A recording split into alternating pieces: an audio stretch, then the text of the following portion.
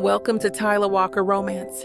You're about to dive into one of Miss Tyla's free full audiobooks. She always knows how to make you forget your life with handsome alpha male billionaire heroes and sassy strong heroines who grab love with both hands.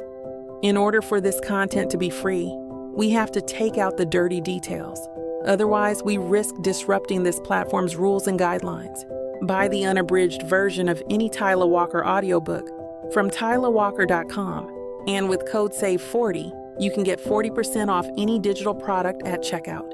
Take this moment to subscribe to the channel, and remember that liking and commenting is what makes these free full audiobooks possible. Thank you for choosing to treat yourself with Miss Tyla.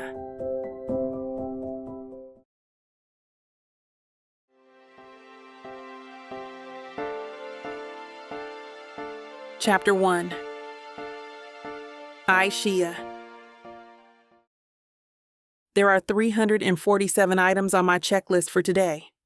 Item 214, confirm grand ballroom floral condition at 1600 hours, is currently flashing red. Red is the color of failure. I don't do failure. The scent is the first indicator of the problem. It's the delicate, funereal perfume of Casablanca lilies beginning to turn under a spotlight that is 5 degrees too hot and aimed 3 feet to the left of its designated mark. It's a subtle scent of disaster that has no place at the Vance Night wedding, which is scheduled to be my masterpiece in exactly 3 weeks on Christmas Day. Is there a problem, Ms. Grant? I don't look up from my tablet. I can feel Javier, the resort's banquet manager, vibrating with nervous energy beside me. He's a good man, but he sweats when a timeline is threatened. The lilies in the northwest alcove arrangement are browning at the edges. I say, my tone perfectly even. Inside, my brain is a frantic rush of calculations, cross-referencing the florist's contract, rerouting a staff member for the fix, and adjusting the lighting tech's schedule by a 7-minute increment. On the outside, I am a placid lake. The initial walkthrough with the wedding party is in less than an hour. This needs to be perfect. I tap my stylus twice on the tablet screen, a sharp click-click in the hushed, cavernous ballroom. The sound is my anchor. Control. I need them replaced. Not in 10 minutes. Now. But our on-site florist, she's preparing for the rehearsal dinner tasting? She is excellent. I cut in, finally lifting my gaze to meet his. I give him my copyrighted, I'm in charge. Don't panic, but for the love of God, do exactly what I say, smile. And her contract? Section C, subsection 4, specifies contingency botanicals for all hero arrangements.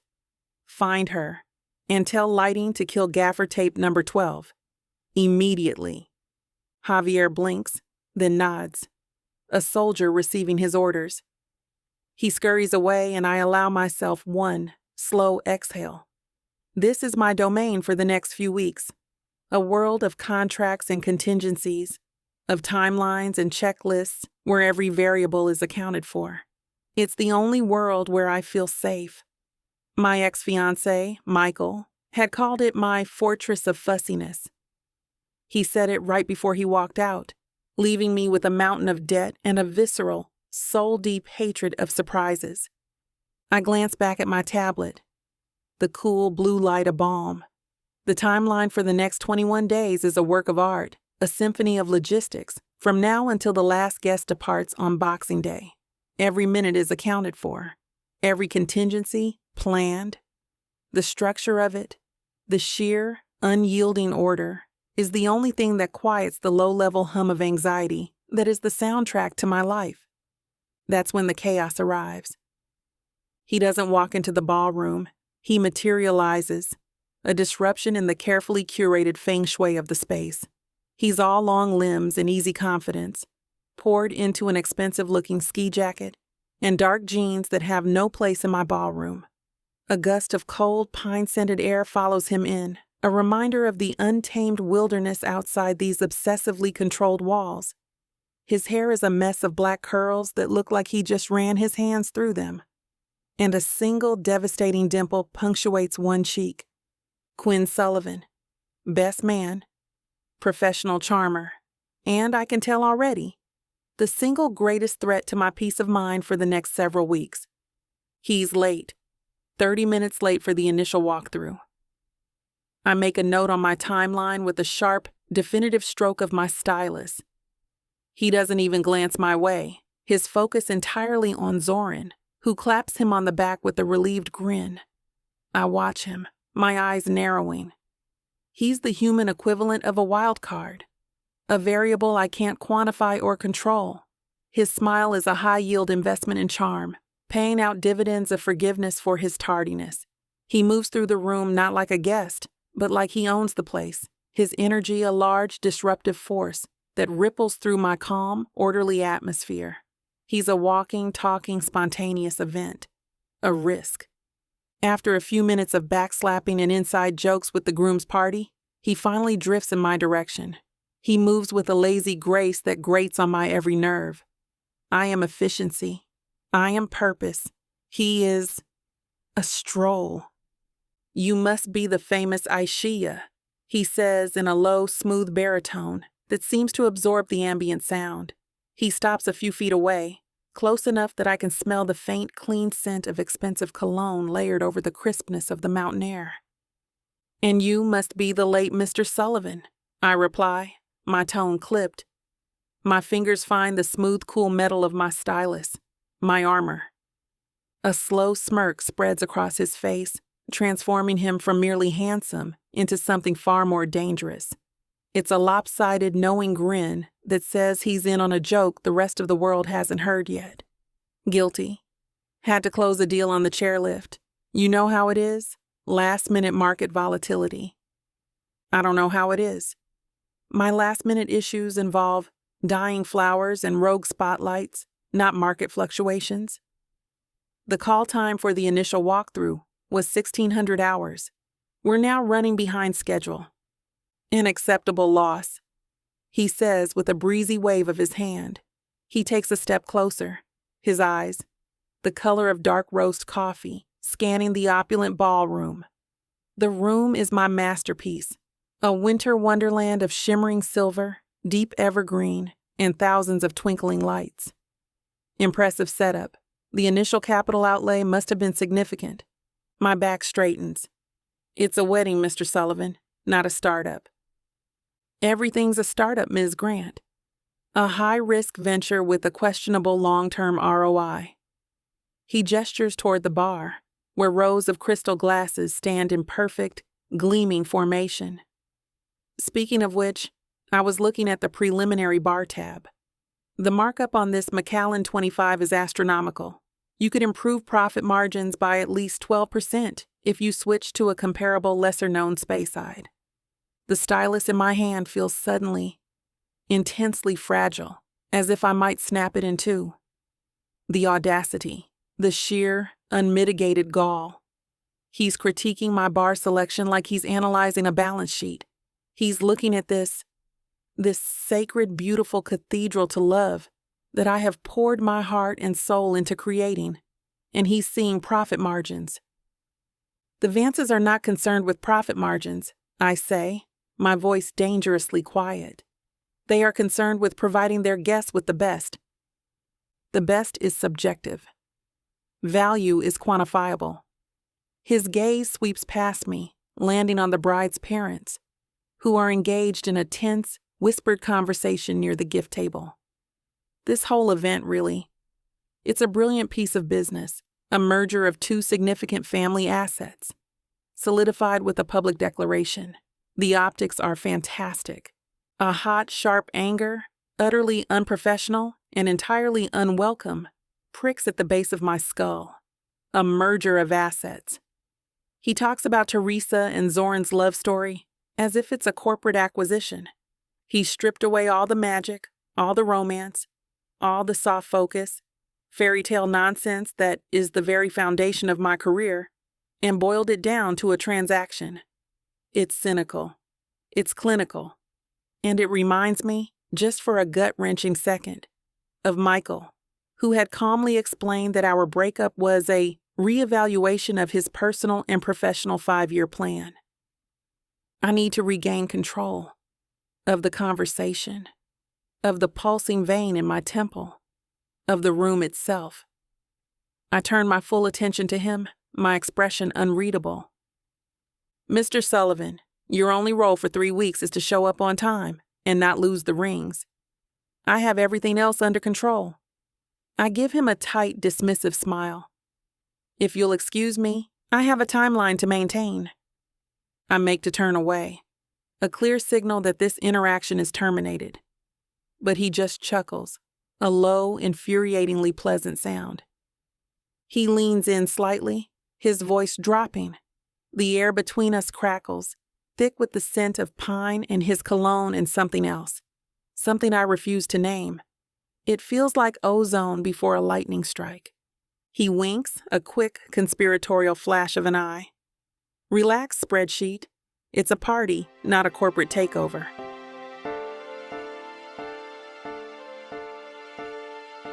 Chapter 2. Quinn. Zoran night is glowing. It's not a subtle thing. Standing here on the terrace overlooking the snow-dusted valley, he's practically a lighthouse of premarital bliss, and I can't help but grin. "You're staring, man," he says, nudging me with his elbow. He takes a sip of his beer, looking completely at home against the ridiculously scenic backdrop of the Rockies. "Just assessing the assets," I reply, clapping him on the shoulder. "You, my friend, are over-leveraged in the happiness department. Your stock is soaring. I'm not sure the market can sustain it." He laughs, a deep, easy sound. Says the guy who diversifies his portfolio every other week. Don't you have, 3 different brunch dates lined up when we get back to the city? "Risk management," I counter smoothly. "Never put all your capital into a single venture. It's bad business." "It's not business, Q, it's Teresa." He turns to look out at the mountains, a soft, genuine smile on his face. "This is it. The real deal. The ultimate merger," I say. And the joke has a sharper edge in my mind than it does on my tongue. My own parents' merger ended in a hostile takeover, complete with lawyers who charged by the word and a scorched earth policy on shared assets. It taught me that love is the riskiest venture of all, a market defined by its volatility. But Zoran, he's a true believer. He's all in, and for his sake, I hope he hits the jackpot. I'm happy for you, Z, truly. My gaze drifts across the lobby and into the grand ballroom. It's an impressive operation, humming with the quiet, flawless efficiency of a company right before its IPO. And at the center of this whole production is the planner, Shia Grant. I'd notice her the second I walked in. She moves with a focused energy that seems to bend the room to her will. She's wearing severe-looking black trousers and a cream-colored blouse, but on her, it looks less like an outfit and more like a statement of intent. Her skin is the color of rich, warm mahogany, a stunning contrast against the winter-white landscape outside. She's got a headset on, and I watch as she fields what appears to be a minor crisis with the lighting crew, her voice a low, controlled murmur, her gestures precise and definitive. Zero wasted energy.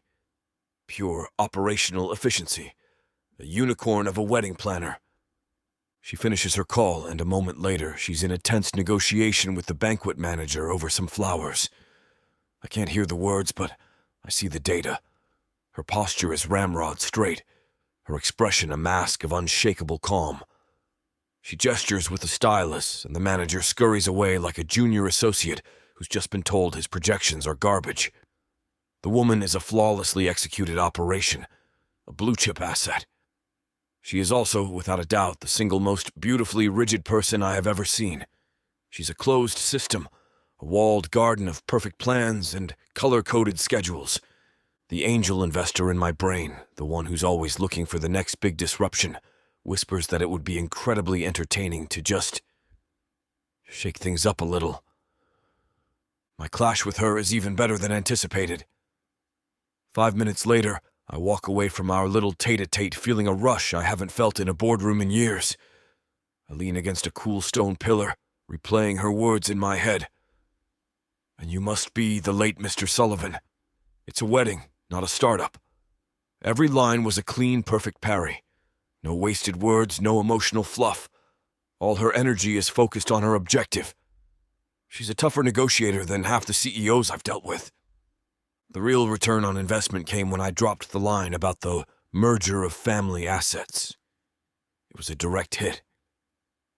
The flush of color on her high cheekbones, the tightening in her jaw. It was a flash of fire under all that ice.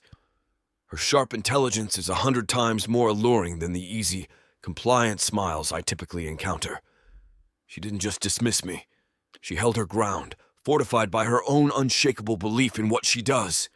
I threw a little chaos at her, and she threw it right back, wrapped in a blanket of icy professionalism. I'm still grinning about my parting shot.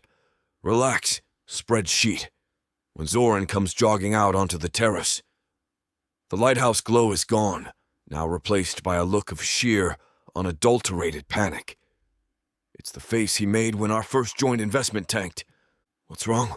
I ask, my own system instantly on high alert. Did Teresa change her mind? No, nothing like that. He runs a hand through his perfectly coiffed hair, messing it up. His eyes are wide. Great Aunt Eleanor, she's here. I thought she wasn't coming until the week of the wedding. She wasn't. She decided to surprise us. She just checked in. Flew in from Geneva. He starts pacing the length of the terrace, a caged animal in a $1,000 sweater. She's the trustee of the estate, Q.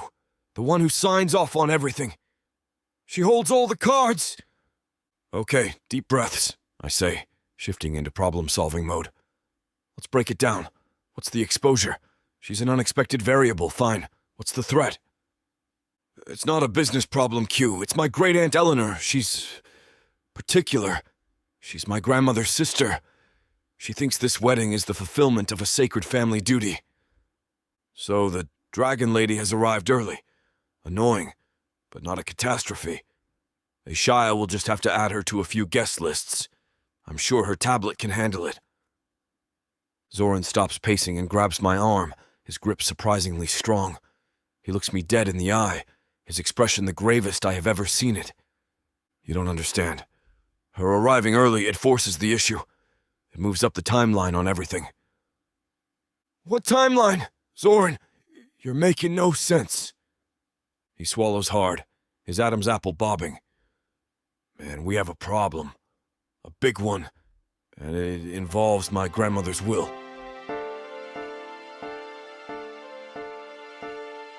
Chapter 3.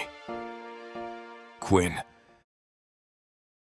And it involves my grandmother's will. Zoran's words hang in the freezing mountain air, completely out of sync with the cozy rustic luxury of the terrace. For a full 3 seconds, I wait for the punchline, a hidden camera. An elaborate prank to get me back for that stunt I pulled at his bachelor party. Nothing. The look on his face is 100% grade A, market-crashing panic. Okay, I say slowly, running a hand through my own hair. You're going to need to download the full prospectus on that because I'm not tracking. He takes another shaky breath, the vapor puffing out in a white cloud. My grandmother, you know how she was. A romantic. She thought I was a pragmatist and you were a poet who just didn't know it. A harsh laugh escapes me. A poet? Z. The woman once saw me close a Series B funding round on a cocktail napkin and called it a sonnet. Her perception of reality was creatively leveraged. Just listen. His voice is raw. She put a clause in her trust, the one I need to launch the company with Teresa.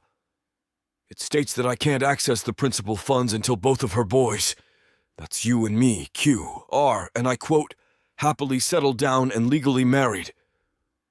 I stare at him. The words compute, but the meaning refuses to load. It's like trying to read a term sheet written in ancient Greek. It's nonsense. A fatal flaw in the business plan. Married, I repeat, the word tasting foreign. As in, for real? Legally? Ironclad, he says miserably. The lawyers confirmed it. My marriage to Teresa on Christmas Day checks my box, but your box... He trails off, gesturing vaguely at my very unmarried, very single self. Your box is empty, man, and it's voiding the whole deal. I lean back against the cold stone railing, the absurdity of it all creating a strange sense of calm, the kind you feel right before a massive system failure you know you can't prevent. So, let me get this straight. Your dead grandmother is posthumously cock-blocking you from beyond the grave because I haven't merged my assets with anyone. Essentially, and it gets worse. Oh, good. I was worried this wasn't going to be a complete and total trash show. Great Aunt Eleanor, the trustee. I panicked when she arrived, he rushes on, the words tumbling out. She asked about you, if you'd brought a date, and I might have implied that you were also taking the plunge. I push off the railing. You what? It just came out. She was going on and on about her boys, and how happy grandmother would be. So I told her you and Aishia had been swept up in a whirlwind romance and decided to make it a double wedding. The name hits me like a bucket of ice water. The calm is gone. A jolt, like a sudden market correction, goes through my system. I laugh. I can't help it. It's a loud, sharp, humorless bark that echoes across the terrace. Aishia? Spreadsheet Aishia? The woman who put me on an emotional blacklist within 5 minutes of meeting me? The woman whose idea of a good time is solving a crisis? That's your solution? It was a Hail Mary. It's not a Hail Mary, it's a suicide mission. She hates my guts. She looks at me like I'm an unforeseen expense she needs to eliminate. She would rather voluntarily file for bankruptcy and live in a van than agree to share a table with me, let alone an altar. We were going to ask her, he whispers, like a child confessing he's broken a priceless vase. We're going to talk to her. We were going to offer to compensate her. I scrub my hands over my face, the situation going from merely impossible to existentially catastrophic. You're pitching a fake marriage to the wedding planner, who you want to surprise with her own wedding, which she now has to plan. This isn't a business plan, Z. It's a goddamn Category 5 hurricane of bad ideas. I start pacing, my mind racing through angles, risks, liabilities. The potential for disaster here isn't just high. It's the only possible outcome. This is an investment with a guaranteed negative return. It's professional and personal suicide. No, absolutely not, I say, stopping to face him. We'll figure something else out. We'll tell your great aunt I'm engaged to a woman in Doctors Without Borders, and she's in Syria. We'll delay. We'll renegotiate with the lawyers. There's no time, he says, his voice cracking. The sound pulls me up short. The trust is explicit. The conditions have to be met. If I don't marry Teresa and you don't marry someone on Christmas Day, the funds get diverted to a canary sanctuary in Florida. A canary sanctuary, Quinn. I look at my best friend, the guy I started a lawn mowing business with when we were 12. The guy who was my one phone call when I got arrested in college. The guy whose happiness is one of the few things in my life I consider a non-negotiable asset. And I see the genuine, soul-crushing desperation in his eyes. This isn't just about money. It's about his future. It's about the life he's trying to build with the woman he loves. The whole venture is on the line. The anger and disbelief drain out of me, replaced by a heavy, unwelcome sense of responsibility. I am the unforeseen liability threatening the most important deal of his life. A long, slow breath escapes my lips. My brain, against its will, starts to shift from impossible to analysis. What would this even look like? A short-term, high-stakes negotiation. A performance. A contractual obligation with a clearly defined exit strategy. The risk is astronomical. The potential for emotional fallout is off the charts. The other party in this negotiation? Just then, the door to the lodge slides open. Aishia steps out, presumably on her way back from her meeting with her staff. She doesn't see us. She pauses at the top of the stairs, her back ramrod straight, a perfect column of unshakable purpose and absolute control, even as she stares out into the falling snow. She looks formidable, unbreachable. She is, without any doubt, the most significant obstacle I've ever faced in any negotiation. She's going to say no, and then she's going to kill us all.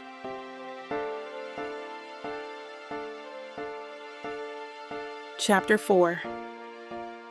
Aishia. The rehearsal dinner is in full swing. From my vantage point in the hallway, I can see the Aspen room glowing, alive with the warm hum of conversation and the clinking of champagne flutes. Item 150 on my checklist, transition guests from rehearsal to dinner, is complete. I should be feeling that familiar, satisfying hum of a plan perfectly executed. Instead, a low-grade alarm is thrumming under my skin.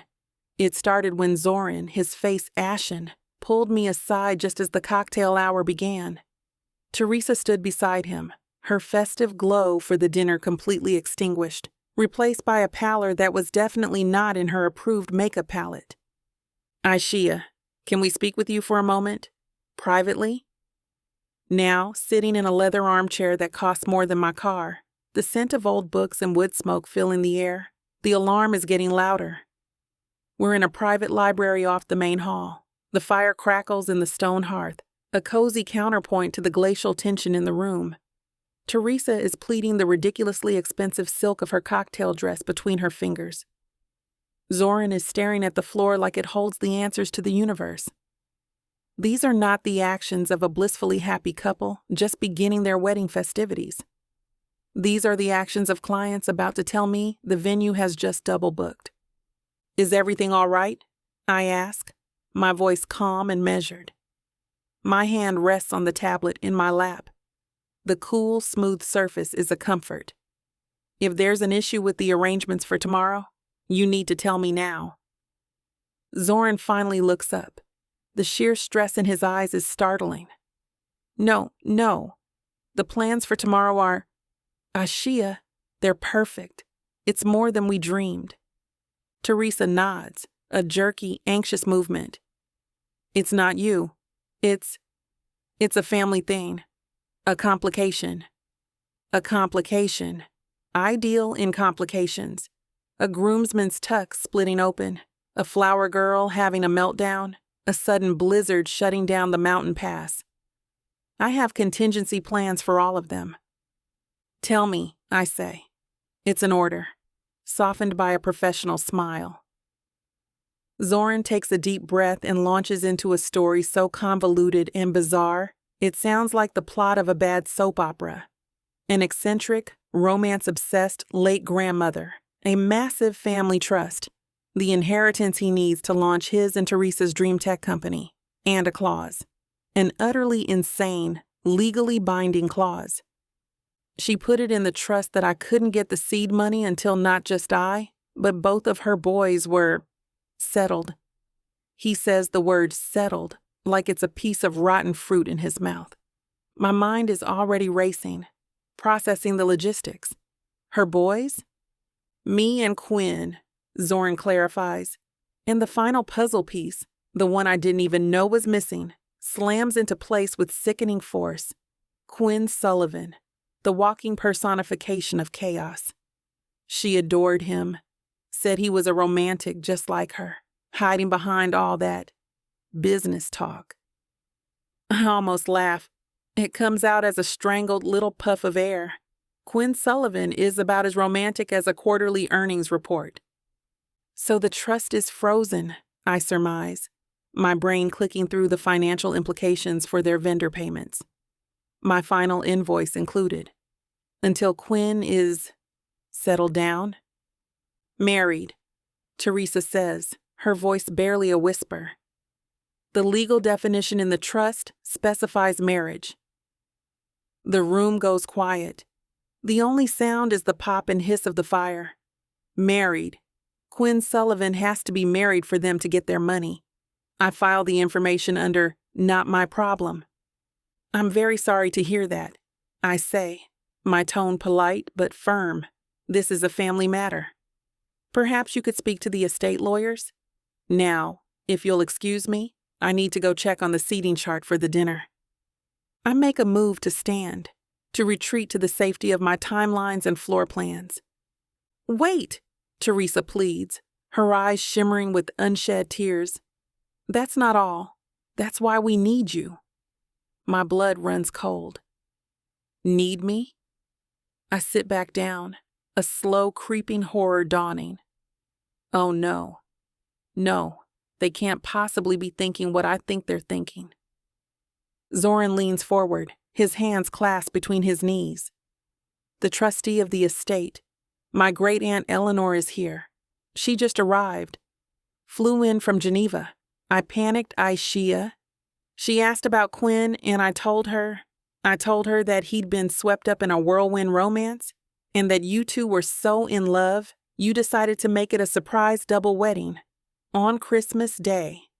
The sheer, unadulterated stupidity of their lie steals my breath. My fingers tighten on my stylus. Click. The sound is sharp, violent in the stillness. You told her that Quinn Sullivan and I are having a double wedding with you? A wedding that I am supposed to be planning?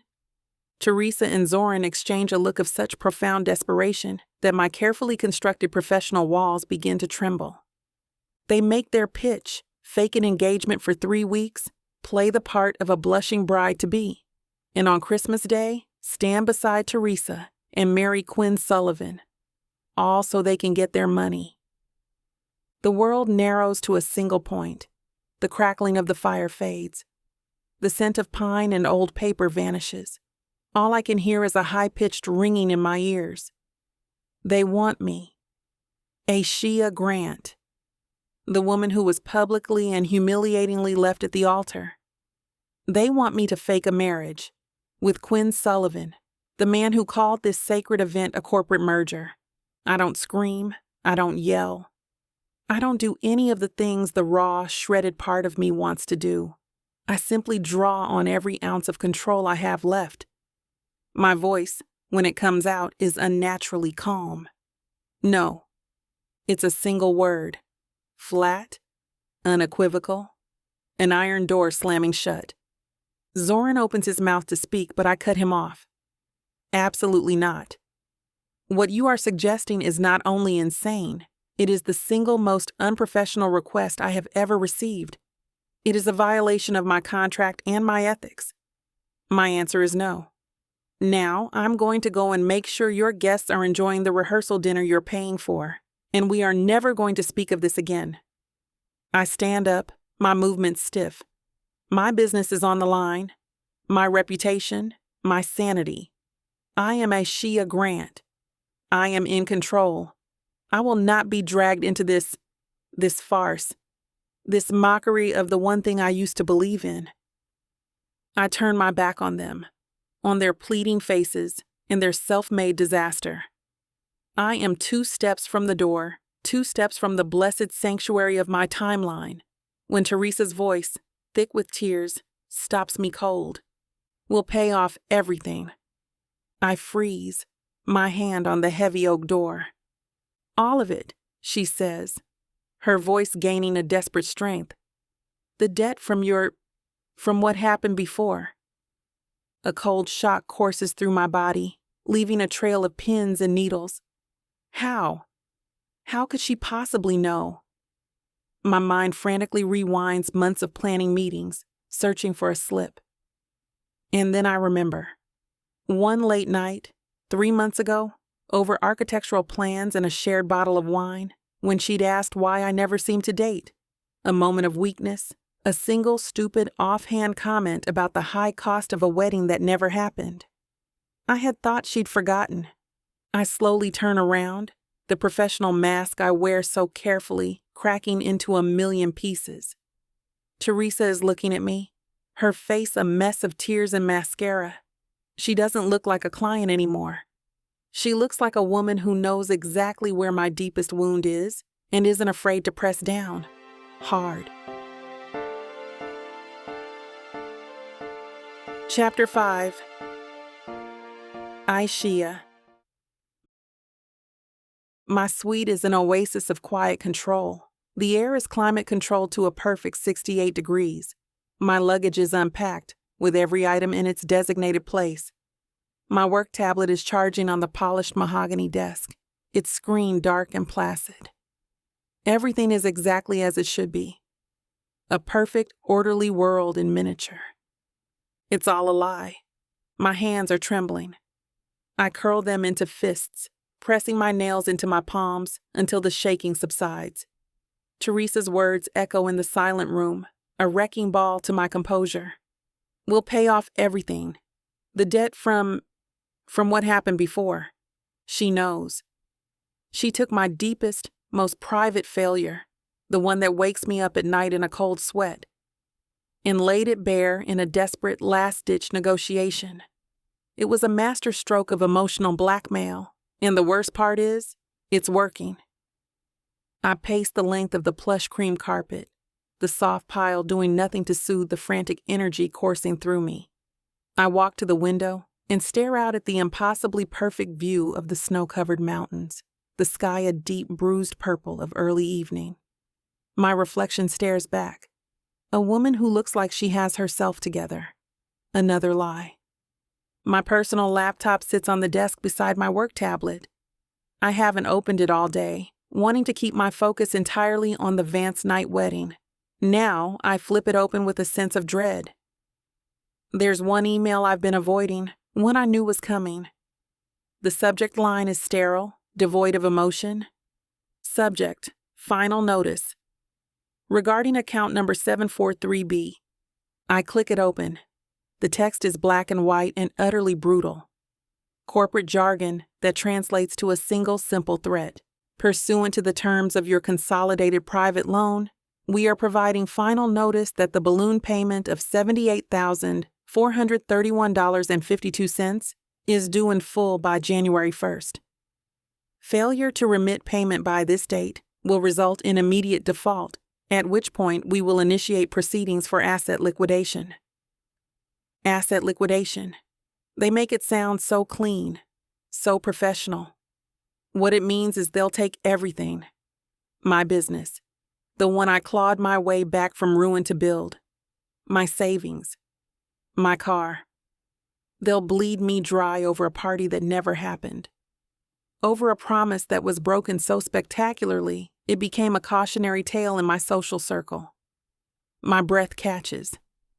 The room, which a moment ago felt spacious, now feels like a cage. The memory I spend every single day trying to outrun is suddenly here, breathing down my neck. I see it in flashes. The weight of the wang gown I never got to wear down the aisle. The 500 chairs, all empty. The string quartet, packing up their instruments in a cavernous, silent church. Michael's text message, not even a phone call, delivered an hour before the ceremony was supposed to start. I can't do this. I'm sorry. And then the bills. The tsunami of bills for non-refundable deposits. The caterer. The venue. The 10-tier cake. A mountain of debt for a marriage that evaporated into thin air, leaving only public humiliation and private shame in its wake. For 5 years, that debt has been a chain around my neck, a constant crushing reminder of my failure. It dictates every choice I make, every risk I can't afford to take. It's the reason I live in a small apartment instead of the condo I dream of, the reason my business runs on a shoestring budget, the reason I haven't taken a real vacation since my non-honeymoon. And now, here they are, Teresa and Zoran, offering me an escape, a full buyout of my past. The price? A 3-week farce, a fake marriage to a man who represents everything I loathe. Quinn Sullivan, Mr. Merger of Assets. The walking personification of chaos and cynical charm. My first instinct, my gut reaction in that library, was pure, undiluted revulsion. No. It was a rejection of the unprofessionalism, the absurdity, the sheer mockery of the institution that nearly destroyed me. But my gut isn't what pays the bills. I sit down at the desk, my movements stiff. I pull my work tablet toward me, its familiar weight a small comfort. My fingers fly across the screen, opening a fresh note. My brain, in a desperate act of self-preservation, begins to do what it does best. It makes a list. It analyzes the variables. Proposal: Project Christmas Bride. Cons: extreme risk to professional reputation. Mitigation: ironclad NDA. Forced proximity to Q. Sullivan, significant liability. Public performance of a romantic sham, potential for extreme psychological distress. Requires lying to clients, staff, and a formidable great-aunt. Requires planning my own wedding, a special kind of personal hell. The entire concept is humiliating and insane. Pros: full and immediate erasure of all outstanding personal debt. Financial freedom. Severing of the last tie to Michael and the wedding that wasn't. The chance to finally, truly start over. I stare at the list. The cons are emotional, subjective, based on pride, and the preservation of the walls I've so carefully built around myself. The pros are concrete, quantifiable, life-altering. It's not a choice between right and wrong anymore. It's a cost-benefit analysis. A choice between two different kinds of surrender. I can surrender to my debt and let it crush what's left of my ambition. Or I can surrender my pride for 3 weeks. The choice is disgustingly clear. I stand up, my spine straight, my decision made. A grim, bitter resolve settles over me. This isn't a romance. It's a bailout. A hostile takeover of my own past. And if I'm going to do it, I'm going to do it my way. I find Zoran in the hallway outside the grand ballroom, his face etched with worry. Teresa is beside him, her eyes red-rimmed. They both look at me with a kind of desperate hope that makes my stomach turn. I don't waste time on pleasantries. I'll do it. Teresa lets out a sob of relief, reaching for me, but I hold up a hand to stop her. This is a transaction, not a tender moment. I have one condition, I utter, voice as cold and hard as the ice sculpture outside. This is a business arrangement, and in business, you have a contract. We will draw up terms, clauses, deliverables, a non-disclosure agreement. Everything will be in writing, no exceptions. Zoran nods numbly, his expression a mixture of shock and profound gratitude. A contract, of course. Anything. Good, I say, feeling the first faint sense of control I've had since this whole nightmare began. We can start drafting the preliminary terms tomorrow. Drafting terms for what? A low, smooth voice cuts through the air, and my entire body goes rigid. I look up. Quinn Sullivan has rounded the corner, a champagne flute held loosely in his hand. He stops, his easy smile faltering, as he takes in the scene. Teresa's tear-streaked face, Zoran's palpable relief, and me, standing there like a general dictating the terms of surrender. His eyes, dark and impossibly sharp, flick from Zoran to me, a look of shocked disbelief dawning on his face as he processes my words, as he realizes what my answer must have been. This is it, baby. This is what you can get me that'll make me happy. You know I'll get you whatever you want. All you need to do is ask me and I'll give it to you. This ain't just it. This is everything I could ever want. Now I'm curious. What does a strong, sassy woman like yourself want so badly? Baby, you know what I want? I can't wait to hear. The Big Baddie Bundle from Tyla Walker. It has everything I need. 20 ebooks with over 1 million words of sassy romance and spice that'll keep you on your toes.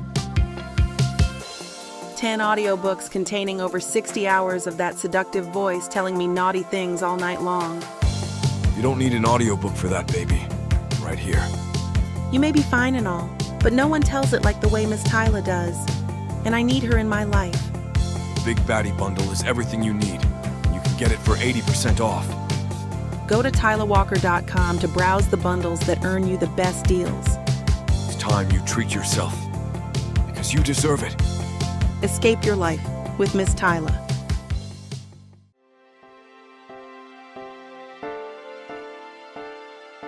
Chapter 6. Quinn. Drafting terms for what? The words leave my mouth before I can fully process the scene in front of me. Teresa, tear-streaked but relieved. Zoran looking like a man who just got a last-minute pardon from the governor. And Aishia Grant, standing there like a conquering general, her voice as cold and sharp as the mountain peak outside. And she's talking about a contract. The look of shocked disbelief on Zoran's face confirms it. I look at Aishia, really look at her, and the pieces click into place with all the force of a market correction. The rigid set of her shoulders, the icy control in her voice, the way she's looking at my best friend not like a client, but like the opposing counsel in a high-stakes lawsuit. She said yes. The spreadsheet actually said yes.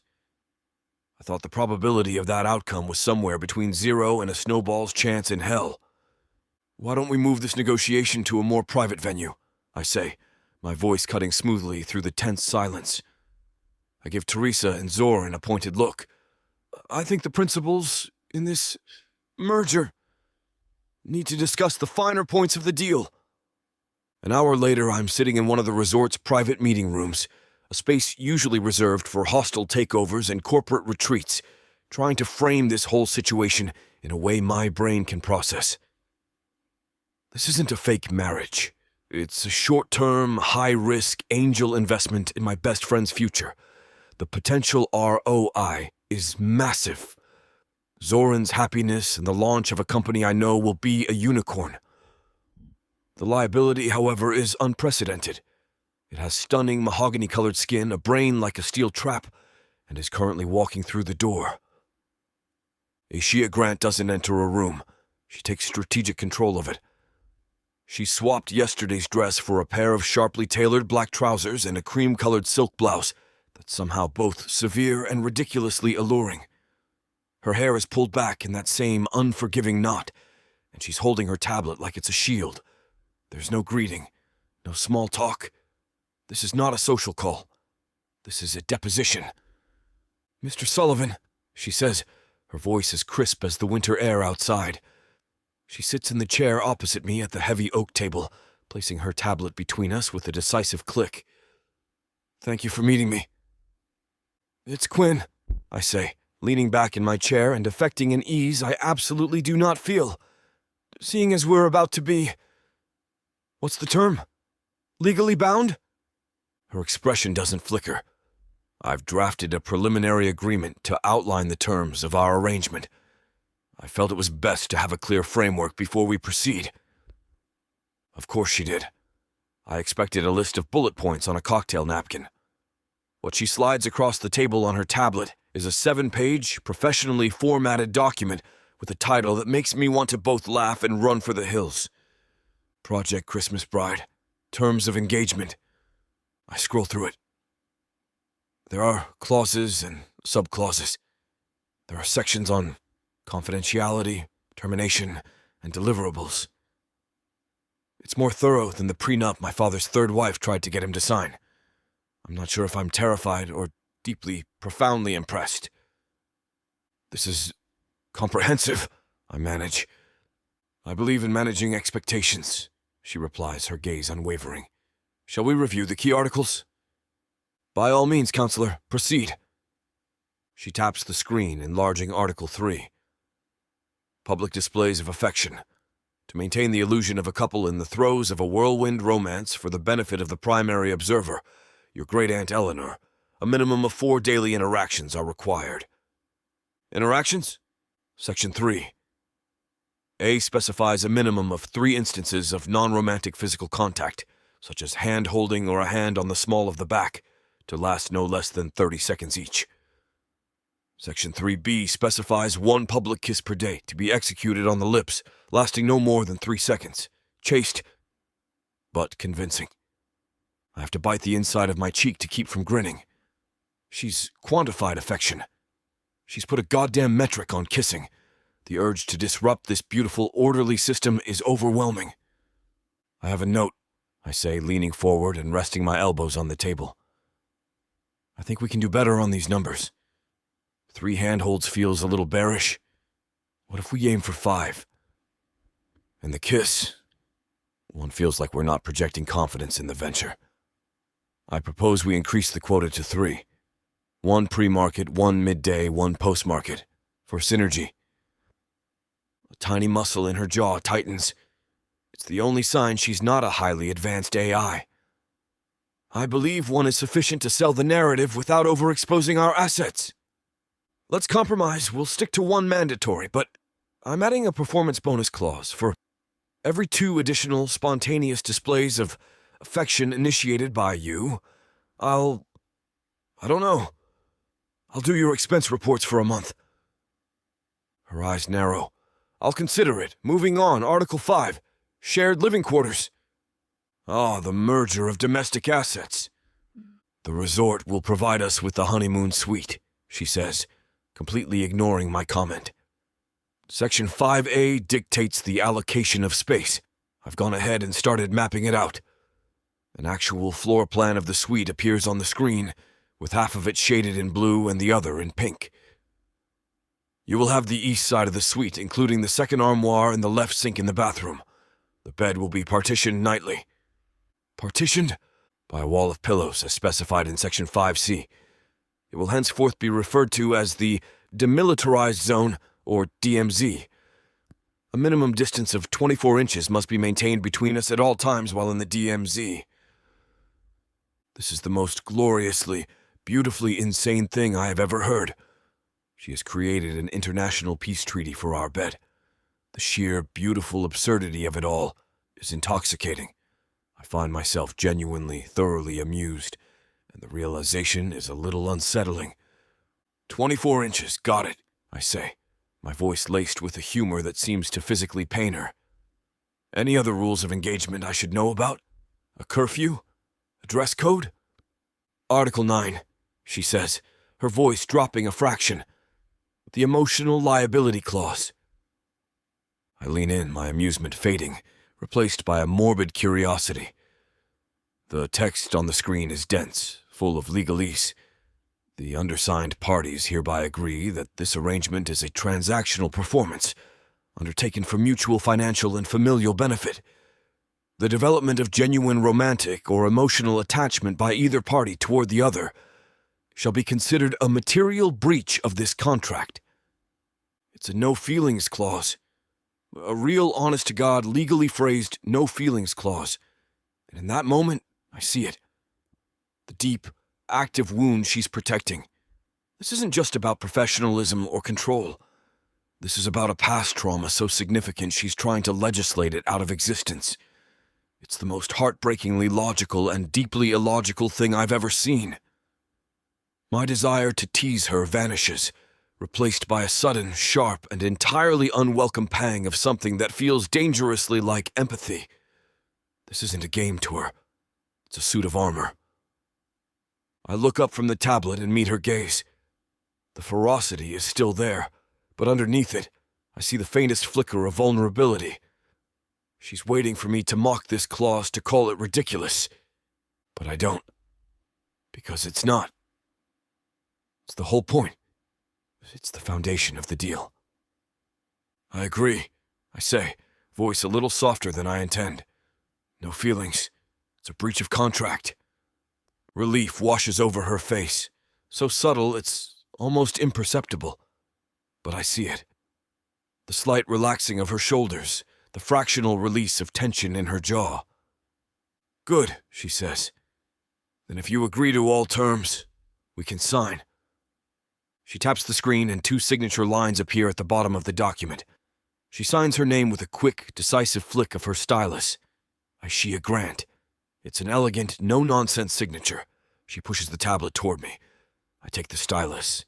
My own signature is a messy, illegible scrawl. Quinn Sullivan. The deal is done. Well then, partner, I say, trying to inject some levity back into the room. I slide the tablet back to her and extend my hand across the table. A classic business gesture. The closing of a deal. Pleasure doing business with you. She hesitates for a second before her slender fingers close around mine. Her grip is firm, professional. But the second our skin touches, something happens. It's not a spark. It's a jolt. A sudden, unexpected surge of heat, of energy that travels straight up my arm and shorts out the switchboard in my brain. Her eyes widen, her lips parting in a silent gasp. I can feel the frantic flutter of her pulse against my palm. We both pull our hands back at the same time, as if we've touched a live wire. The air in the room, once cool and professional, is suddenly thick, electric, and intensely, terrifyingly personal. We stare at each other, stunned into silence, the 7 pages of our carefully constructed contract utterly meaningless in the face of that one, simple, undeniable connection. Chapter 7. Aishia. The honeymoon suite is a symphony of beige. It's a quiet, oppressively tasteful blend of cream, ecru, and sand, designed to be a blank canvas for a newlywed couple's bliss. Right now it feels less like a canvas, and more like a beautifully appointed prison cell for the next 3 weeks. "Here you are, Mr. and Mrs. Sullivan," the bellhop says, with a cheerful, practiced smile. He gestures around the enormous room. The Aspen Suite. Panoramic views of the mountain, wood-burning fireplace, and the wet bar is fully stocked. "Congratulations, by the way." "Thank you," Quinn says, the words sliding out of him with an ease that makes my teeth ache. He wraps an arm around my shoulders, a casual, possessive gesture that feels like an unapproved addition to our contract. I have to actively fight the urge to flinch. His hand is warm against the silk of my blouse. The contact feels like a brand. We're very excited. I force a smile that feels like it's cracking my face. It's beautiful. Thank you so much.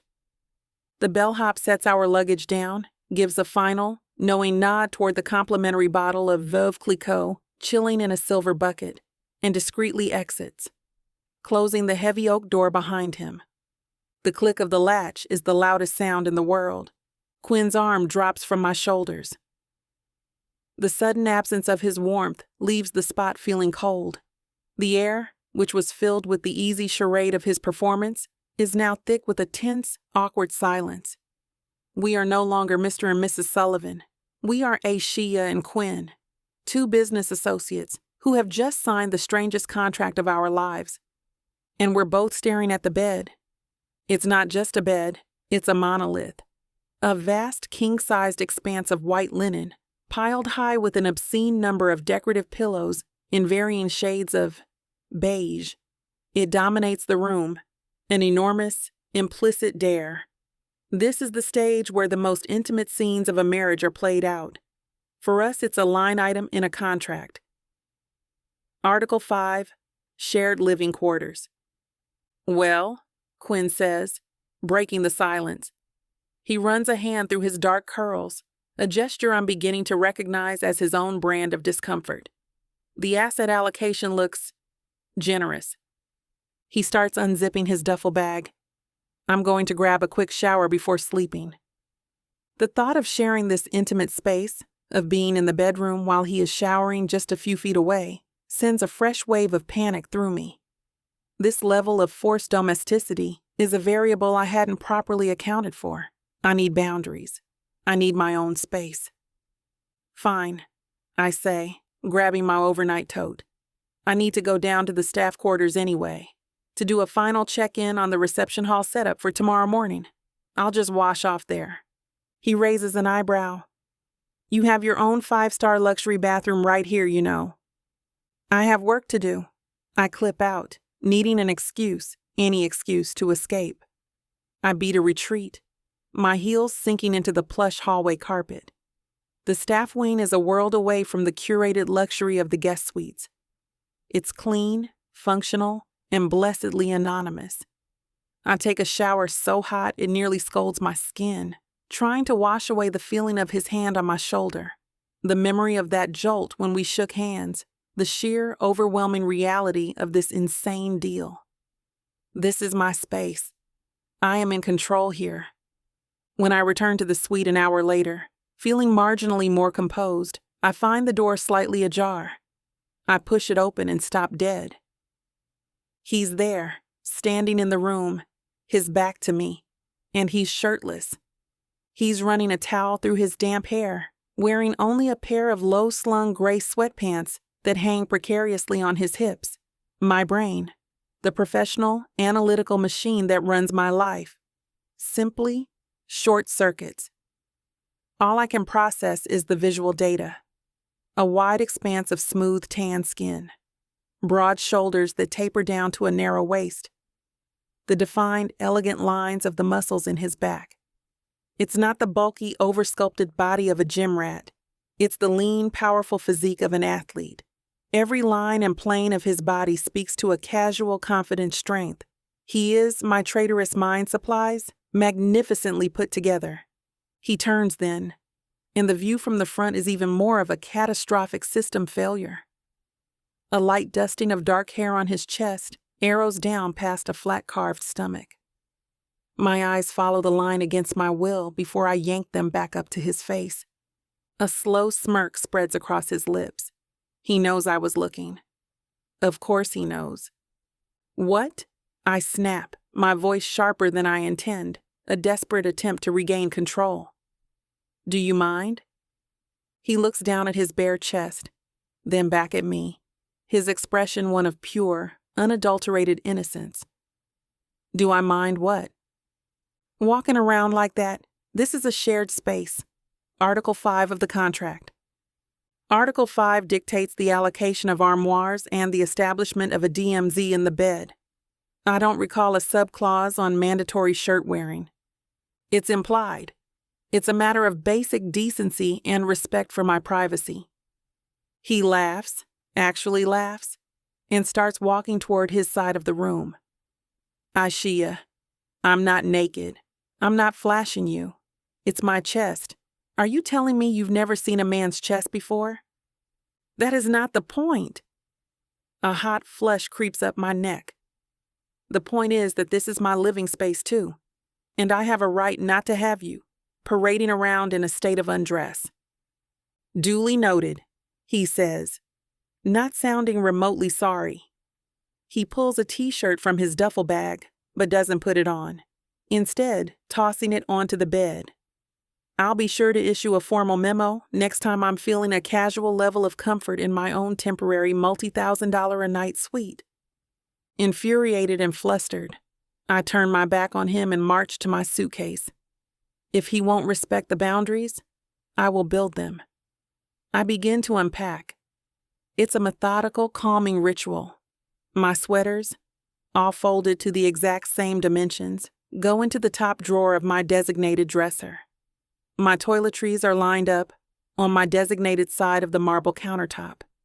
Each item placed is a brick in the wall I'm building. When my last silk blouse is hung, I turn to face the bed. Article 5, Section C. Quinn, who has finally put on his shirt, raises an eyebrow. Ah, yes, the construction of the DMZ. The process is silent and absurd. We work on opposite sides of the bed, gathering the mountain of decorative pillows. We line them up, end to end, down the exact center of the mattress. A plush, ridiculous barrier that stretches from the headboard to the foot of the bed. A physical manifestation of the boundaries he so clearly doesn't understand. When we're done, we stand on our respective sides, surveying our work. The single romantic bed is now clearly, definitively, two separate territories. There, I say, a sliver of satisfaction in my voice. Control has been established. Later, lying in the dark, my back ramrod straight, the pillow barrier is a solid, comforting presence between us. I am safe in my territory. I stare into the darkness, hyper-aware of his every movement, the rustle of sheets as he shifts his weight, the sound of his breathing, slow and steady in the quiet room. The silence stretches, thick and heavy. I'm just about to drift into a restless sleep when his voice, low and laced with an infuriating touch of irony, cuts through the darkness. Good night, fiancé? The word lingers in the air between us. It's a joke. It's part of the farce. But hearing it spoken aloud, in the intimacy of this dark room, sends a shiver chasing its way down my spine. It's no longer just a word on a screen. It's a label, a role I've agreed to play. And for a terrifying, heart-stopping second, it feels real.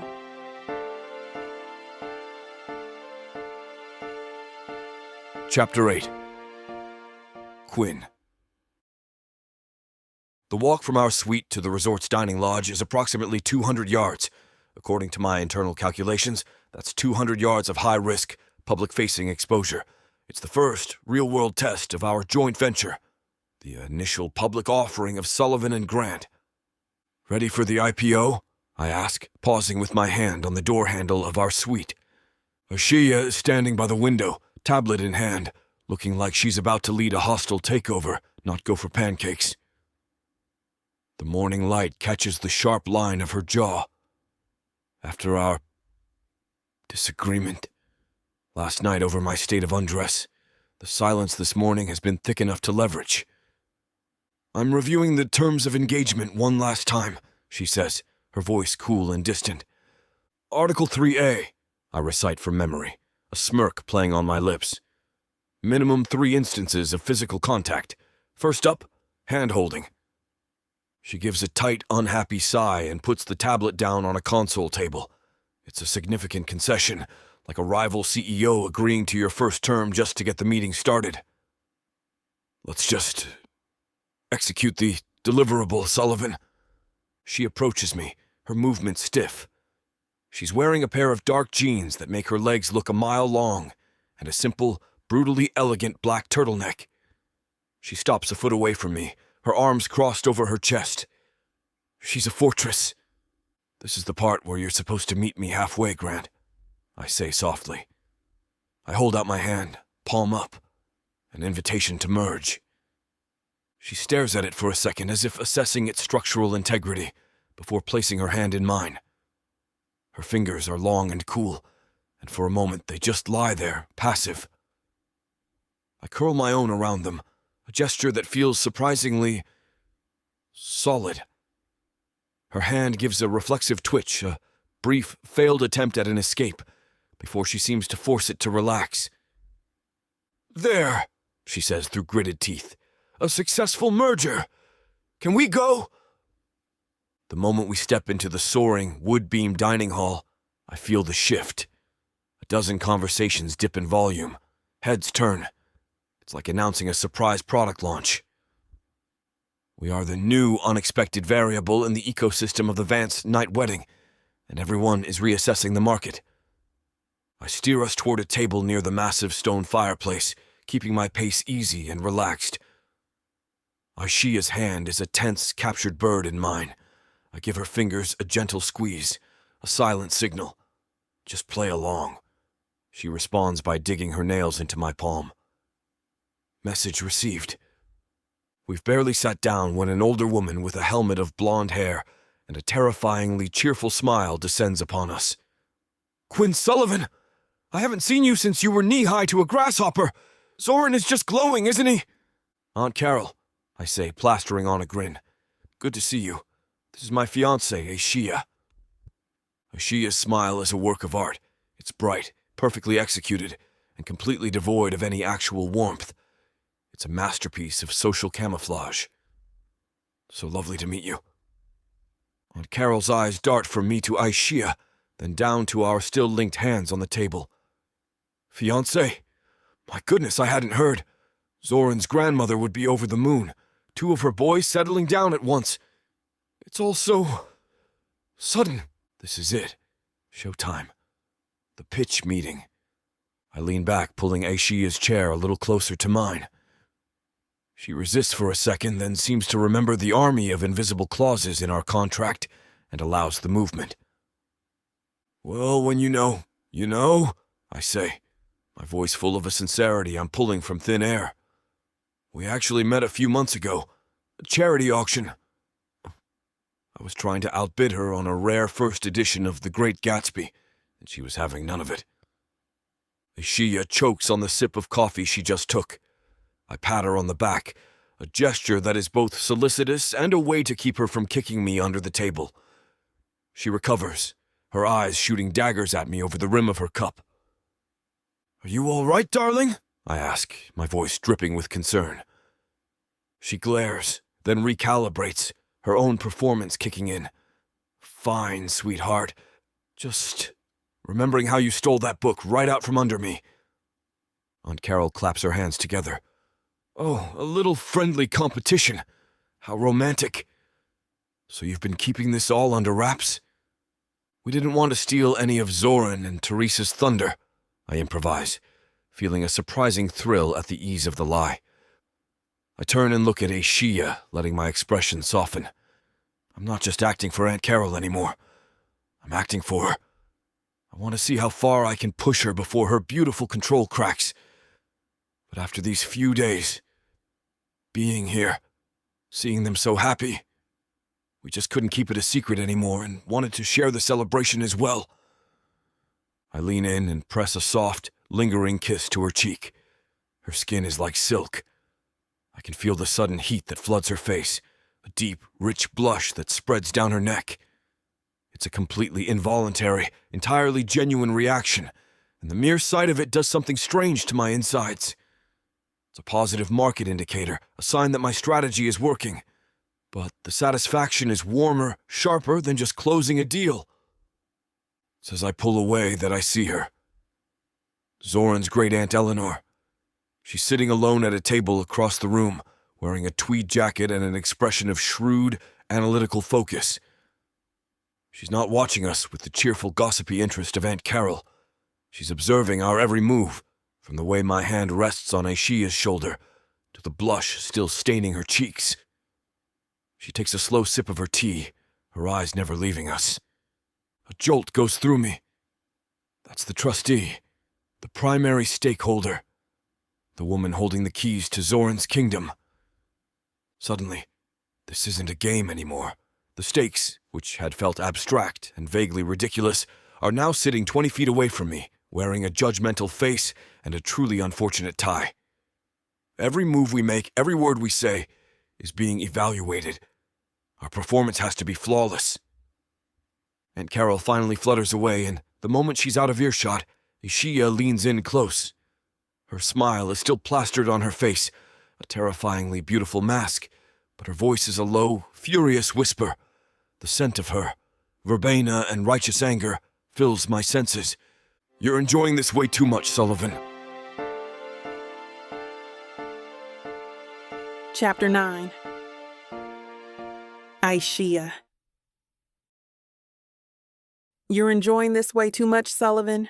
I whisper, my smile feeling like a porcelain mask that's about to crack. Quinn's answering smirk is infuriatingly genuine. He leans in, his voice a low rumble, meant only for me, even as he lifts his coffee cup in a casual toast to a passing acquaintance. It's called committing to the role, Grant. You should try it.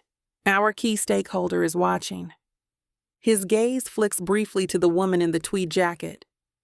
Zoran's great-aunt Eleanor, who is still observing us with the unnerving focus of an auditor. The reminder sends a chill through me. This isn't just about Quinn's ego. It's about the very real, very high stakes of this performance. I am playing my part, I hiss back, taking a deliberately delicate sip of my own coffee. You're playing the part of a hostage with a very good dental plan, he counters. Relax a little. You know what would help sell this whole whirlwind romance narrative? I'm afraid to ask. A ring. The word lands between us with a quiet thud. He's right, of course. It's a glaring hole in our story. An amateur oversight. An engaged woman, especially one supposedly swept off her feet, would have a ring. The fact that my professional mind, the one that plans for every single contingency, missed this detail is galling. It's proof of just how much he throws me off my game. That's a significant capital outlay you failed to factor into your initial proposal, I say, deflecting with business jargon. Don't worry, I've got it covered, he says with a confidence that I find both irritating and on some deep, primal level, strangely reassuring. Consider it a discretionary fund for vital project assets.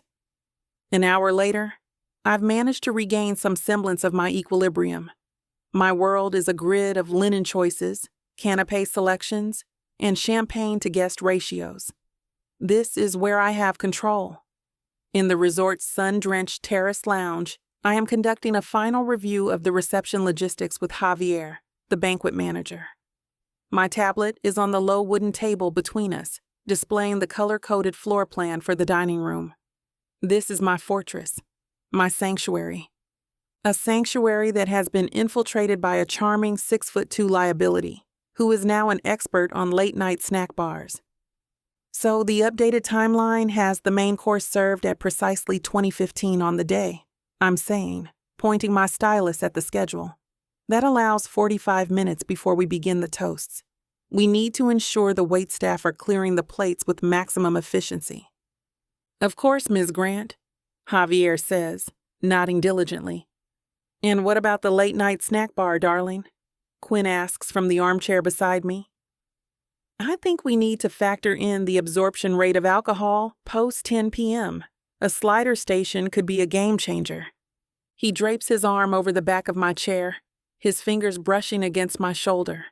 The touch is light, casual, and it sets my every nerve on high alert. The word darling hangs in the air, a foreign object in my professional space. I can feel Javier's eyes on us, his expression softening with secondhand sentimentality. I ignore Quinn's hand, his comment, and the ridiculous pet name. The late-night snack is already confirmed for 22:30, as per the BEO. Mini grilled cheese and tomato soup shooters. It's handled. Right, of course, Quinn says with a low chuckle. My fiancé thinks of everything. It's one of the things I love most about her. A hot flush creeps up my neck. He's laying it on so thick it's practically suffocating. This is a business meeting, for God's sake.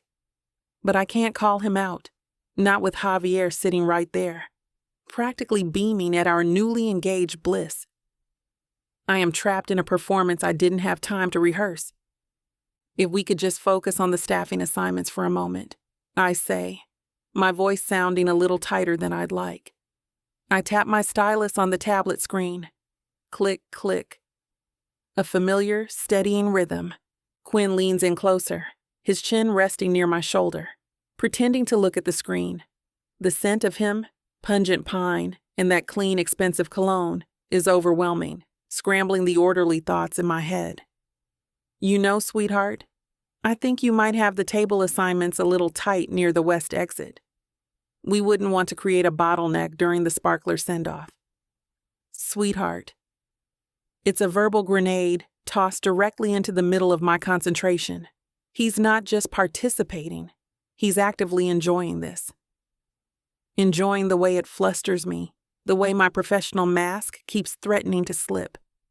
The floor plan was approved by the fire marshal, I say through a clenched jaw. I know, I just worry about you. You work so hard.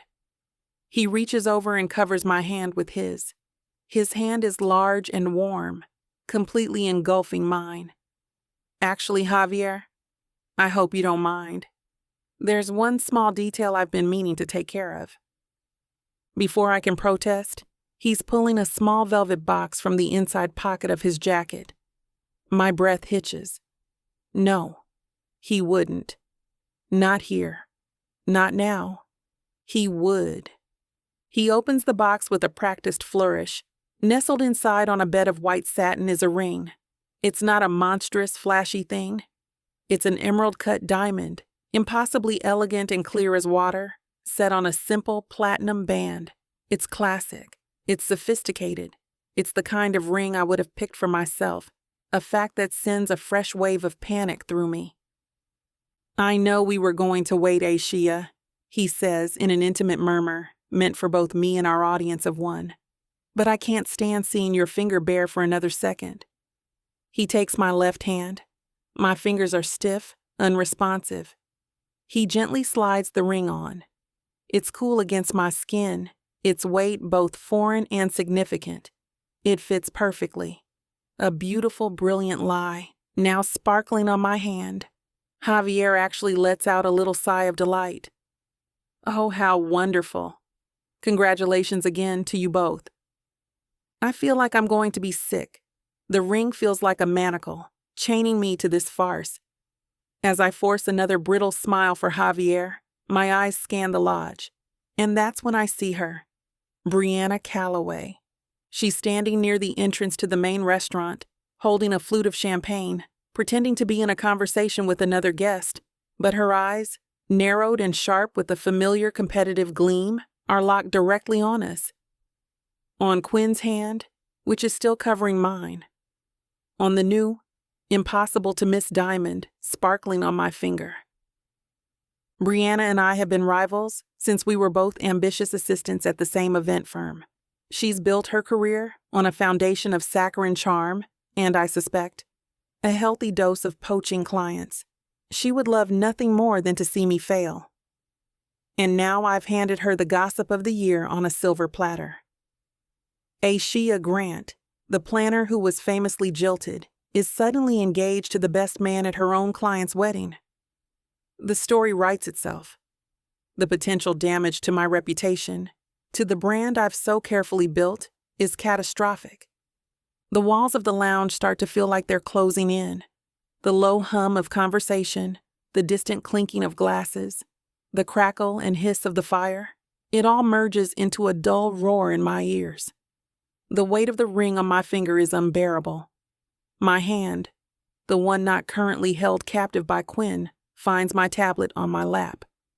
My fingers close around my stylus, my anchor in a sea of chaos. The tapping is frantic, a desperate staccato rhythm against the glass screen. It's the only thing I can control, a tiny repetitive action to ward off the spiraling panic. My vision narrows to the screen, to the sharp point of the stylus making contact again and again and again. Javier, I think my fiancé and I need a moment. I hear Quinn's voice say, as if from a great distance, "We'll circle back on the slider situation this afternoon." I barely register Javier's departure.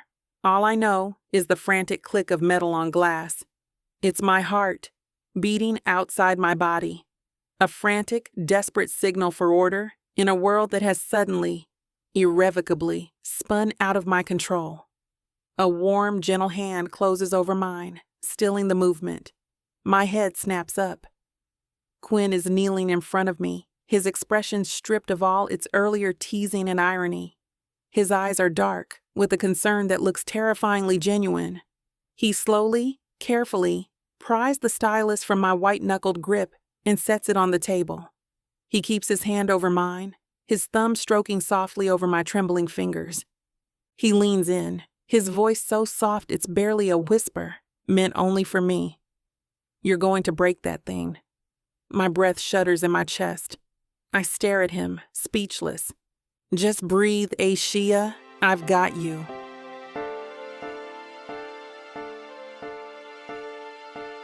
Chapter 10.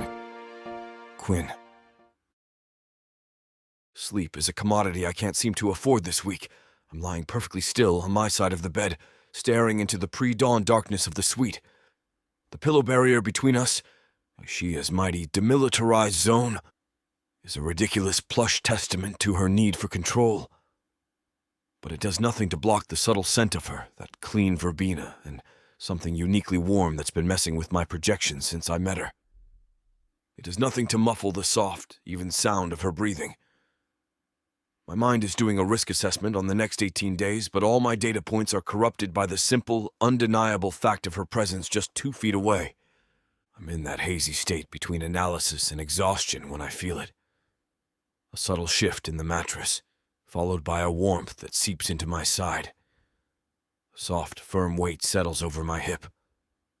My eyes snap open in the darkness. Slowly, carefully, I turn my head. The DMZ has been breached. In her sleep, Ashia has mounted a full-scale invasion of my territory. One long, pajama-clad leg is thrown over mine, her knee hooked over my thigh. An arm is draped across my stomach, her hand resting just above my hip. Her face is turned toward me, her cheek pillowed on my shoulder, her soft breaths warming my skin. She's wrapped around me like a beautiful, mahogany-skinned octopus. My own breath catches. This is an unforeseen merger of assets. a complete violation of Article 5, Section C. And my primary overriding instinct is not to move a single damn muscle. In sleep, the fortress is unguarded. The fierce control is gone, now replaced by a soft, unguarded vulnerability. Her brow isn't furrowed in concentration. Her lips, which I've only seen pressed into a firm line or a forced smile, are slightly parted. I can see the flutter of her eyelashes against her cheek. This is a side of her she would never willingly show me, a part she keeps locked away. The sight of it triggers a surge of something fierce and protective in my chest that is definitely not in the contract. I lie there for what feels like an hour, tracking the slow rise of the sun as it filters through the curtains. I should wake her. I should retreat to my designated side. It's the logical, contractual thing to do. But I don't. Her eyelashes flutter again and she stirs, pressing her face closer into my shoulder with a soft murmur. Then, her body goes completely still. I can feel the exact moment consciousness returns.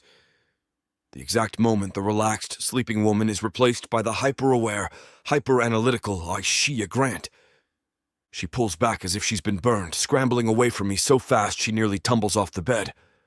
She ends up on her side of the DMZ, sitting bolt upright, clutching the duvet to her chest, her eyes blazing with a look of pure horror. I can't help it. A slow, lazy smirk spreads across my face. I prop myself up on one elbow. Morning, partner.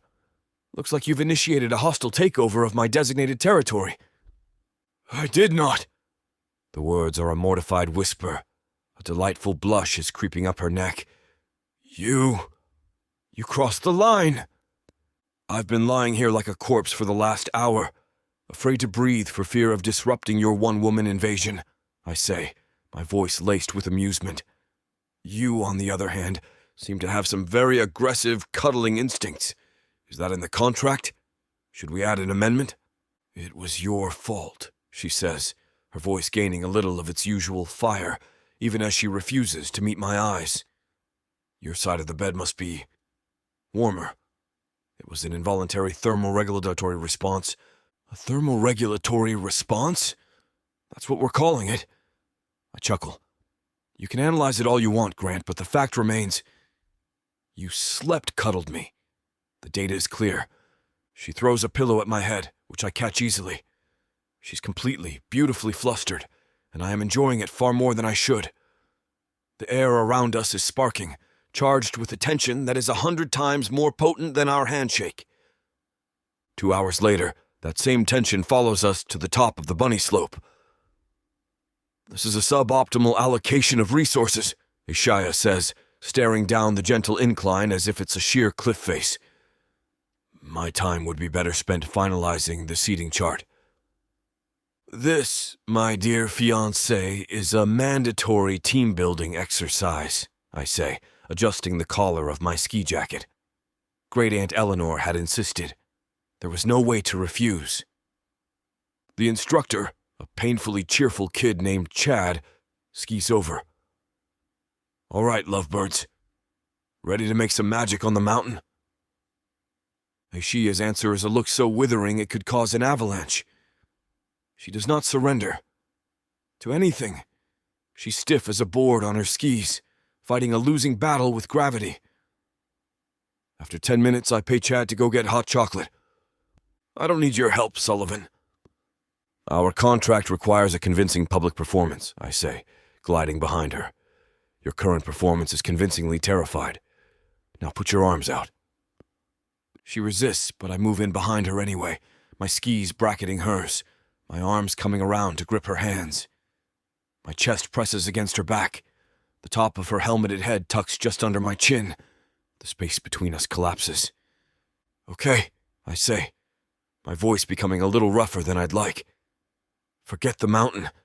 Just feel my movements. Together.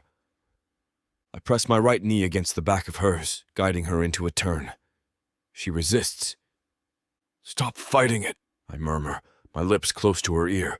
Stop trying to plan the turn. Just let it happen. I don't let things happen.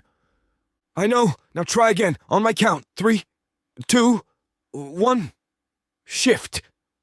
I press again, and this time she yields, just a fraction. Her body leans with mine, and the skis respond. We glide. With every turn, the tension in her body eases. She's trusting me. "Okay, my turn to lead," she says, and she initiates the next turn herself. She makes it, and at the bottom of the arc, a sound escapes her. It's a short, sharp, entirely involuntary bark of triumph. And then she laughs. It's not her professional laugh. It's real. It's bright and breathless, and it hits me with all the force of a market-moving event. It's the most valuable, unexpected data point I've ever encountered, and it completely upends the valuation of this entire venture. That's when her ski catches an edge. The world tilts. We go down in a soft explosion of powder, my body twisting to take the brunt of the fall, her landing cushioned on top of me. For a moment, there's just the muffled silence of the snow. Then she starts to laugh again, a full, rolling, infectious peal of laughter. I look up at her, snow dusting her eyelashes, and I start laughing too. We're a heap of tangled limbs, and there is nothing fake about it. The contract, the great aunt, the trust fund, it all evaporates, leaving just this. The laughter eventually subsides, leaving us breathless. Her face is just above mine, her hands braced on my chest. Her dark eyes, free of their usual armor, are sparkling. "I believe," she says, her voice still breathy, "that this constitutes a breach of the DMZ. I'm willing to risk the penalty," I say, my voice barely a whisper. I reach up, my glove brushing a snowflake from her cheek. My fingers linger there. Her breath catches. The entire world narrows to the few inches between us. The air is thick with unspoken words, with the warm steam of our breath, with a tension that has absolutely nothing to do with contracts. The urge to close the distance, to kiss her right here, right now, for no reason other than the overwhelming, undeniable need to do it, is so strong it's a physical item lodge in my chest. It's a breach of the most important clause of all, and I'm about to sign my name to it anyway. Chapter 11. Aishia. The kiss never happened. Just as the world narrows to the space between our lips, just as I felt the warmth of his breath and saw my own startled reflection in his dark, serious eyes, a voice had sliced through the moment. Hot chocolates for the lovebirds. Chad, the ski instructor, had returned, a beacon of cheerful, oblivious interruption. The spell shattered. We'd scrambled up, a clumsy, awkward tangle of limbs, suddenly intensely aware of the space between us.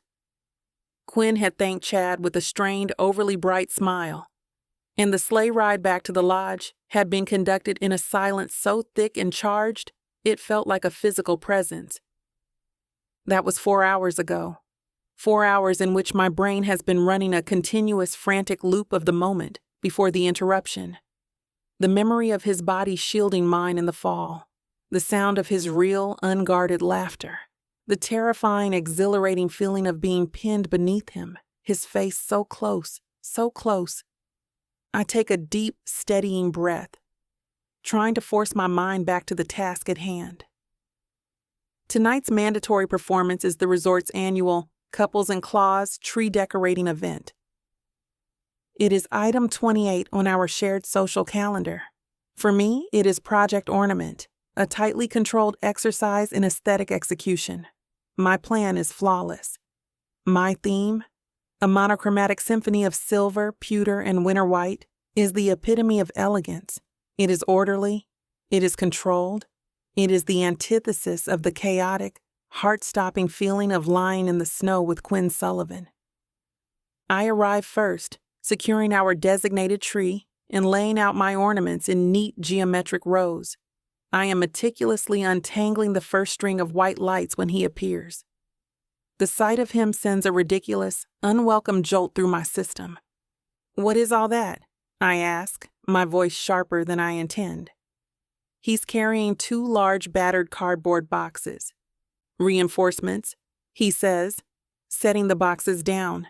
He flips open the top of one, and a riot of color spills out. Phase 2 of the operation. I stare in horror. It's a chaotic jumble of the gaudiest, most mismatched ornaments I have ever seen. There's a Santa Claus riding a glittery blue dolphin, a string of multicolored, oversized plastic lights, and what appears to be a felt reindeer with one of its googly eyes hanging by a thread. No, I say. Absolutely not. That is not part of the design protocol. Design protocol? He pulls out a string of thick, obnoxious silver tinsel and drapes it over his shoulders like a feather boa. His eyes crinkle at the corners, and my gaze immediately drops to his mouth. I remember the way his lips parted, the way they were about to. I wrench my thoughts back to the present. Shia, this is a Christmas tree, not a surgical theater.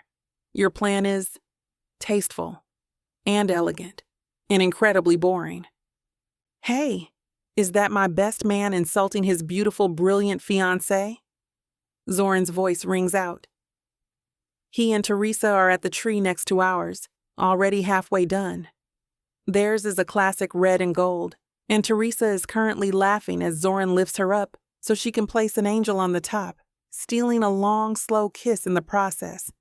They look disgustingly, incandescently happy. Just stating a fact, Quinn calls back, his competitive streak kicking in. I'm trying to save our tree from a terminal case of good taste. Our tree looks amazing, Teresa says, sliding down Zoran's front. She comes over to me, linking her arm through mine in a gesture of easy friendship that still feels foreign. But he's right, you know. A tree needs a little bit of ugly to make it beautiful. It's like a rule. She gives my arm a squeeze and heads back to Zoran, who immediately wraps his arms around her waist from behind. Quinn watches them, then turns to me, a wicked gleam in his eye. See? The market is speaking. Now, prepare to be dazzled. And so the battle begins. It's a silent, ridiculous war. I hang 3 perfect glass icicles. I turn away, and when I turn back, he has hung the glittery dolphin right in the middle of them. I glare at him. He just gives me that infuriating lopsided smirk. He leans in close, his voice a low whisper in my ear. We're falling behind the competition. We need to project a stronger image of unity. He takes my hand, his fingers lacing through mine, and brings it to his lips, pressing a soft kiss to my knuckles, his eyes never leaving mine. It's a blatant piece of theater for anyone watching, but the feeling of his lips on my skin is a jolt of pure, unadulterated electricity. I snatch my hand back, my breath catching. That is not in the contract. I'm improvising, he murmurs, his gaze dropping to my mouth, trying to increase our valuation. He turns back to the tree, leaving me flustered and trying to remember how to breathe properly. Teresa chooses that moment to wander back over. You two are so cute when you bicker, she says, picking up one of my silver ornaments. It's good to see you like this, Shia. Relaxed? I am not relaxed, I say automatically. I am executing a decorative strategy. Teresa just laughs. Whatever you say, I'm just glad you're here. It's more fun having a friend to go through all this with. Her sincerity is a sharp, unexpected pang. Before I can formulate a response, she gives me a quick hug and flits back to her own tree. She's right, you know, Quinn says, his voice suddenly close behind me. You should relax. He picks up a thick handful of the silver tinsel. Every tree needs a little chaotic splash of tinsel, Grant. It's the law. Before I can stop him, he tosses it at the tree. The silver strands float down, landing in a messy, sparkling web over my carefully placed ornaments. It's a complete violation of every design principle I hold dear. It is, objectively, a mess. I open my mouth to protest, to begin the painstaking process of picking it all off, but then I stop. I take a step back and look at the tree, really look at it. It's not the tree I planned. My elegant silver and white theme is hopelessly compromised, shot through with irreverent pops of color. The glittery dolphin catches the light next to a delicate glass icicle. The garish, oversized bulbs nestle against the branches beside my sophisticated matte spheres. The chaotic splash of tinsel shimmers over everything, tying the whole glorious mess together. It shouldn't work. By all my professional standards, it's a disaster. But it's not. It's joyful. It's charming and funny and deeply, unexpectedly beautiful. It looks like a tree that has been loved, not just decorated. And as I stare at it, a sharp, unfamiliar pang echoes in my chest. It's a feeling I can't quite name, a warmth that has no place in my carefully managed emotional landscape. It feels dangerously like happiness. I'm still trying to process this alien sensation when Quinn comes to stand beside me. The scent of him, pine and cold air, and his own unique warmth envelops me. "See?" he says softly, his voice devoid of its usual teasing. He holds out his hand. Lying in his palm is the most ridiculous ornament I have ever seen. It's a clumsy, lopsided star, clearly handmade, crafted from popsicle sticks held together with an obscene amount of glue and painted a streaky, uneven gold. He gently takes my hand and places the ornament in my palm. It's surprisingly heavy, solid, a tangible piece of chaos. A little chaos can be a good thing. I look from the clumsy star in my hand to his face. He's not smirking. He's just watching me, his expression open and sincere, his dark eyes searching mine. He's not just talking about the tree. He's talking about us. He's offering a truth my entire life has been built to deny. I don't have a response. I don't have a plan. I just stand there, speechless, the warmth of the ridiculous handmade star seeping into my I thought I was getting a fake marriage, but I didn't know my story was being told by Miss Tyla. This isn't just any fake marriage now, is it? No. You introduced me to the devil. Come on, girl. Jacob isn't that bad. Oh, I love Jacob. His family, on the other hand? Beggars can't be choosers, Nyla. You should be grateful I even let Jacob Stone look your way. I just wanted to save my granddaddy. Is that so bad? Why couldn't you let this be a normal fake marriage? Instead, you put me in a twisty story filled with money, betrayal, power, and lies. Let's not forget love. That's what keeps me going. But not gonna lie, Miss Tyla. This story you got me in ain't the simple fake marriage happy ending I thought it would be. It's not. Where would be the fun in that? Treat yourself to Say Less, I Love You. New releases every Thursday, now with longer episodes. Or skip the wait and grab the full series bundle from TylaWalker.com for up to 85% off. Treat yourself with Miss Tyla.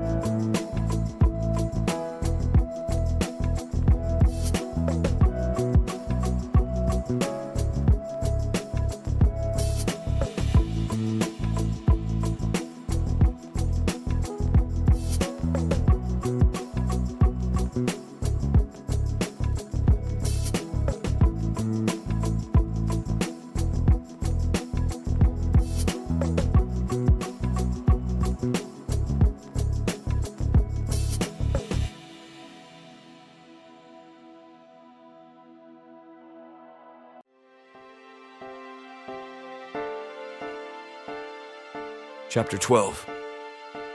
Quinn. The handmade popsicle stick star is on the mantelpiece in our suite. I put it there after the tree decorating event. Aishia had stood staring at it in her hand, completely speechless, before turning and walking away without a word. She didn't throw it out. I'm classifying that as a significant positive valuation on our... whatever this is. It's been a week. A full week of this bizarre, contractual domesticity. A week of navigating the charged space of our suite, of sleeping on opposite sides of a ridiculous pillow barrier, and of performing our roles as the resort's most deliriously happy new couple. The initial market shock has passed, and we've settled into a routine. We bicker. We negotiate.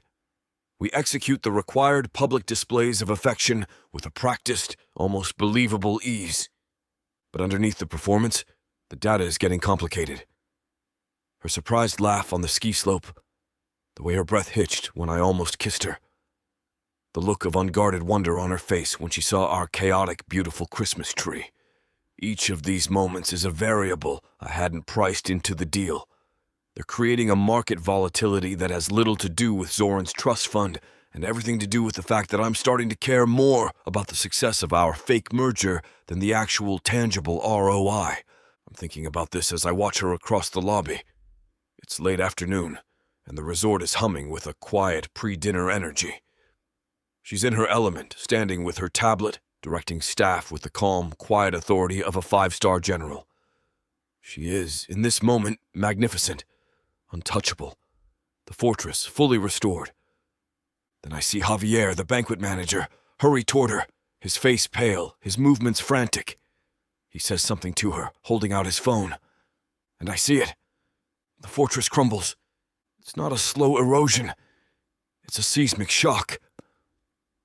The color drains from her face.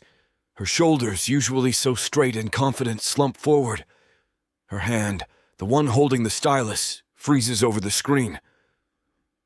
It's the first time I've ever seen her professional calm not just crack, but completely shatter. It's a flash of genuine, unfiltered panic, and the sight of it hits me with the strength of an unexpected market crash. I'm moving before I've even made a conscious decision to do so. I cross the lobby in a dozen long strides, my own system on high alert.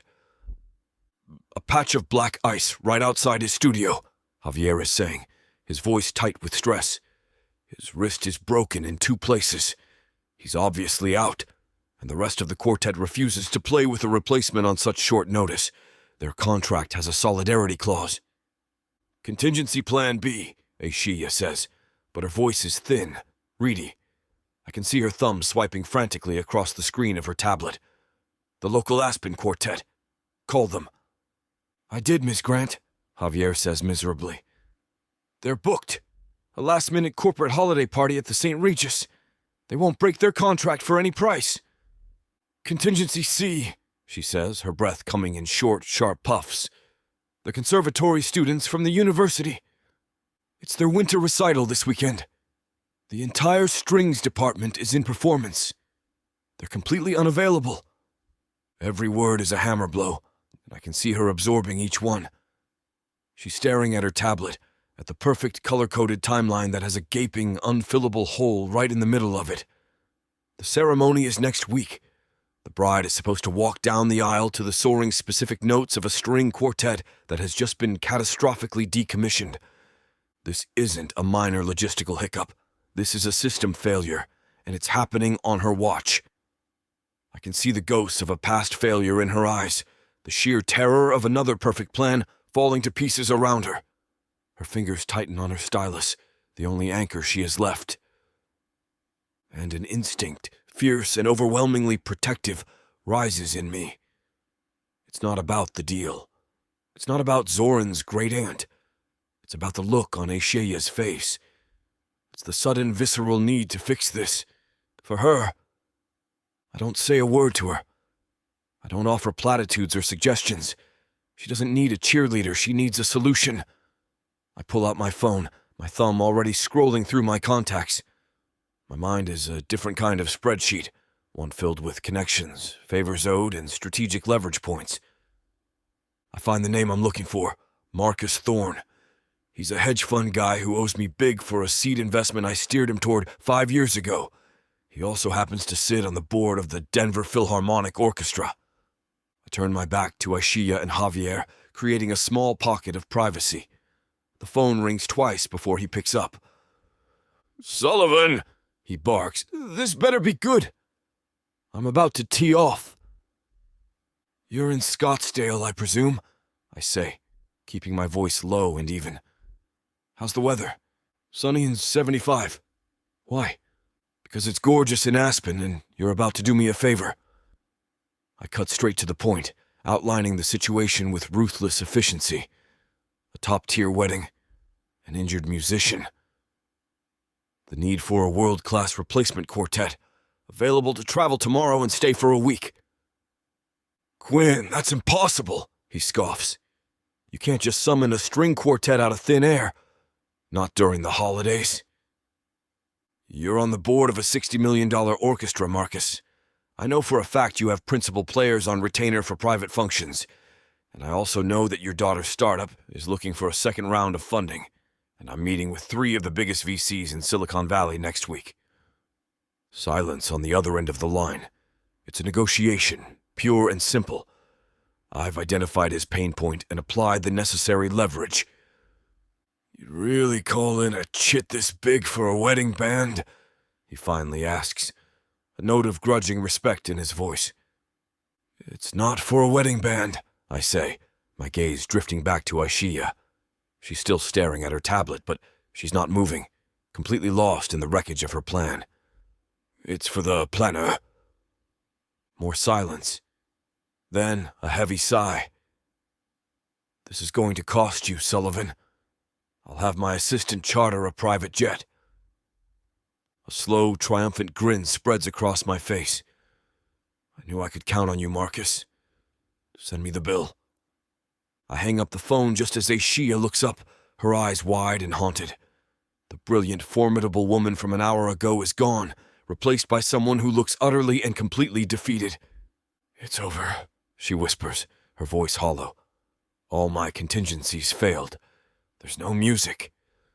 I close the distance between us, my step sure and steady. I slip my phone back into my pocket and look down at her, at the beautiful, strong, and momentarily broken woman in front of me.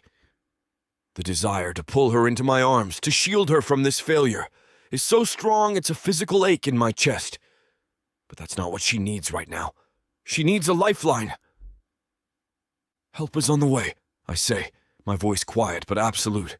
She just stares at me, her expression a mess of confusion and despair. "What?" "The principal string players from the Denver Philharmonic. They're boarding a jet in the morning. They'll be here by noon." I hold her gaze, forcing her to see the certainty in my eyes. Forcing her to accept the one thing she never does. Help.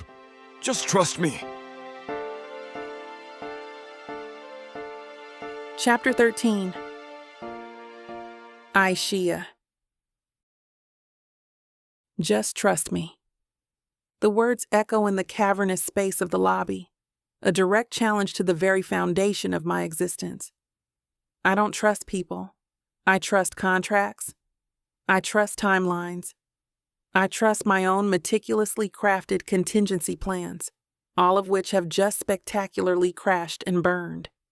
Trusting Quinn Sullivan feels like trusting the stock market with my last dollar. A reckless, illogical gamble with a high probability of ruin. I'm in a state of suspended animation, a state of controlled panic. My body is still, my hands clasped tightly in front of me, but my mind is a maelstrom.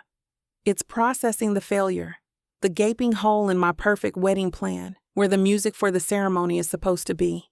For 90 minutes, I stand sentinel, a statue of disbelief, rereading the polite but firm refusal emails from my backup options. My brain cannot compute a reality where a problem of this magnitude has a solution that I did not personally orchestrate. Quinn doesn't push. He doesn't offer false reassurances.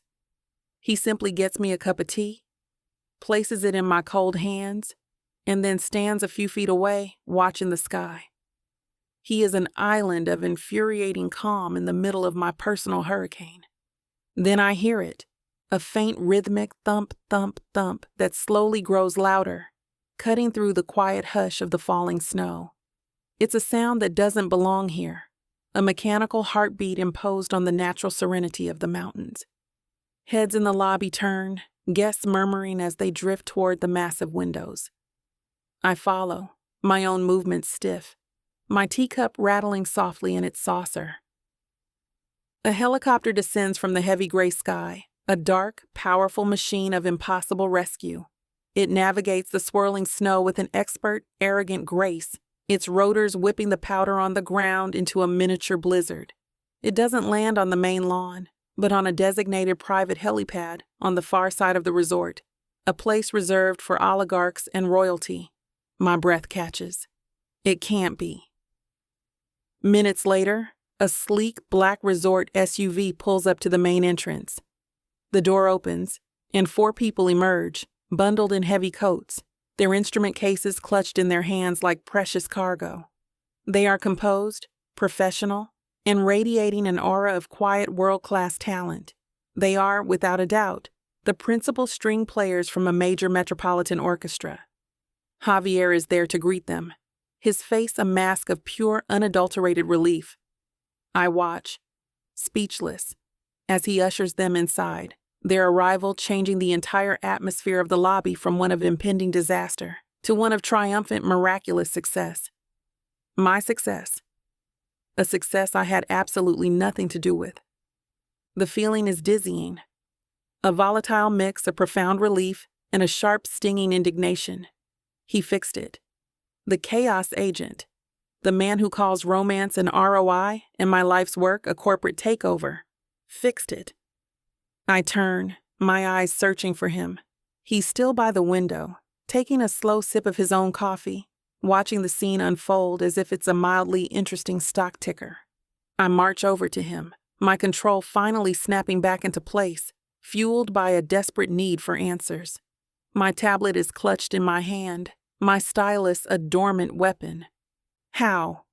The word is a demand, not a question.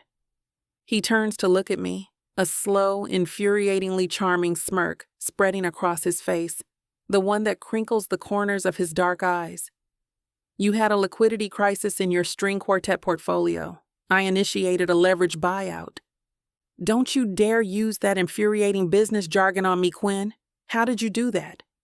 My voice is a low, intense whisper. I need to understand the logistics, the process, the plan. If I can understand the plan, I can regain control.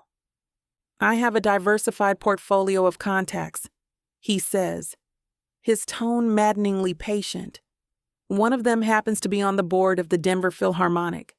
I made a call, reallocated some assets, leveraged a little future goodwill. It was a simple transaction.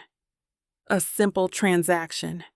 He says it so easily, as if summoning 4 of the best musicians in the state via private jet and helicopter is the equivalent of ordering a pizza. He operates in a world of casual power I can't even begin to comprehend. A world where problems are solved not by meticulous planning, but by a single, well-placed phone call. I stare at him, at the easy confidence in his posture, the playful glint in his eyes. For the first time, I see his chaotic energy not as a threat to my order, but as a different, brutally effective form of power. My way is to build walls to keep the storm out. His way is to redirect the hurricane. The indignation drains out of me, replaced by a wave of something else, something heavy and warm and deeply, frighteningly unfamiliar. Gratitude.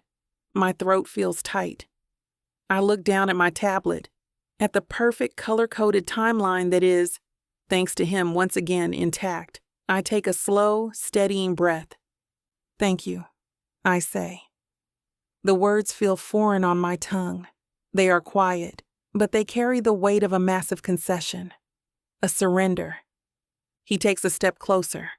The air between us seems suddenly thick, the scent of his cologne and the cold mountain air filling my senses. His smile is gone, replaced now by an expression of gentle, unnerving sincerity. That's what partners do. The word hangs in the air, feeling far too real. It's not in our contract.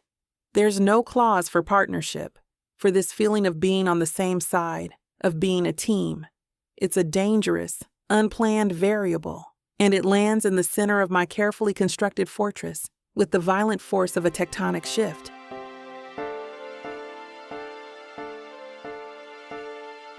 Chapter 14. Quinn. That's what partners do. The word hovers in the air between us, feeling more real and substantial than the 7-page contract currently sitting on Shaya's tablet. The look in her eyes, a volatile mixture of shock, confusion, and something that looks dangerously like gratitude, tells me the word landed with the force of an unforecasted market event. It was a risk, a deviation from the agreed-upon terms of our venture, but the potential upside feels significant. She gives a tiny, almost imperceptible nod, and then the fortress walls slide back into place. She turns, her focus already shifting back to logistics, but the crack in her armor was there. I saw it. Later that evening, the main lodge of the resort is a chaotic mess of festive energy. It's not an official wedding event, just the general holiday throng of wealthy families and ski enthusiasts that descends on Aspen in December. Zoran and Teresa are holding court near the massive roaring fireplace, looking every bit the golden couple, surrounded by a dozen of their friends and family who have also arrived early for the wedding week. We're supposed to be in there, playing our parts, executing Article 3, public displays of affection. I've already fulfilled 2 instances of non-intimate physical contact, and I'm mentally preparing to execute the daily kiss quota. But after the high-stakes drama of the string quartet crisis, my appetite for performing is low. The empty charm feels insufficient. I watch Ashia from across the room. She's trapped in a conversation with one of Teresa's bubbly cousins, smiling her perfect professional smile, nodding as the cousin recounts a long, boring story about a ski lift. But I can sense the tension in her shoulders, the way her fingers keep straying toward the stylus tucked into the case of her tablet. She's running on empty. Her social battery is flashing red. I catch her eye over the cousin's shoulder and give a subtle jerk of my head toward a quieter, adjoining library. Her expression flickers with hesitation, a quick risk assessment, and then a wave of pure relief washes over her face. She gives a polite excuse, a masterful extraction that leaves the cousin feeling charmed rather than abandoned, and gracefully disappears. A perfect exit strategy. I find her a minute later standing before a smaller, quieter fireplace, her hands held out to the warmth. The room is empty, smelling of old leather, wood smoke, and blessed silence. For a moment we just stand there, the distant noise of the party a muffled hum. It's the first time we've been truly alone since the helicopter landed. All this, I say, gesturing vaguely toward the noise in the other room. The endless small talk, the forced smiles, the strategic placement of mistletoe. It's amazing what people will endure for the promise of an open bar and a slice of mediocre fruitcake. I'm expecting her to defend it, to give me a lecture on the importance of pre-wedding social cohesion. Instead, she just gives a soft, humorless laugh. You're not wrong. Her agreement surprises me. It's the first chink I've seen in her professional armor all evening. Careful, spreadsheet. That's a dangerously cynical take for a woman in your line of work. Bad for the brand. I'm a planner, Quinn. My job isn't to believe in the fantasy, it's to execute it flawlessly. She turns to look at the fire, her profile etched in the flickering golden light.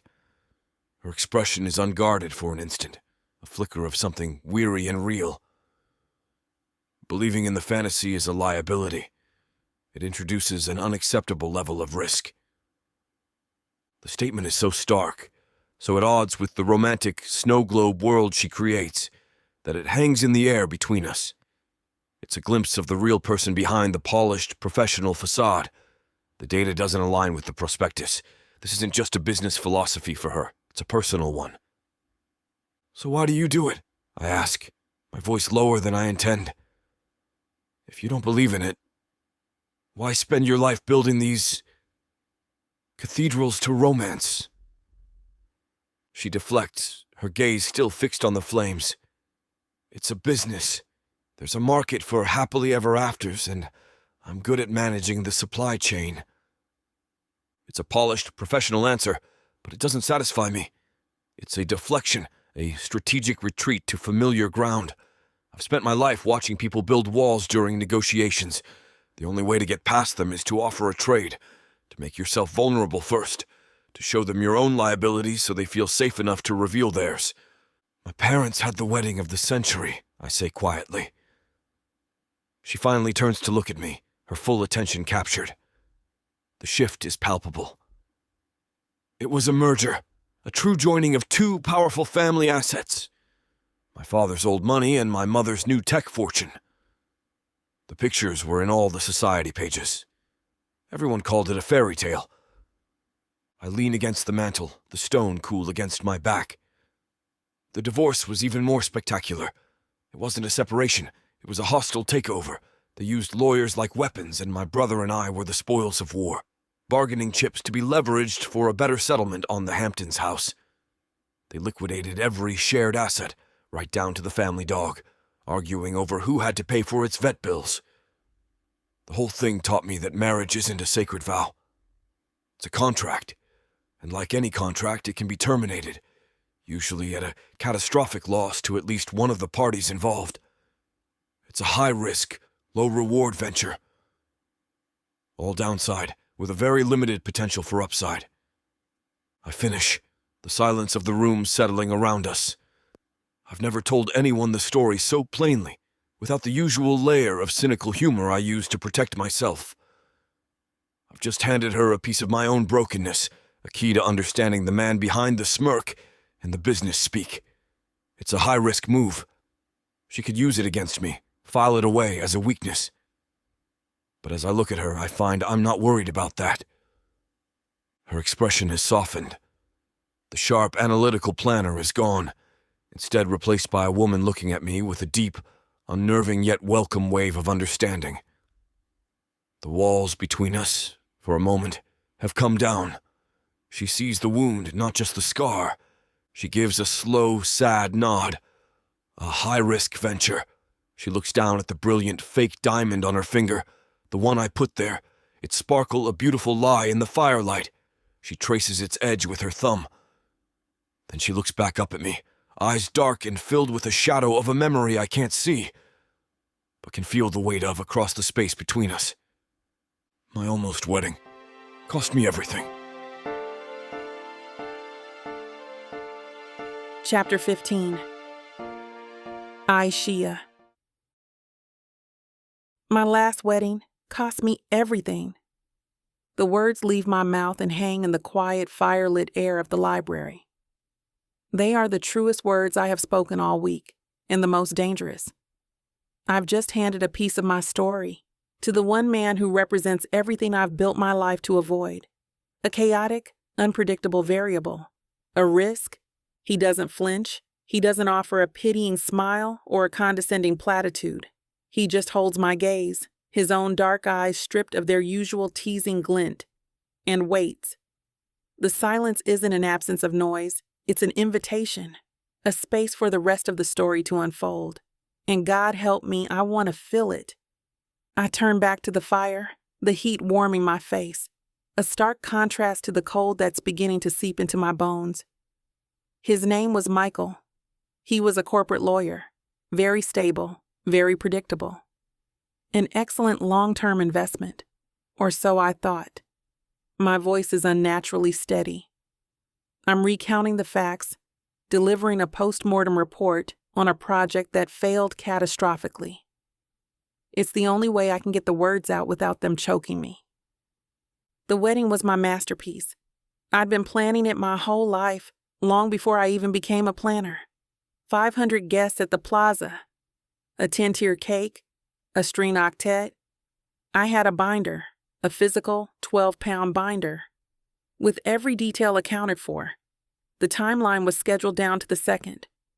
There were contingency plans for my contingency plans. It was perfect. I can see it so clearly.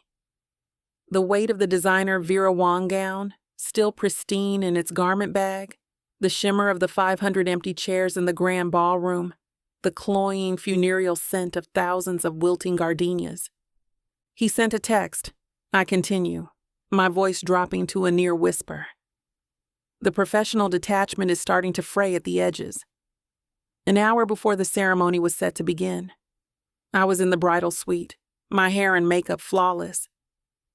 Checklist item number 342. Bride is photo ready, and my phone buzzed. My hand automatically goes to my pocket, but my phone isn't there. It's upstairs in the suite. A part of me wishes I had my tablet, the cool, smooth weight of the stylus in my hand, my anchor, my armor. It said, I can't do this. I'm sorry. That's it. 7 words, not a phone call, not a conversation. A 7-word text message to detonate my entire life. Quinn is still silent. I can feel his gaze on me, steady and unwavering. He isn't looking at me like I'm a mess. He's looking at me like he's trying to understand the schematics of a bomb that has already gone off. The public humiliation was extensive, I say, a bitter taste in my mouth. But the private side was worse, the financial ruin. We didn't have wedding insurance. Michael said it was a bad investment, that the premiums were too high. My name was on all the contracts, the non-refundable deposits, the final payments. They were all my liability. My parents helped where they could, but most of it was on me. The fire pops, sending a shower of sparks up the chimney. I watched them flare and die. That's the debt Teresa knows about. The reason I'm here, wearing this ridiculous, beautiful, fake diamond ring. For 5 years, I have been paying for a party that never happened, for a promise that was broken via text message. I finally run out of words. The whole ugly, humiliating story is laid bare between us. This is the source code of my entire personality. This is why I trust contracts more than people. Why I believe in timelines more than I believe in love. Why I create perfect, flawless fantasies for other people, but refuse to believe in one for myself. That's why, I say, my voice thick. That's why I need the control, the plans, the schedules. It's not because I'm a fuss budget. It's armor. If every variable is accounted for, if every contingency is planned, then nothing can surprise me. Nothing can hurt me like that again. The silence that follows is different. It's heavy, weighted with the raw, ugly truth of my confession. I've just shown him the gaping wound I've spent the last 5 years trying to pretend is just a scar. I brace myself for the inevitable, the awkward pat on the shoulder, the empty, I'm sorry that happened to you. But it doesn't come. Quinn doesn't move toward me. He doesn't touch me. He just holds my gaze for a long moment, his expression thoughtful and intense. Then, he turns to the fire.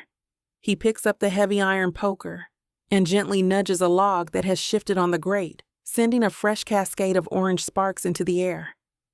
The small, simple action is so normal, so devoid of pity, that it brings a sharp, painful lump to my throat. He sets the poker back in its stand with a soft clink and looks back at me, his face illuminated by the newly brightened flames.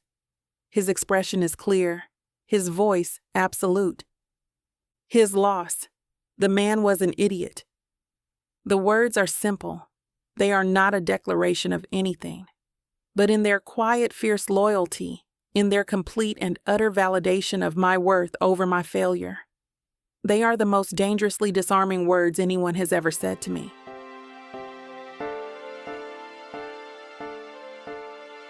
Chapter 16. Quinn. The fallout from an honest disclosure is always unpredictable. After Aishiya's confession last night, a new variable has been introduced into our carefully calibrated equation. The air in our suite is no longer charged with the friction of our bickering or the awkwardness of forced proximity. It's been replaced by a quiet, simmering tension, the kind that follows a significant, unforecasted market event. The witty sparring has retreated, replaced by a shared awareness. We've seen past each other's defenses. The deal is no longer just on paper. It has a soul, and we're both terrified of it. We spent the morning in a state of careful, polite distance. But now it's Saturday night, and we're on stage again. The resort is hosting a formal welcome reception for the Vance night guests who have arrived for the final week of festivities. It's a sea of champagne, cashmere, and polite social maneuvering. It's also a minefield. Shia is in her element, navigating the crowd with a professional grace that is breathtaking to watch. But I see what others don't. I see the slight rigidity in her posture, the way her smile doesn't quite reach her eyes. She's performing, but the vulnerability of last night is a ghost at her shoulder. My job, according to the contract, is to play the part of the smitten fiancé. My instinct, however, is to run interference, to act as a buffer between her and the world.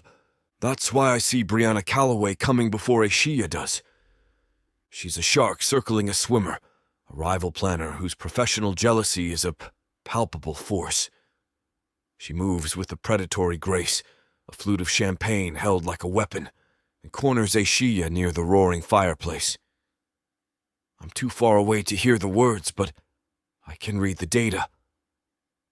Brianna's smile is razor-sharp, her questions designed to probe and undermine.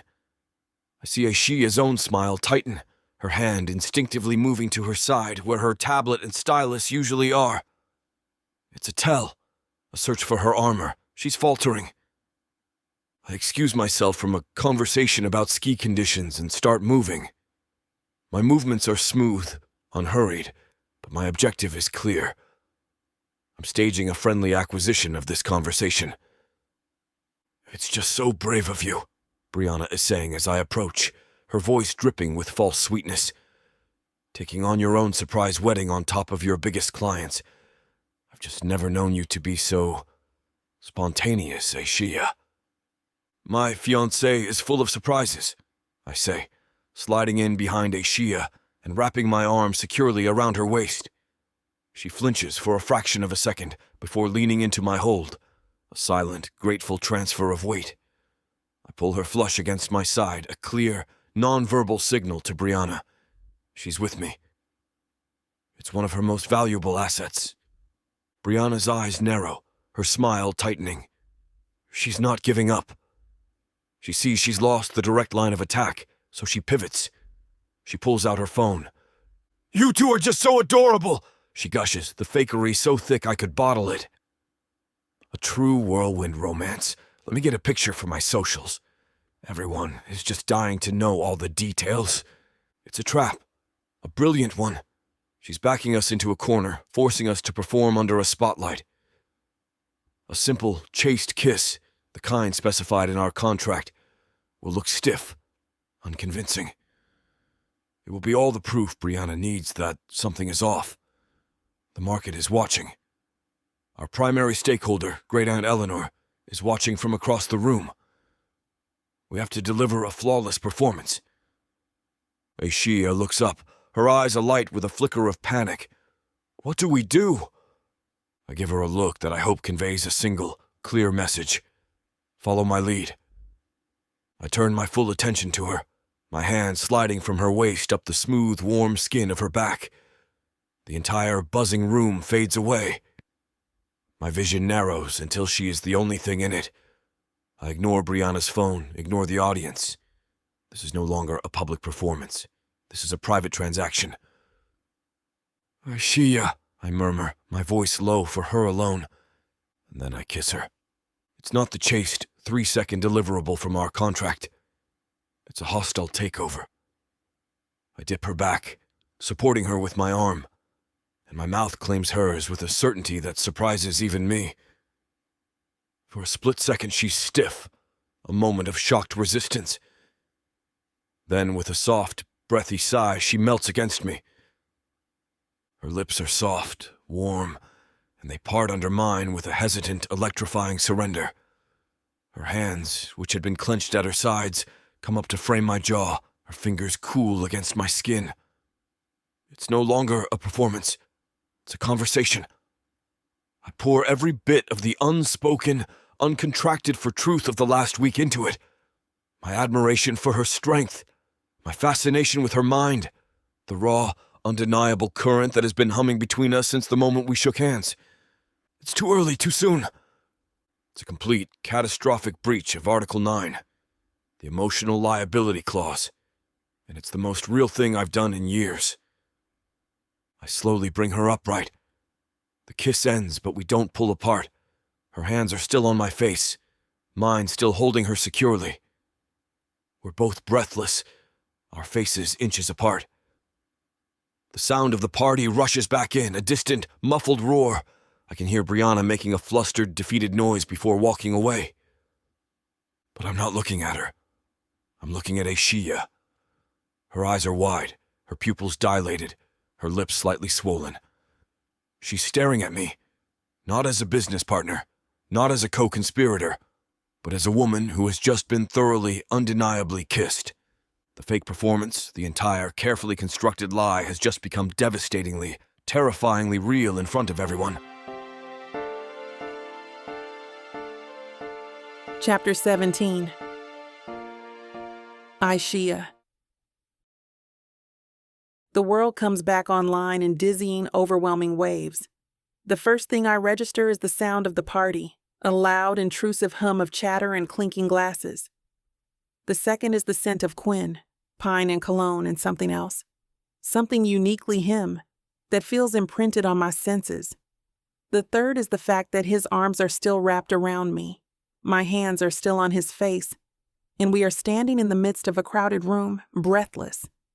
He blinks slowly, his dark eyes searching mine as if looking for an answer to a question he hasn't asked yet. My own thoughts are a static storm of non-compliant data. That was not a chaste, 3-second contractual kiss. That was an emotional liability clause violation of catastrophic proportions. It was real.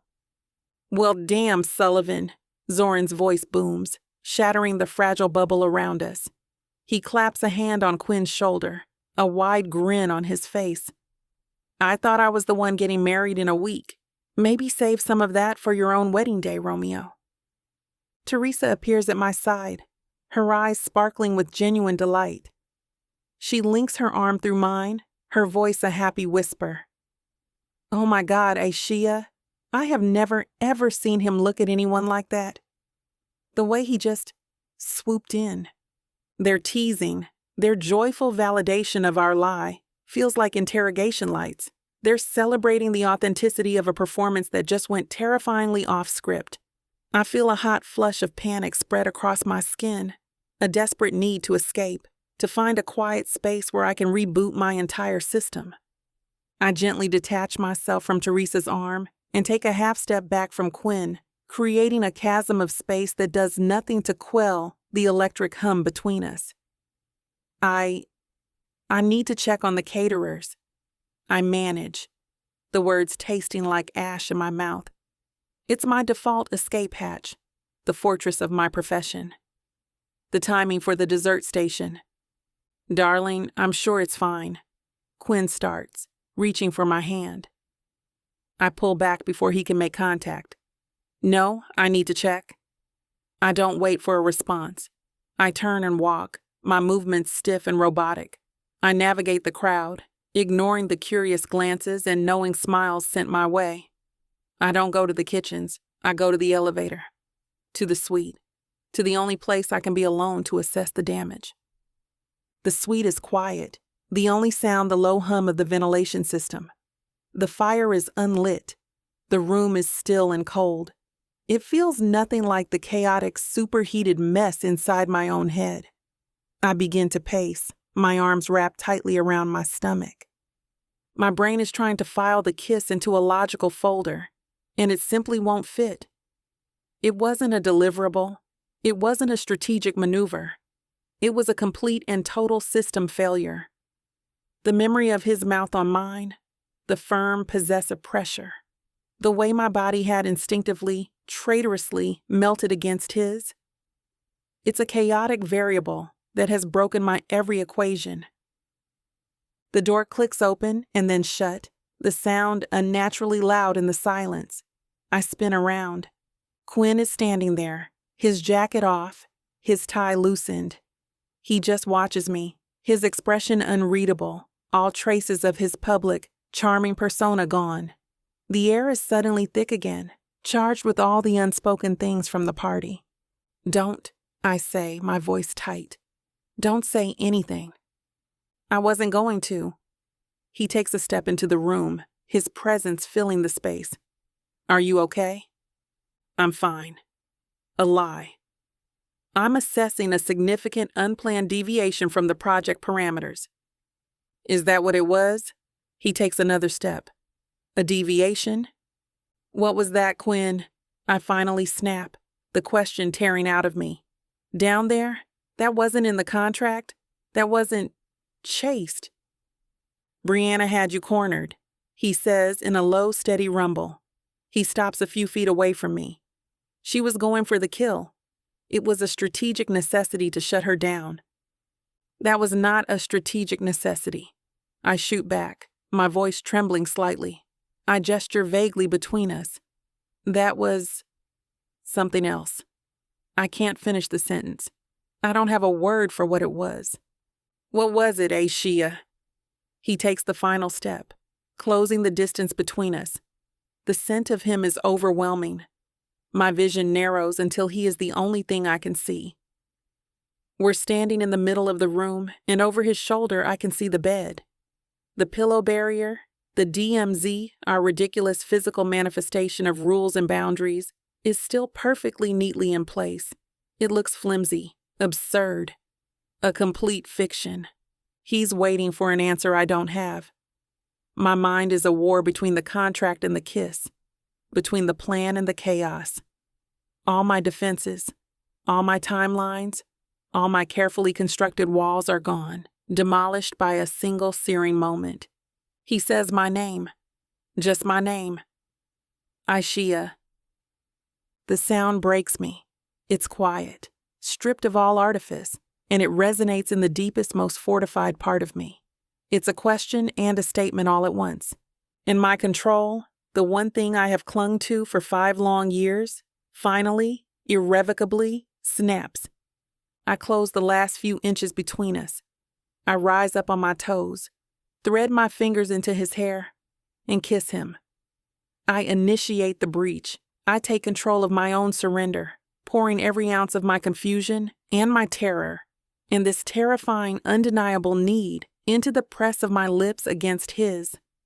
For a moment, he's still, shocked by my move. Then a low groan rumbles in his chest, and his arms come around me, lifting me off my feet, crushing me against him. The kiss deepens, becoming something hungry and desperate and utterly consuming. He breaks the kiss, his forehead resting against mine, his breathing as ragged as my own. He looks at me, his eyes dark and burning with an intensity that mirrors my own. And then he's moving, lifting me effortlessly into his arms. I wrap my legs around his waist, my arms around his neck, as he carries me toward the bed. The no feelings clause and the ridiculous pillow barrier are the last things on my mind.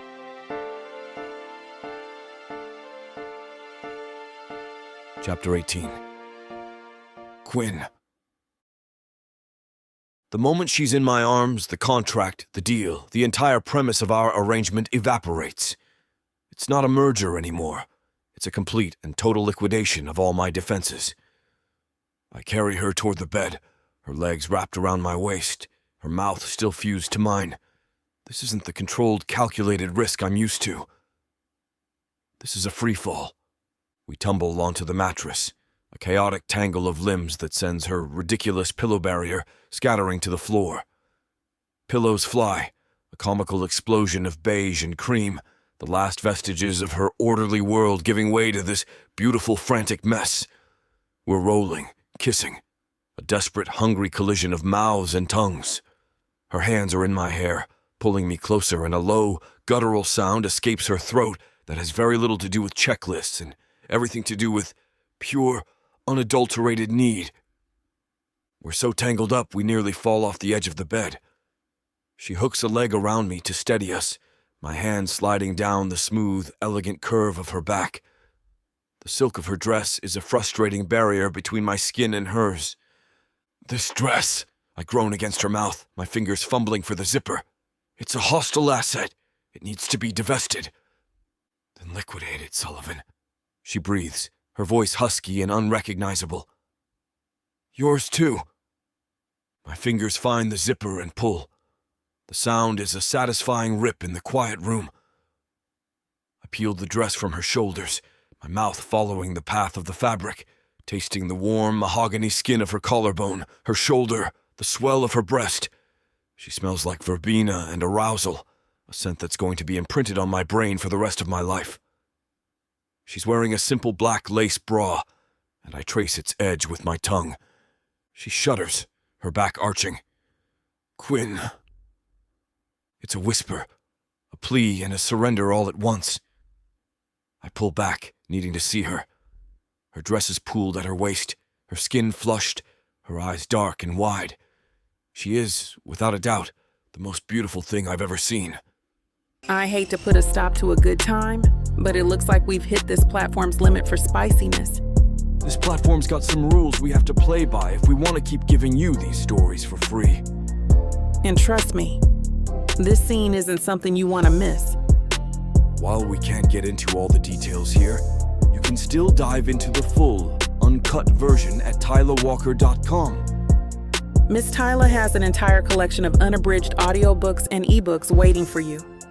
And the best part? You can treat yourself with 40% off when you use the code SAVE40. That's right. You'll save on any digital product, even bundles that are already discounted. Miss Tyla would never let anyone feel the kind of disappointment you must be feeling right now. So why wait? Treat yourself with Miss Tyla. We lie on the bed together, our hearts pounding in unison. Eventually, she shifts, her head finding its place on my chest. I find myself stroking her hair, my fingers tracing the elegant line of her spine. There is no awkwardness, no regret. There's just a profound sense of rightness, a terrifying surge of protectiveness. My assessment was wrong. This was never a short-term investment. This was never a game. I'm all in. I'm completely, irrevocably invested. And she has no idea. Damn, it's so easy to feel this way. When you found the one. Unbelievable. As she drifts to sleep in my arms, my eyes land on her tablet, sitting on the bedside table. The screen is dark, but I know what's on it. Our contract, our rules, our ridiculous, meaningless terms. This changes the terms of everything. Chapter 19. Shia. I wake up to warmth. It's an unfamiliar sensation, a slow, seeping comfort that registers before any conscious thought. A heavy arm is draped over my waist, a solid grounding weight.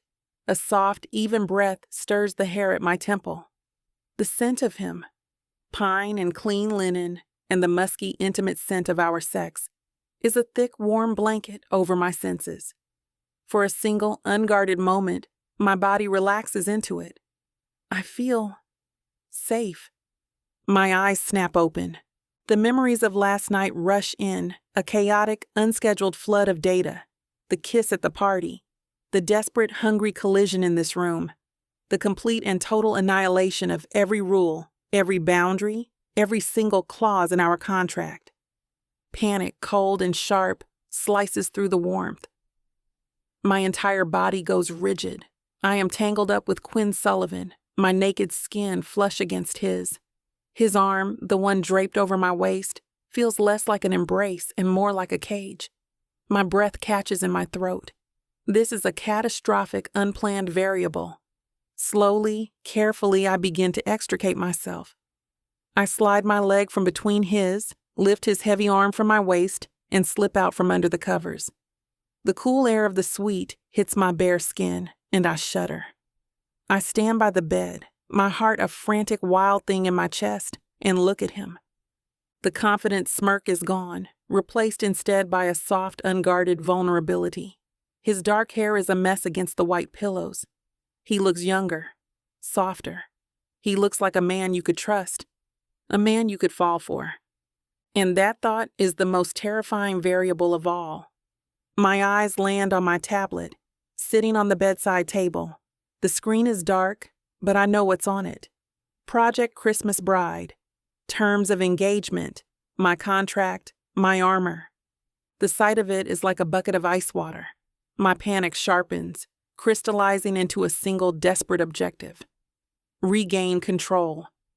I snatch a robe from the hook on the door and retreat to the bathroom, locking the door behind me. I turn on the shower, the water as hot as I can stand it, and step under the spray. I scrub at my skin, trying to wash away the feeling of his hands, his mouth, the phantom echo of his body pressed against mine. But the memories are branded on me. What we did last night wasn't just a physical act. It was a complete and total breach. A material breach of Article 9, the Emotional Liability Clause. It was a non-compliant activity of the highest order. I repeat the words in my head. Material breach, non-compliant activity. The cold, sterile language of my profession is a shield. If I can frame this in the language of a contract, I can manage it. I can contain the fallout. When I step out of the bathroom, dressed in a severe black turtleneck and tailored trousers, my hair pulled back into a tight, unforgiving knot, I am no longer the wild, wanton woman from last night. I am Ashia Grant, the planner. I am in control.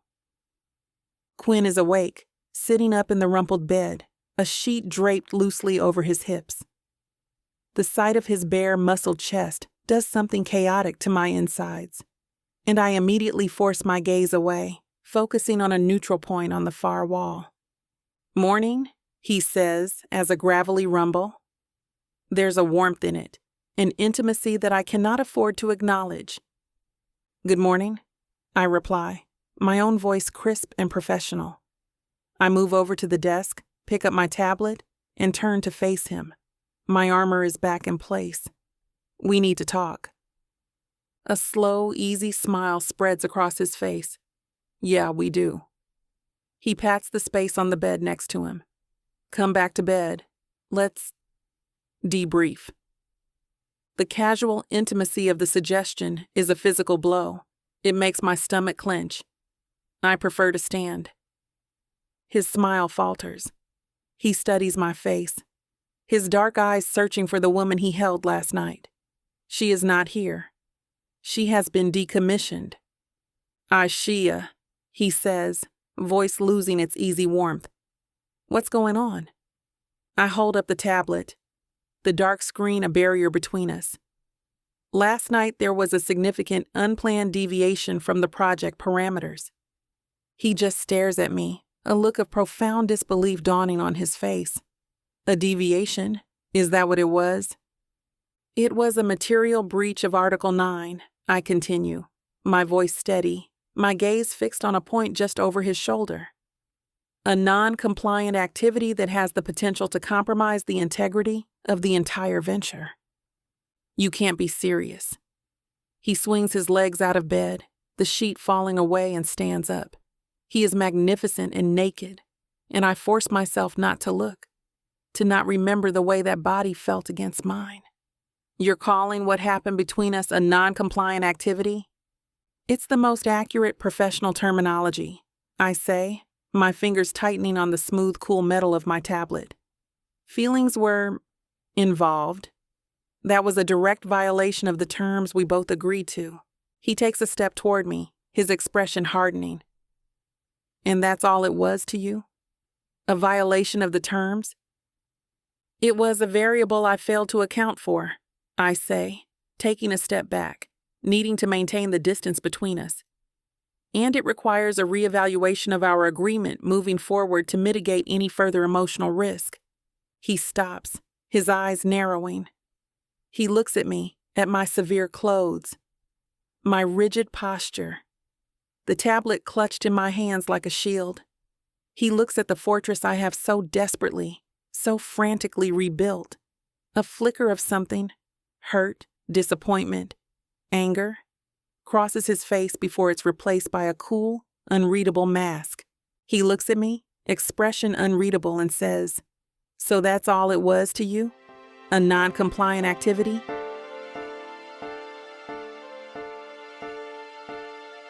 Chapter 20. Quinn. So that's all it was to you? A non-compliant activity?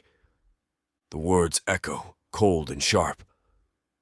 I watch her face, searching for a flicker of the woman from last night, the one who had cried out my name, whose body had moved with mine in perfect, unscripted synergy. There's nothing. The fortress is back up, the walls reinforced, the drawbridge raised.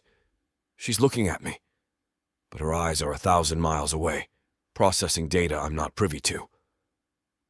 It's the most accurate classification, she says, her voice devoid of all emotion.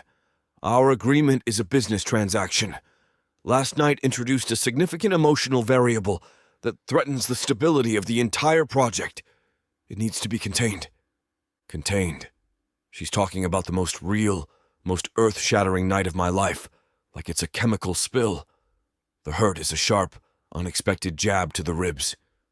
I pull my own defenses into place, reverting to the only language she seems willing to speak.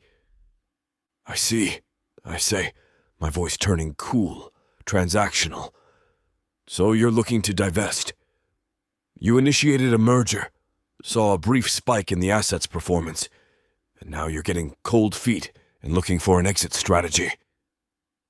I am not getting cold feet, she snaps, the first crack in her icy composure. I am reasserting the terms of the contract we both signed. Article 9. Ah, yes. The no feelings clause. The one we completely, catastrophically, and if I may say so, gloriously breached. I take a step toward her, wanting to break through this ridiculous wall she's built. Aishia, can we stop talking about this like it's a line item on a balance sheet? Can we talk about what actually happened?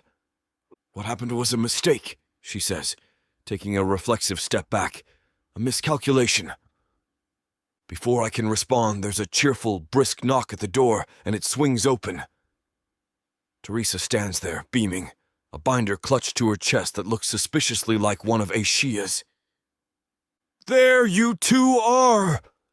She chirps, completely oblivious to the Arctic tension in the room. I was just talking to my bridal consultant on the phone, and it hit me. We haven't even discussed your dress, Aishia. We're going to be sister brides. We have to coordinate. Aishia's whole body goes rigid. I see the flicker of panic in her eyes as her professional duties and our personal charade collide head-on. Teresa, it's really not necessary, Aishia says, forcing a brittle smile.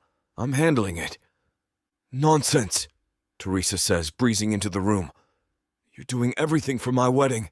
You can't be expected to plan your own from scratch, too. I had them send over some sketches. We need to decide on a silhouette that will complement mine without matching it. She opens the binder, revealing pages of elegant, flowing white gowns. I watch Aishia, a strange, unwelcome hope rising in my chest. This is her world. The dresses, the details, the fantasy. Maybe this will be the thing that breaks through the panic, that reminds her of the beauty of it all, of what we... Teresa, that's very thoughtful, but I have it under control, Aishia says, her voice firm. She doesn't even glance at the sketches. It's a fake wedding. There's no need for a real gown. I can just rent something simple for the day. It's the most cost-effective solution. The words hit me like a sledgehammer. It steals my breath. A fake wedding. Rent something simple. She says it with such casual, dismissive finality. After last night. After I held her in my arms and felt, for once, like I was exactly where I was supposed to be. She doesn't care. Not even a little. It's just another line item to her, an expense to be minimized. The disappointment is a sharp, bitter pill. For a man like me, who has never considered committing or loving anyone until her, this a poisoned knife to my heart. Is this karma? Teresa looks crestfallen. Oh. Well, okay, but the offer stands. I want you to feel beautiful too. She gives Aishia a quick, awkward hug. I'll let you two get back to whatever you were doing. She retreats, closing the door softly behind her, leaving a wake of crushing silence. Aishia turns her back to me, busying herself with some papers on the desk. The hurt inside me curdles, solidifying into a cool, defensive anger. If she wants to treat this like a business, fine, I can do business. Well, you handled that negotiation beautifully, I say, my voice dripping with a sarcasm I make no effort to hide. Successfully alienated a key stakeholder and devalued the entire emotional stock of the venture in one fell swoop. A masterclass in divestment. She spins around, her eyes flashing. This has very little to do with you. Doesn't it? I'm the other signatory on this contract, remember? I'm the asset you're so casually writing off. Or was last night just a hostile takeover you now regret? I see the hurt flicker in her eyes before she extinguishes it. I've hit a nerve. Good. Last night was a breach, she says, her voice low and tight. And it will not happen again. I look at her, standing there in her severe, buttoned-up armor, clutching her tablet like it's a life raft. And I finally see it. I see past the anger, past my own bruised ego. This isn't about me. This isn't about her not caring. This is about her being terrified. Her armor isn't just strong, it's absolute. And the no feelings clause isn't a term in a contract for her. It's a survival strategy. She's not trying to contain the situation. She's trying to contain her own heart. Just as I'm about to say something real, her phone buzzes on the desk. She glances at it, and all the color drains from her face. Her expression shifts from controlled anger to pure, unadulterated dread. What is it? I ask, my own anger vanishing in a rush of concern. She looks at me, her eyes panicked. It's the trustee, Great Aunt Eleanor. She wants to have tea. With me, alone.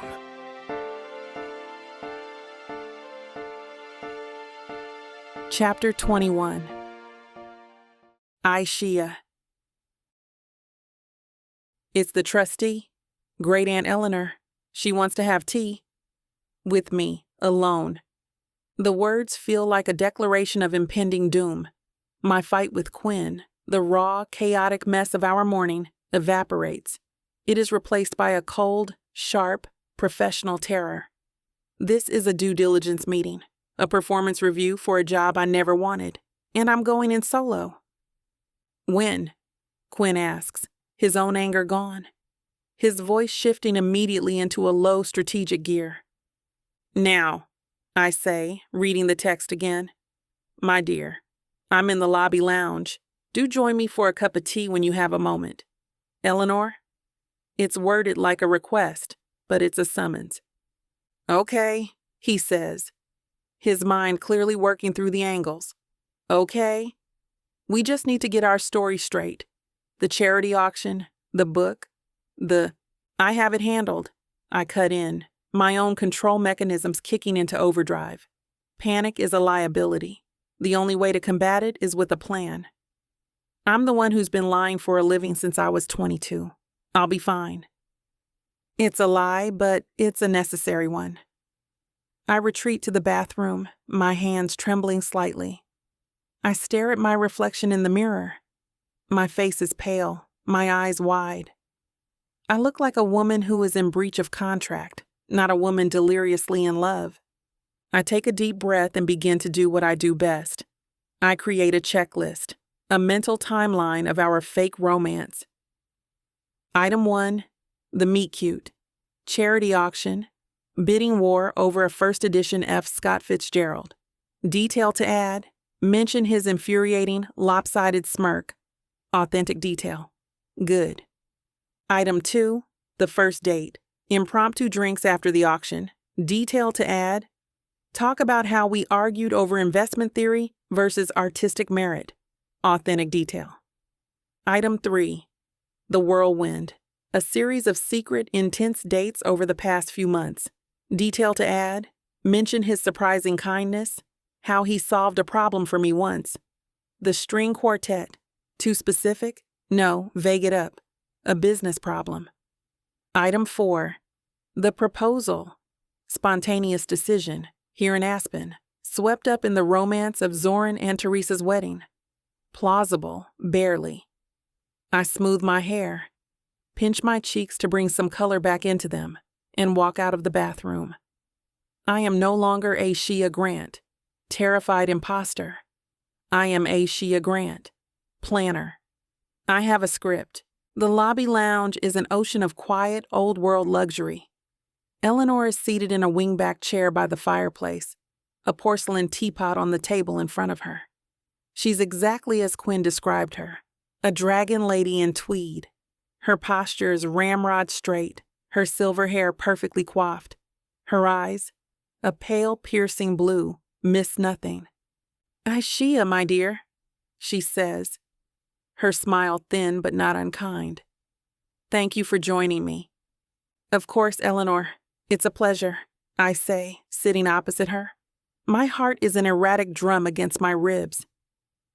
She pours me a cup of tea, her movements precise and elegant. "I must confess, I was quite surprised to hear your and Quinn's news. Delighted, of course, but surprised. He has always been so resistant to the idea of a merger, as he would put it." The interrogation begins. It's subtle, couched in polite conversation, but every question is a test. She asks about the auction, and I recount the story, embellishing it with a detail about the way his eyes had crinkled when he'd finally, magnanimously let me win the book. "How charming," she says, her expression unreadable. "And what is it you do, my dear?" "I'm a wedding planner," I say. A single, loaded syllable. "So you are in the business of romance." "I'm in the business of project management," I correct gently. "Romance is the product." This seems to please her. A small, shrewd smile touches her lips. A practical woman. Good. Quinn needs that. She continues her probing, asking about our plans, where we'll live, why the sudden decision to get married alongside Zoran and Teresa. With every answer, I find myself pulling not from the script, but from the truth. I talk about his chaotic energy, framing it as a charming spontaneity that balances my own rigid nature. I mention his unexpected kindness, his fierce loyalty to Zoran. I'm not just selling a lie. I'm selling a version of the man I'm beginning to know, and the narrative is far more compelling, far more believable than anything I could have invented. "He seems different," Eleanor says, setting her teacup down with a soft click. She looks at me, her gaze sharp and analytical. "I've known that boy since he was in diapers. He's always kept the world at arm's length, using that wit of his as a shield. But with you, he seems less guarded, happier." Her observation is so accurate, so close to the bone of the truth that is unfolding between us, that it steals my breath. She sees it. She sees the change in him. The thought is both a triumph and a terror. Our performance is working, but perhaps it is not a performance at all. I manage a small, hopefully convincing smile. He makes me happy too. She seems placated, her posture softening slightly. The interrogation feels like it's over. She begins talking about Zoran's grandmother, her late sister, and her romantic dreams for her boys. I am just beginning to relax, to feel the frantic rhythm of my heart, slow to a manageable pace, when she reaches across the table and pats my hand. The gesture is surprisingly warm. "My dear, I hope you know what you're getting into," she says, her voice dropping, her blue eyes filled with a sudden, serious gravity.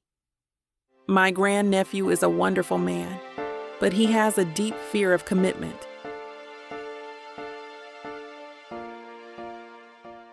He's the mysterious man I had a fling with last night, and it turns out he's my dad's new boss. I was getting IVF, but the donor came in and wanted his stuff back. It was too late. Now we're stuck together and I'm having his baby. Ready to dive into a world where passion meets intrigue, where love knows no bounds. If I don't find a woman to marry in the next 24 hours, then my entire company is going to be taken from me.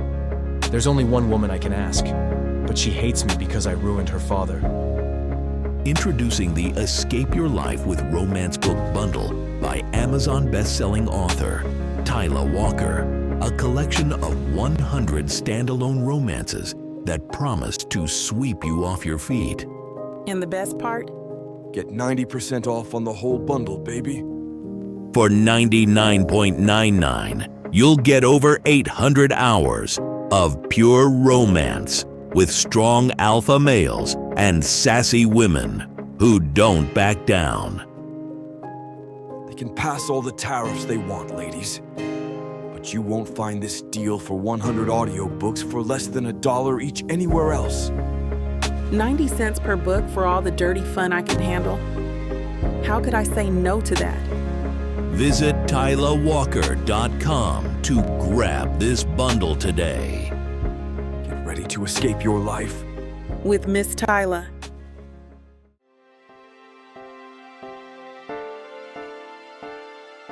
Chapter 22. Quinn. The moment the elevator doors close, whisking Ashia down to her interrogation, the suite feels too big, too quiet. My anger from this morning has completely evaporated, replaced by a low-grade simmering anxiety. This is the part of a deal I hate the most, the waiting, when the outcome is in someone else's hands.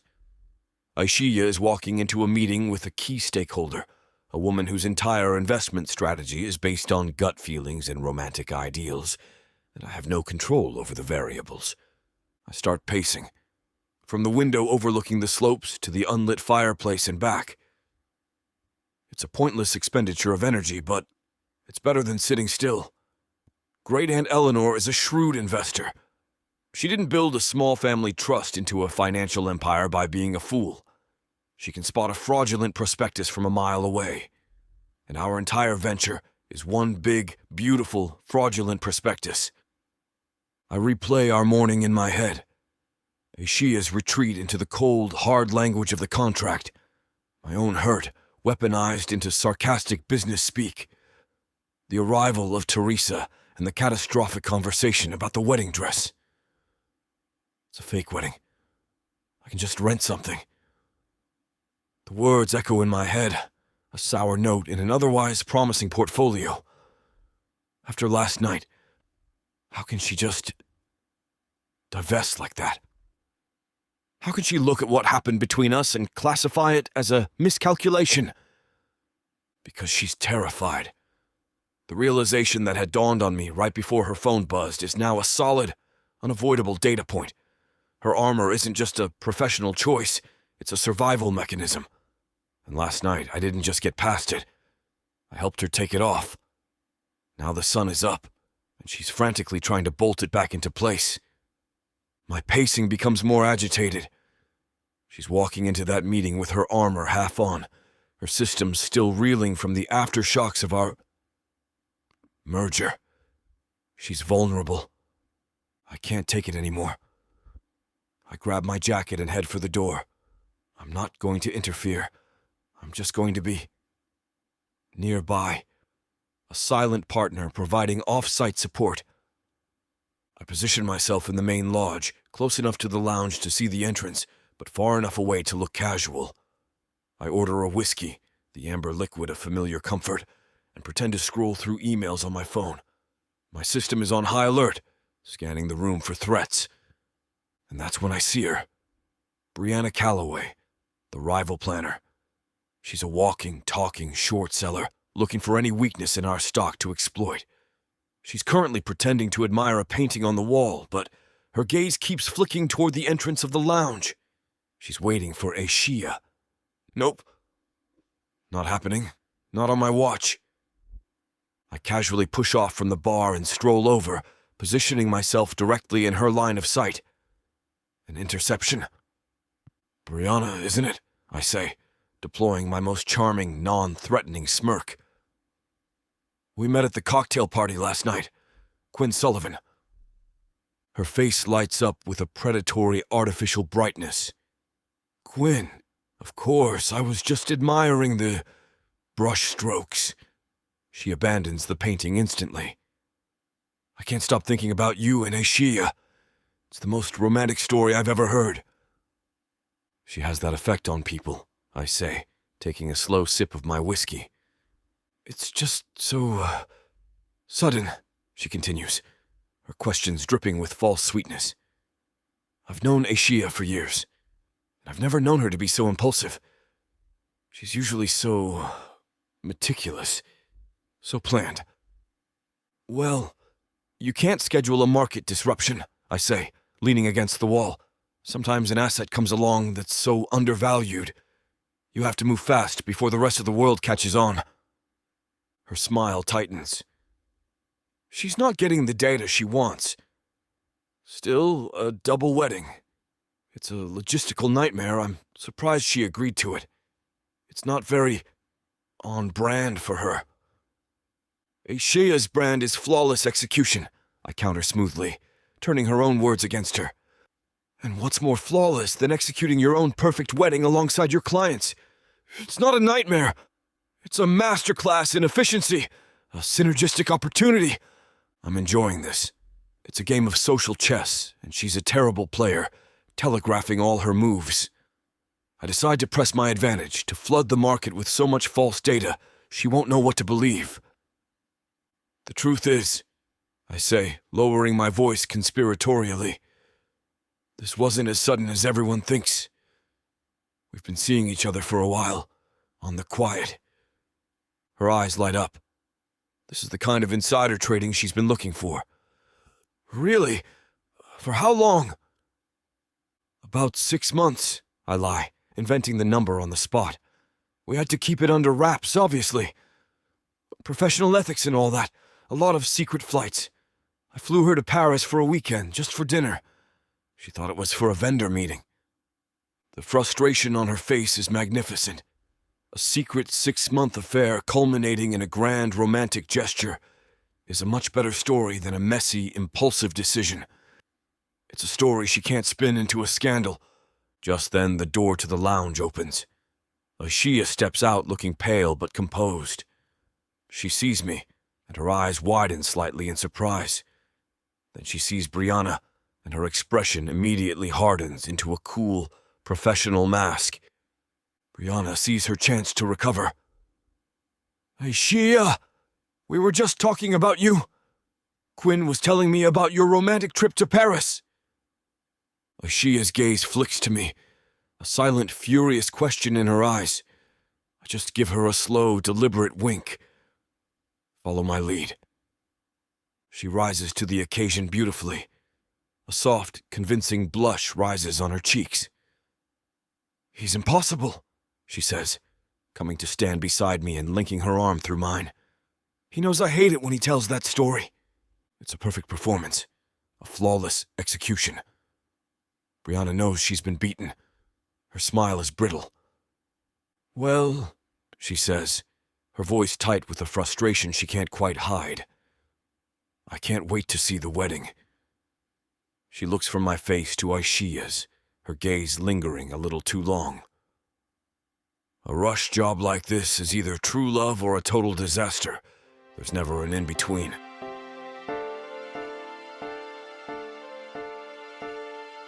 Chapter 23.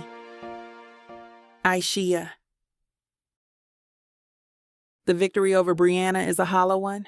As Quinn and I walk away from her, my arm still linked through his, the adrenaline from the confrontation drains out of me, leaving a strange, vibrating exhaustion in its wake. My performance was flawless. My delivery was convincing. I even managed a passable imitation of a woman in love.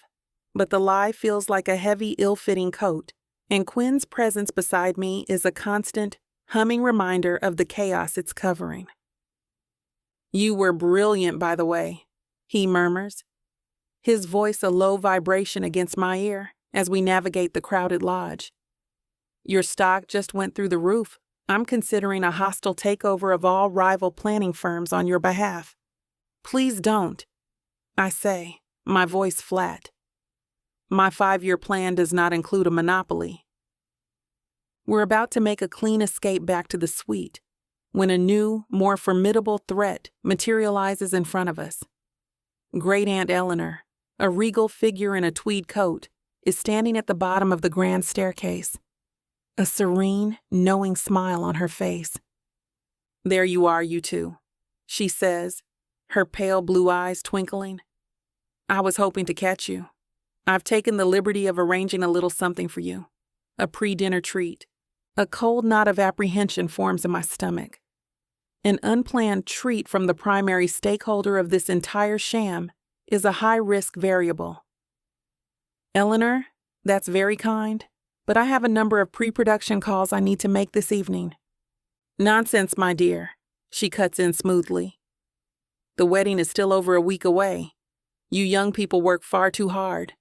Besides, the sleigh is already waiting." The sleigh. My mind frantically scans the resort's itinerary. A private, horse-drawn sleigh ride is one of the top-tier romantic experiences offered. It is also not on my schedule. Before I can formulate another protest, she's gently herding us toward the main entrance, where a valet is holding the door open. Outside, in the falling snow, is a scene straight from a holiday card. A beautiful dark wood sleigh, piled high with thick woolen blankets, is attached to two enormous draft horses, their breath pluming in the icy air. "A proper courtship requires moments of quiet romance," Eleanor says, patting my arm. "Enjoy the scenery." It's not a suggestion, it's a command. We are being sent on a mandatory romantic outing.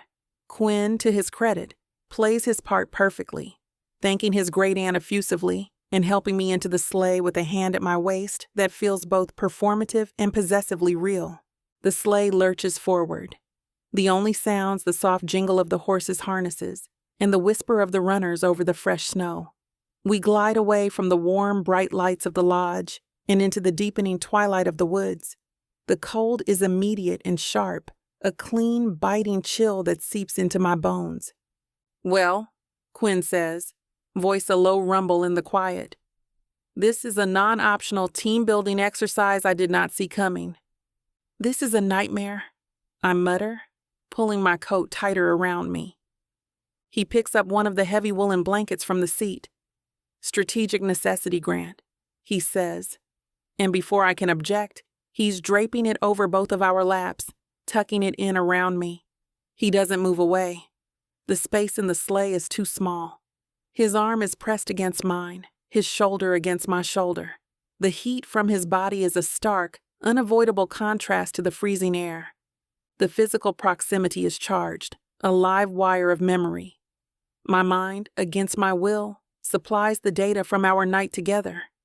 The feeling of his skin against mine, the weight of his body, the possessive heat of his hands. I can feel a hot flush creeping up my neck, and I turn my face away, hoping the twilight hides it. I am still processing the unnerving accuracy of Eleanor's final warning. He has a deep-seated fear of commitment. The words are a constant looping refrain in my head. She thinks she's warning me about the man I'm about to marry. The irony is a bitter pill. I'm the one with the annulment date already programmed into my calendar.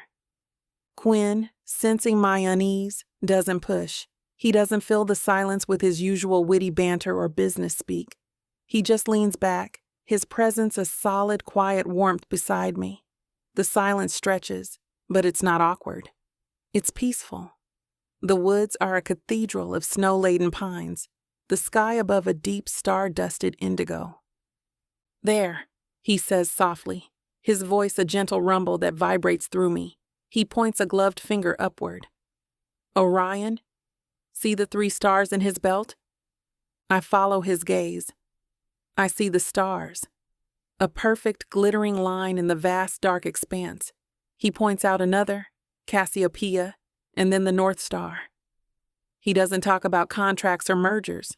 He just talks about the sky, his voice a calm, steady presence in the quiet of the woods. And slowly, reluctantly, the frantic, buzzing energy inside me begins to subside.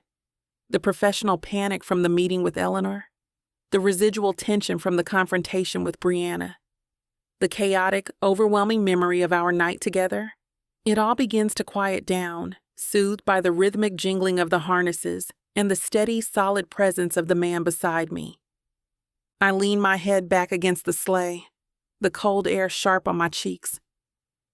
In the quiet, shared intimacy of this moment, surrounded by the silent, majestic beauty of the mountains, I feel a dangerous sense of peace, a sense of safety that I have never, ever felt with anyone before.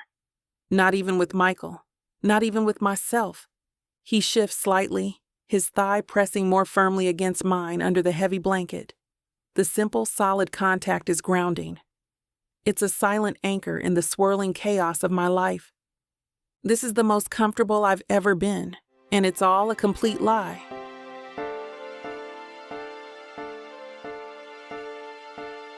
Chapter 24.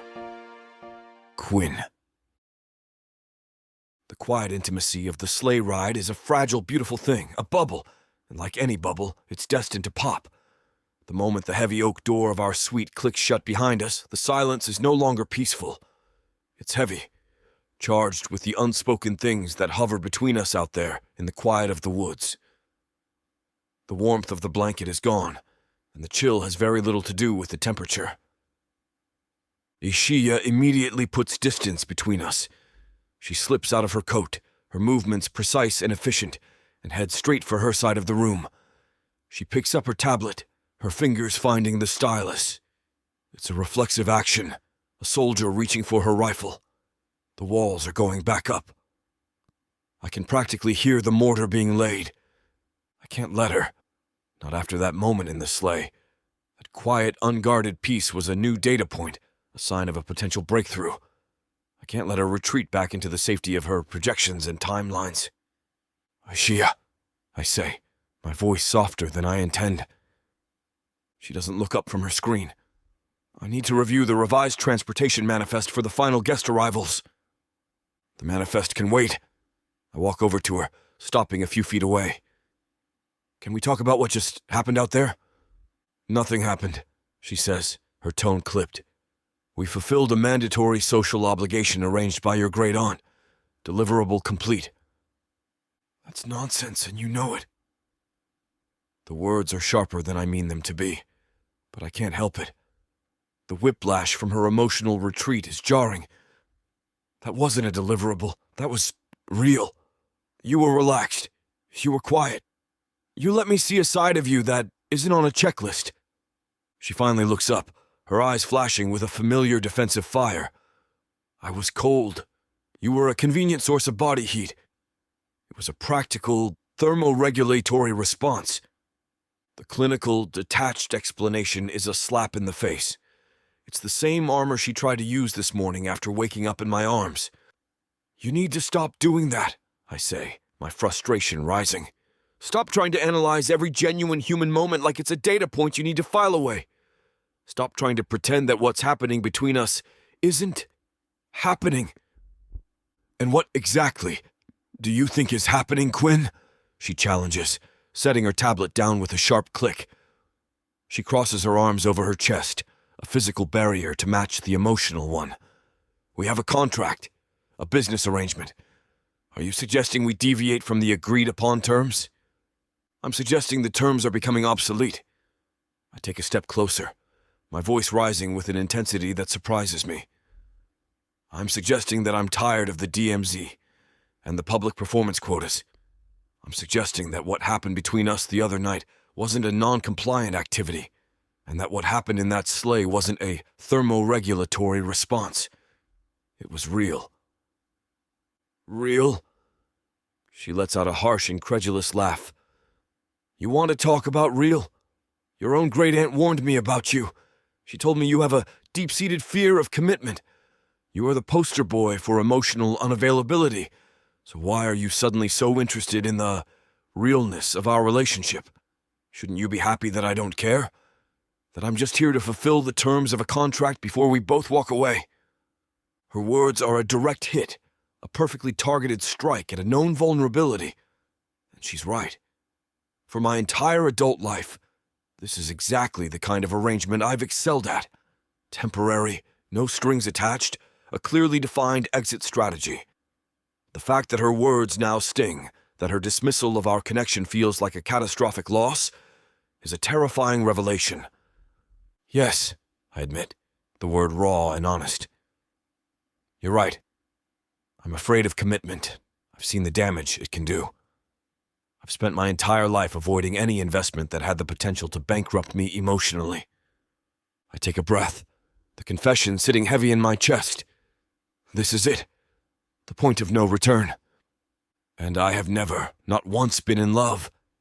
I've had mergers, acquisitions, friendly takeovers, but I have never, ever felt this. I gesture vaguely between us, the space that feels both like a chasm and an electric current. This is a variable I've never encountered before. It's messing with all my projections. It's illogical and terrifying, and it makes absolutely no goddamn sense, because we've only known each other for a couple of weeks. But if this isn't love, Aishia, then what the hell is it? My confession hangs in the air, a raw, unplanned, high-risk disclosure. I've just gone all in, laying all my cards on the table. For a moment, she just stares at me, her defensive anger gone, replaced by a wide-eyed, stunned silence. I see a flicker of something in her eyes. Not anger, but fear. Pure, undiluted fear. Is it so terrifying? I ask, my voice dropping to a near whisper. I take the final step, closing the distance between us, my hands coming up to gently cup her face. Her skin is soft, her body trembling slightly. Is it so terrifying to admit that something real might be happening here? She flinches as if my touch is aflame. She rips herself from my grasp, her eyes wild with a panic so profound. It's a physical force in the room. Real things end in disaster! The words are a scream, torn from the deepest, most wounded part of her. They are not an argument. They are a core belief, a fundamental truth that governs her entire world. The raw, bleeding certainty of her words hangs in the air, leaving us both stunned and silent. The chasm between us is no longer just a space in a room. It's a vast, unbridgeable canyon of her past and my present, and I have absolutely no idea how to cross it. Chapter 25. Aishia. Real things end in disaster. The words, my words, hang in the sweet like toxic smoke, a declaration of a truth I have built my life around.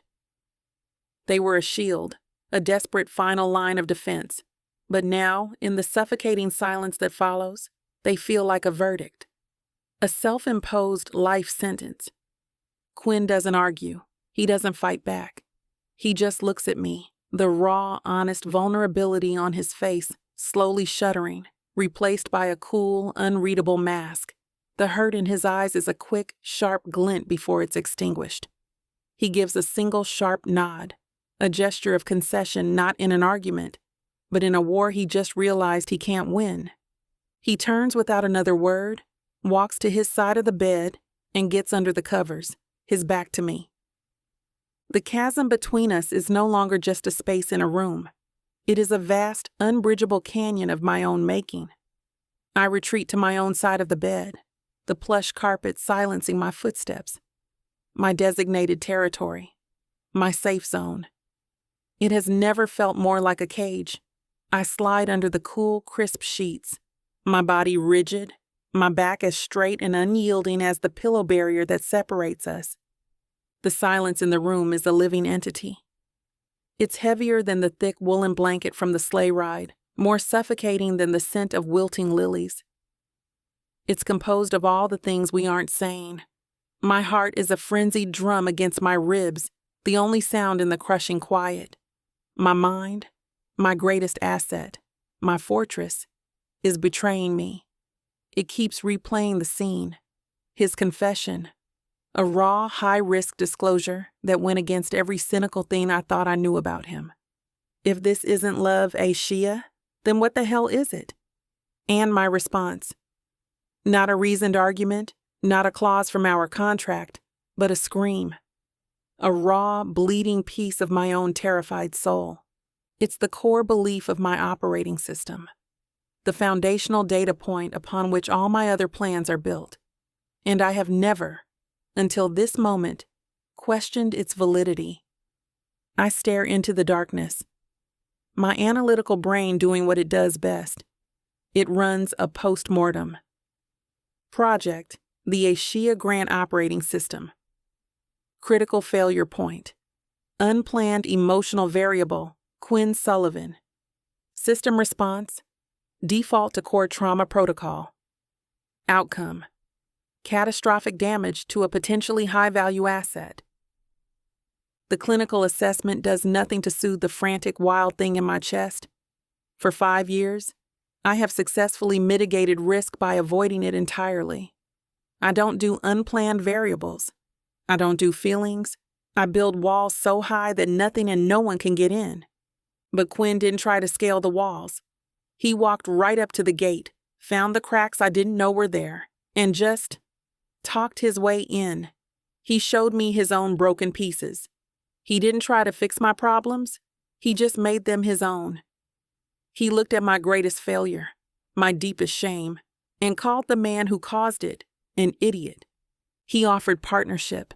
He offered trust. And I threw the shrapnel of my past directly in his face. I'm letting a ghost named Michael dictate the terms of my future. I'm sabotaging a potential positive outcome because of a past negative one. From a project management perspective, it is the single stupidest, most inefficient strategy imaginable. The silence from his side of the bed is absolute. Is he asleep? Is he lying there, reevaluating the terms of this disastrous investment? The thought that I've hurt him, the man who has done nothing but systematically dismantle my defenses with a terrifying and gentle persistence, is a sharp, physical ache in my chest. My own words echo back at me. Is that a truth, or is it an excuse? My body is moving before my brain has fully signed off on the plan. I slip out of bed, the cool air a shock against my skin. The room is dim. The only light a sliver of moonlight filtering through the curtains, illuminating the ridiculous plush barrier between us. The DMZ, a monument to my fear. I don't climb over it, I walk around it. Each step is a conscious decision, a violation of my own self-imposed rules. I stop at the edge of his side of the bed. He's not asleep. He's lying on his back now, one arm thrown over his eyes, the rigid line of his jaw stark in the moonlight. I sit on the edge of the mattress, my weight barely making a dent. He doesn't move. "Quinn," I whisper, the sound fragile in the quiet room. He slowly moves his arm, turning his head to look at me. His face is a mask of cool neutrality, but his eyes are dark, guarded.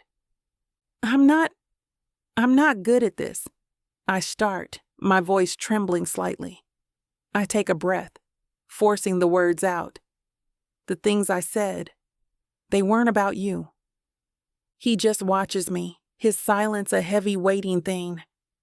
I'm sorry, I finally say, the words feeling small and inadequate.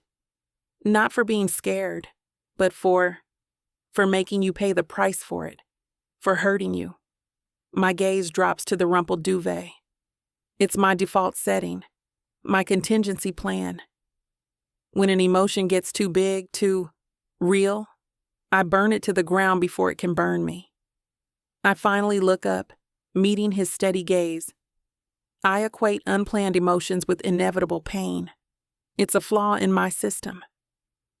I've just handed him the blueprint to my deepest fears, the operating manual for my own self-destruction. He could use it, leverage it. He could get up and walk away and I wouldn't blame him. He just lies there, looking at me in the dim, quiet dark of the room, the space between us charged with the weight of my confession.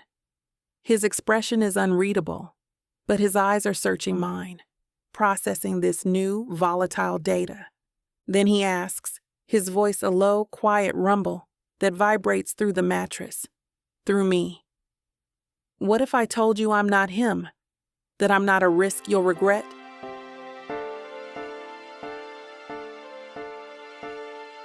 Chapter 26 to Quinn. What if I told you I'm not him, that I'm not a risk you'll regret? The question hangs in the dim, quiet air of the suite, a high-stakes offer on the table. Aishia just looks at me, her beautiful face a battlefield of fear, and a fragile, burgeoning hope. Her answer isn't a word. It's the single tear that escapes her eye and traces a glistening path down her cheek. That's all the confirmation I need. I close the space between us, my hand coming up to gently cup her jaw, my thumb stroking away the tear. "Hey," I whisper. She leans into my touch, a small, almost imperceptible surrender that feels like a massive win. I pull her into my arms, her body stiff for a moment before she melts against my chest, her hands clutching the fabric of my shirt. I just hold her, her head tucked under my chin, my hand stroking her back in slow, steady circles. "You are the biggest, most terrifying, and most worthwhile risk I've ever considered taking, Ashia Grant," I murmur into her hair. The potential for a catastrophic loss is off the charts, but the potential upside, the ROI on you is infinite. She gives a wet, choked little laugh against my chest. "You and your stupid business talk. It's the only language I know, I confess. But with you, I'm learning a new one." I tilt her chin up. The conversation shifts then, from words to something more fundamental. I kiss her, and it's nothing like our first desperate, frantic collision. This is slow. It's tender. It's a question and an answer all at once. A deep, searing exploration that speaks of gratitude and a profound, terrifying hope. I undress her with the reverence of a man unwrapping a priceless piece of art. Each button of her shirt is a discovery, each inch of her warm, mahogany skin a revelation. I kneel before her, sliding her jeans down her long, elegant legs. When she's standing before me in nothing but her underwear, I take her foot in my hand. I press a soft kiss to her ankle, then the arch of her foot, then each of her toes. She tries to pull her foot away, a flicker of insecurity in her eyes. "Quinn, don't..." I stop her, my grip gentle but firm. I look up at her, my gaze unwavering. "Everything about you is beautiful," I say, my voice rich with an honesty that surprises even me. "Every single part of you." I hate to put a stop to a good time, but it looks like we've hit this platform's limit for spiciness. This platform's got some rules we have to play by if we want to keep giving you these stories for free. And trust me, this scene isn't something you want to miss. While we can't get into all the details here, you can still dive into the full, uncut version at tylawalker.com. Miss Tyla has an entire collection of unabridged audiobooks and ebooks waiting for you. And the best part? You can treat yourself with 40% off when you use the code SAVE40. That's right. You'll save on any digital product, even bundles that are already discounted. Miss Tyla would never let anyone feel the kind of disappointment you must be feeling right now. So why wait? Treat yourself with Miss Tyla. This isn't a deal anymore. It's not a contract. It's my entire portfolio. It's everything. I look at the woman sleeping in my arms, the fierce, brilliant planner who just surrendered everything to me, and I know with an absolute, terrifying certainty that this can't just be for 3 weeks. I can see it so clearly.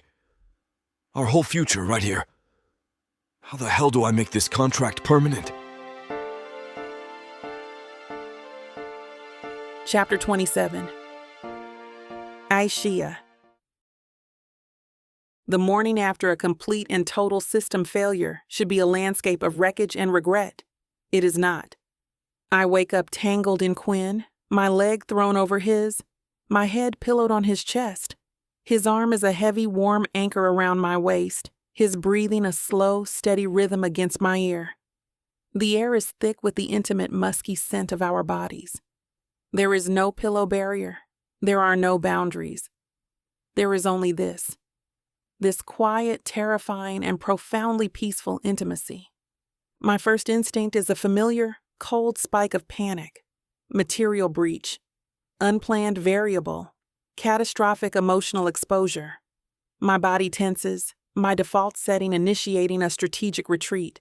But then he stirs, a low, sleepy murmur rumbling in his chest, and his arm tightens around me, pulling me closer in his sleep. And the panic recedes. It's still there, a low-level hum on the edge of my consciousness, but it's drowned out by the steady, solid beat of his heart beneath my ear. This doesn't feel like a disaster. It feels like a foundation. This is the new status quo. The past few days have been a blur of this strange, new partnership. We are in the final frantic week before the Christmas Day wedding, and the line between our fake engagement and a real relationship has become hopelessly, terrifyingly blurred. He's no longer the chaotic interloper. He's a partner. He runs interference with anxious family members, anticipates my needs before I even voice them, and brings me coffee in the morning exactly how I like it. He's learned the logistics of my heart, and he's managing them with a terrifying, beautiful efficiency. Which is why, when the real crisis hits, my first instinct is no longer to handle it alone. It happens on Tuesday, 3 days before the wedding. I'm in the grand ballroom, which is in the final stages of its glorious winter wonderland transformation. The lighting is perfect. The floral arrangements are breathtaking. And in the center of the room, on a raised, illuminated platform, is the centerpiece of the entire reception design, a 10-foot-tall, intricately carved ice sculpture of 2 entwined swans. Miss Grant, you need to see this. It's Javier, the banquet manager, and the tone of his voice sends a jolt of pure, professional dread through my system. I walk to the sculpture, my heels clicking on the polished floor. And then I see it. A crack. It's not a small hairline fracture. It's a massive, jagged fissure that runs straight through the neck of one of the swans, threatening to decapitate it. The internal temperature of the ballroom must have fluctuated overnight. It's a 1 in a million catastrophe, an act of God, a mess-up of epic proportions. My breath catches. My vision narrows to that single, ruinous flaw. All the air seems to have been sucked from the room. My hand flies to my side, searching for the familiar, comforting weight of my tablet, the cool metal of my stylus, my anchor, my armor. But I left it in the suite. Panic, cold and absolute, begins to rise in my throat. This is it. The unfixable problem. The one contingency I couldn't plan for. The custom sculpture took weeks to design and carve. There is no backup. My mind is a frantic, useless spin of failed options. The wedding is in 3 days. The centerpiece is ruined. The whole design, the entire perfect picture is compromised. I am failing. Hey, Shia? Quinn's voice cuts through the static in my head. I hadn't even heard him approach. He comes to stand beside me, his gaze following mine to the fractured swan. He takes in the scene, his expression shifting from casual curiosity to a sharp, analytical focus. Well, damn, he says, his assessment both blunt and entirely accurate. Contingency B is a no-go, I hear myself say, my voice thin and distant. The original artist is in Europe. Contingency C, the nearest comparable artisan, is in Vail, and he's booked solid. There's no time to commission a new one. There's no solution. This is it. The ghost of Michael's wedding, the specter of another perfect plan falling to pieces, is breathing down my neck. I can feel the control, the one thing I cling to, the one thing that keeps me safe, slipping through my fingers like fine, icy powder.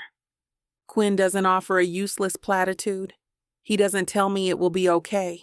He just looks from the broken sculpture to my face, and I see a decision click into place behind his eyes. He pulls out his phone. He doesn't ask for my permission. He doesn't ask for my input. He just takes control. His thumb scrolls through his contacts and he puts the phone to his ear. I watch, a helpless bystander in my own crisis. Nico, it's Quinn Sullivan, he says, voice a low, easy murmur of command. I've got a situation, an emergency acquisition. I need an artisan, the best ice sculptor you know within a 100-mile radius. Yes, I know it's 3 days before Christmas. Your guy in Aspen Meadows? He's a prima donna? Good. Prima donnas are usually the best. Put him on the phone. There's a pause. I'm holding my breath. Andre, he says, his voice shifting, becoming smoother, more persuasive. My name is Quinn Sullivan. I'm the best man at the Vance Knight wedding, and we have a catastrophic failure in our frozen asset portfolio. Yes, I understand you're booked. But the man who just put you on the phone, Nico, is the owner of the gallery that is currently considering representing your work for a series of high-profile hotel installations. And I am a primary investor in that gallery. It's a masterclass in leverage, a polite, charming, and utterly ruthless execution of power. I can't hear the response, but I can detect the shift in Quinn's posture. He's won. Excellent, he says. I'm sending you the designs now. I will pay you triple your usual rate, and I'll have a car at your studio in 20 minutes. Thank you for your flexibility, Andre. He hangs up the phone. It couldn't have taken more than 90 seconds. 90 seconds to solve a problem that my entire, meticulously constructed system had deemed unsolvable. He looks at me, at the stunned, speechless expression on my face. He's not gloating. He's not smug. He just slips his phone back into his pocket. Send me the design files, he says, his tone calm and practical. I'll forward them to Andre. He'll have the new one delivered by tomorrow evening. He places a warm, steadying hand on my shoulder. You have 100 other things to deal with. Let me handle this one. I just stare at him. At the man who just redirected a hurricane with a single phone call. The chaos agent who has become my most valuable, most reliable asset. He's not an interloper in my world. He's a partner, an incredibly competent one. He sees the dawning realization on my face, the grudging, overwhelming wave of respect and something else, something warmer. And a slow, knowing smirk spreads across his face, the one that crinkles the corners of his dark eyes. He gives my shoulder a gentle squeeze. See, we're a good team. And a real, genuine, uncalculated smile spreads across my own face. A smile without reservation, a surrender.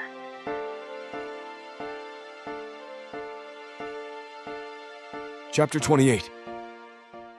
Quinn. Her smile is the most valuable asset I've ever acquired. It's a rare, unhedged, completely genuine smile that breaks across her face after I handle the ice sculpture crisis. It's not the polite, professional one she uses with clients. It's not the tight, sarcastic one she reserves for our bickering. This one is real. It lights up her entire face, erases the lines of tension around her eyes, and hits me with the strength of a market-wide bull run. In that moment, I decide that seeing that smile again is my new primary investment strategy. So for the next 2 days, I become her shadow, her partner, her unofficial, overqualified assistant. My new job title is Chief Chaos Mitigation Officer, and the sole key performance indicator is Aishaya's sanity. I start by running interference. The bride's mother, a well-meaning but intensely anxious woman, has a tendency to hover, asking questions about linen thread counts and the exact hue of the winter white roses. I see her bearing down on Aisha while she's on a critical call with the lighting vendor. I intercept, deploying a full-scale charm offensive. I ask Mrs. Vance about her charity work, about her upcoming trip to Tuscany, about anything and everything that isn't wedding-related. By the time Aisha is off her call, I have her mother laughing and happily distracted. Aisha gives me a look over the rim of her coffee cup, a look of pure, unadulterated shock and grudging gratitude, positive ROI. Later I find Zoran and Teresa cornering her in the lobby. They look like two guilty puppies full of good intentions and terrible timing.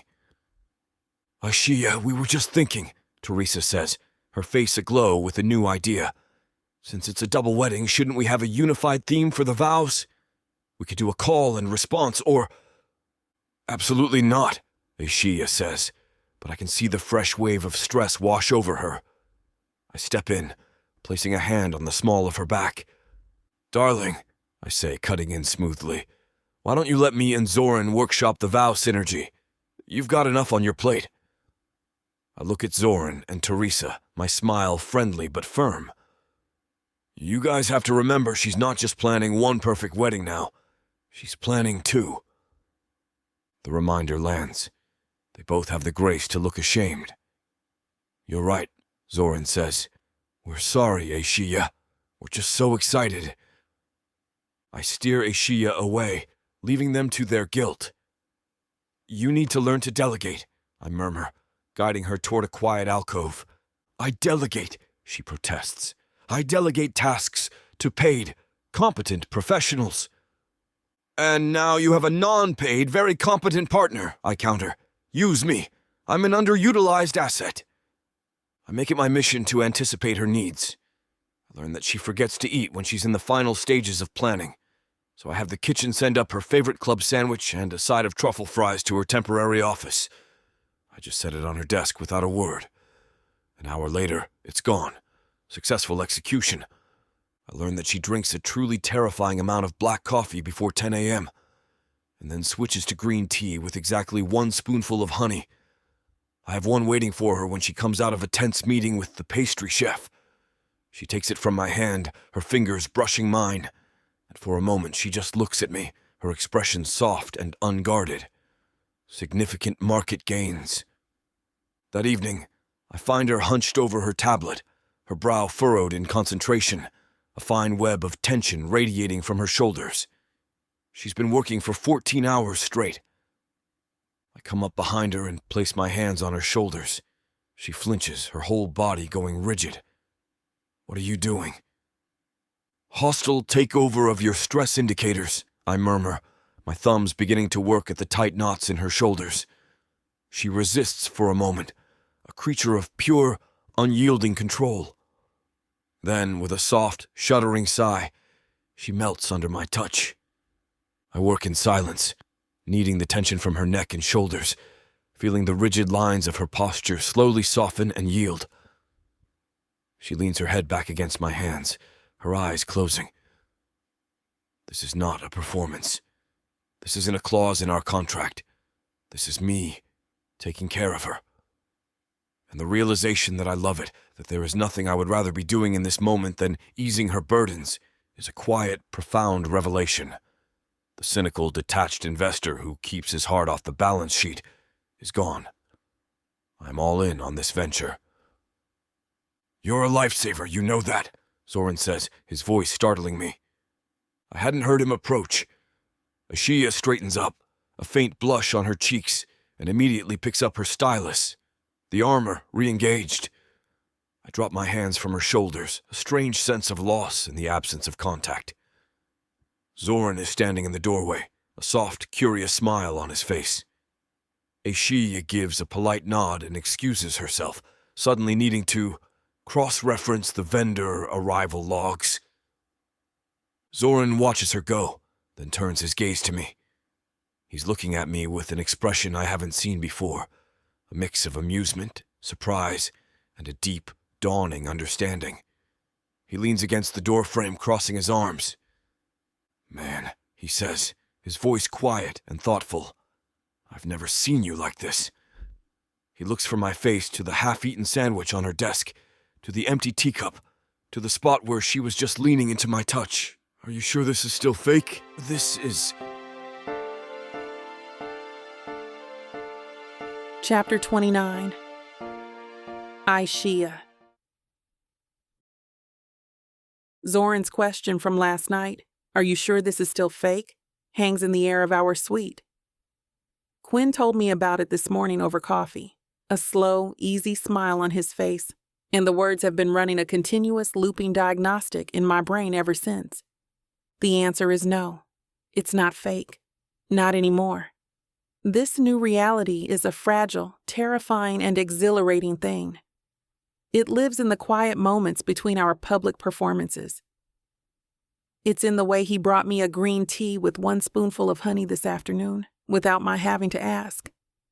It's in the way my body now instinctively relaxes when he comes up behind me to massage the ever-present knots in my shoulders. It's in the way I fell asleep in his arms again last night, without the pretense of a pillow barrier, and felt not panic but a profound, unnerving sense of peace. My fortress has been breached, and I have handed the invader the keys. It's Wednesday. 2 days before the wedding. I'm in a small private conference room, my temporary command center, staring at the final color-coded seating chart on my tablet. It's a masterpiece of social engineering, a delicate ecosystem of family politics, old friendships, and potential business deals. It is, in short, perfect. Well, well, look at you, all alone. I thought you didn't go anywhere without your new accessory these days. The voice is a sickly sweet blend of sugar and cyanide. I don't need to look up to know who it is. Brianna Calloway. She saunters into the room, a glass of champagne in her hand, at 3 in the afternoon, and perches on the edge of my conference table. Brianna, I say, my voice cool and even. I don't look up from my tablet. I'm in the middle of finalizing the asset placement for the reception. If you have a question about your table, please refer to the digital chart that was emailed to all guests this morning. Oh, I'm not worried about my table, she says, taking a deliberately slow sip of her champagne. I'm just fascinated by you. All these years of being so dedicated, so focused. It's nice to see you finally landed one. The words are a perfectly crafted insult, designed to hit multiple targets at once. They imply I was desperately hunting. They reduce Quinn to a prize, a commodity, and they completely dismiss the legitimacy of whatever this is between us. The old Aishia, the one from 2 weeks ago, would have deployed a cold, professional shield. She would have delivered a clipped, dismissive remark and gone back to her work, refusing to engage. But the old Aishia didn't have a 6'2", chaos-inducing, surprisingly tender partner. She didn't have the memory of his laughter in the snow, or the feel of his hand solving a crisis she couldn't, or the quiet, fierce loyalty in his eyes when she'd shown him her deepest wound. A hot, sharp, and entirely unfamiliar surge of protectiveness rises in me. It's not just about defending our lie, it's about defending him. I finally look up, my gaze as cool and steady as the ice sculpture that now sits, flawless and perfect, in the ballroom. Landed one? Is that what you think this is, Brianna? A sport? Isn't it always? She says with a little shrug. You, of all people, should know that. A good match is the ultimate status accessory. No, I say, my voice dangerously quiet. I stand up slowly, placing my tablet on the table. I am no longer hiding behind it. A good match is a partnership. It's having someone who sees your stress before you do and brings you a cup of tea. It's someone who knows how to make you laugh when you're about to shatter into a million pieces. It's someone who has a completely different skill set, but uses it to make your life easier, not because they have to, but because they want to. The words are pouring out of me, a torrent of unplanned, unscripted truth wrapped in the thinnest veneer of our public lie. I'm describing Quinn. I'm describing what he has become to me. And the realization is a dizzying, terrifying jolt. Brianna is momentarily speechless, her perfectly glossed mouth slightly agape. She's thrown off her game. I press my advantage. Quinn is not an accessory, Brianna. He is the most intelligent, fiercely loyal, and unexpectedly kind man I have ever met. What we have isn't a status symbol. It's a surprise. The best kind. The kind you can't plan for. I pick up my tablet, my movements calm and deliberate. Now, if you'll excuse me, I have a wedding to finish planning. 2 of them, actually. I make to turn away, a clear final signal that this conversation is terminated. Her last-ditch effort is a petty, desperate shot. We'll see how long it lasts. Men like Quinn Sullivan don't get tied down by planners. I stop and turn back, a slow, cold smile spreading across my face. You're right, he doesn't. He gets tied down by a partner, and you have no idea what that looks like. I don't wait for her response. I walk out of the room, My back straight, my head held high, a strange, unfamiliar sense of victory humming through my veins. I'm halfway down the hall when a hand gently closes around my arm, stopping me. I turn, and it's Quinn. He's leaning against the wall, and from the look on his face, he's been there for a while. His usual charming smirk is gone, replaced instead by an expression of pure, unadulterated awe. He looks proud. "I was just coming to rescue you," he says, his voice dropping to a low, rough murmur. "Looks like you didn't need it." "I had it under control," I say, but my voice is a little breathless. He steps closer, his hand sliding from my arm to the small of my back, his thumb drawing slow, lazy circles. The air between us is thick, electric. "You defended me," he says, not as a question, but as a statement of profound, wondrous fact. "She was out of line." "She was. But you—" He shakes his head slowly, a look of genuine wonder in his eyes. "You were magnificent." He leans in, his lips brushing against my ear, his breath a warm, delicious shiver against my skin. "That was the sexiest thing I have ever laid eyes on." Chapter 30. Quinn. That was the sexiest thing I've ever seen. The words are a low, rough murmur against her ear, and I feel her shiver, not from cold. Ashia Grant, the woman who armors herself with timelines and contingencies, just went to war for me. She didn't use a spreadsheet or a contract. She used the truth, her truth.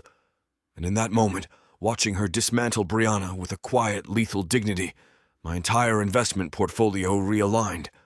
The long-term projections, the risk assessments, the exit strategies, they all became irrelevant. There's only one asset I care about acquiring, and she's standing right in front of me, her brilliant, beautiful face flushed with victory. I spend the next day, the eve of the double wedding, watching her. It's the final frantic 24 hours of prep, and she's a whirlwind of controlled, focused energy. She moves through the resort like a conductor, orchestrating a symphony of vendors, staff, and anxious family members. She is magnificent. She's also running on fumes. I see the exhaustion in the fine, tense lines around her eyes. I see it in the way she forgets to eat the lunch I've sent to her command center. I see it in the way her hand, for the first time, seems permanently attached to her tablet, the stylus a constant, restless metronome against the screen. She's retreating into her armor, preparing for the final battle. And I realize, with a sudden, sharp clarity, that tomorrow, everything changes. Tomorrow, the performance ends. The contract will be fulfilled. The lie will become a legal fact, at least temporarily. And in the chaotic, public spectacle of it all, we might lose this. This fragile, beautiful, terrifyingly real thing we've built in the quiet moments between the lies. I can't let that happen. We need one more data point. One that isn't for Eleanor or Zoran or Brianna. One that is just for us. An investment in our own private ledger. I make a call. That evening, when she finally walks into our suite, looking like a beautiful, exhausted soldier returning from the front lines, I'm waiting. "Don't look at your tablet," I say, my voice quiet. She stops, her hand already reaching for it on the console table. "Quinn, I have to. The final floral delivery is scheduled for 0600. I need to confirm the confirmation can wait an hour," I cut in gently. "Trust me." She looks at me, her gaze wary, analytical, and then she sees it. I've had the staff light a fire in the hearth. The main lights are off, the room awash in a soft, flickering glow. A small table for two is set up near the window, and on it, under a silver cloche, is her favorite club sandwich and a bowl of truffle fries from the hotel's bistro. Beside it, a single perfect glass of the Sauvignon Blanc she likes. Her eyes widen, her professional mask faltering. "What is this?" "This is a mandatory, non-optional partner appreciation dinner," I say, walking over to her. I gently take her tablet from her hands and place it face down on the desk, a symbolic decommissioning of her armor. Your Chief Chaos Mitigation Officer has determined that you are operating at a dangerously low energy level. A refuel is required before tomorrow's final deployment. A small, weary smile touches her lips. My hero. Just a strategic partner, protecting his investment. I pull out her chair for her. Sit. Eat. There are no pretenses. No performances. I don't try to be the charming fiancé. I'm just Quinn.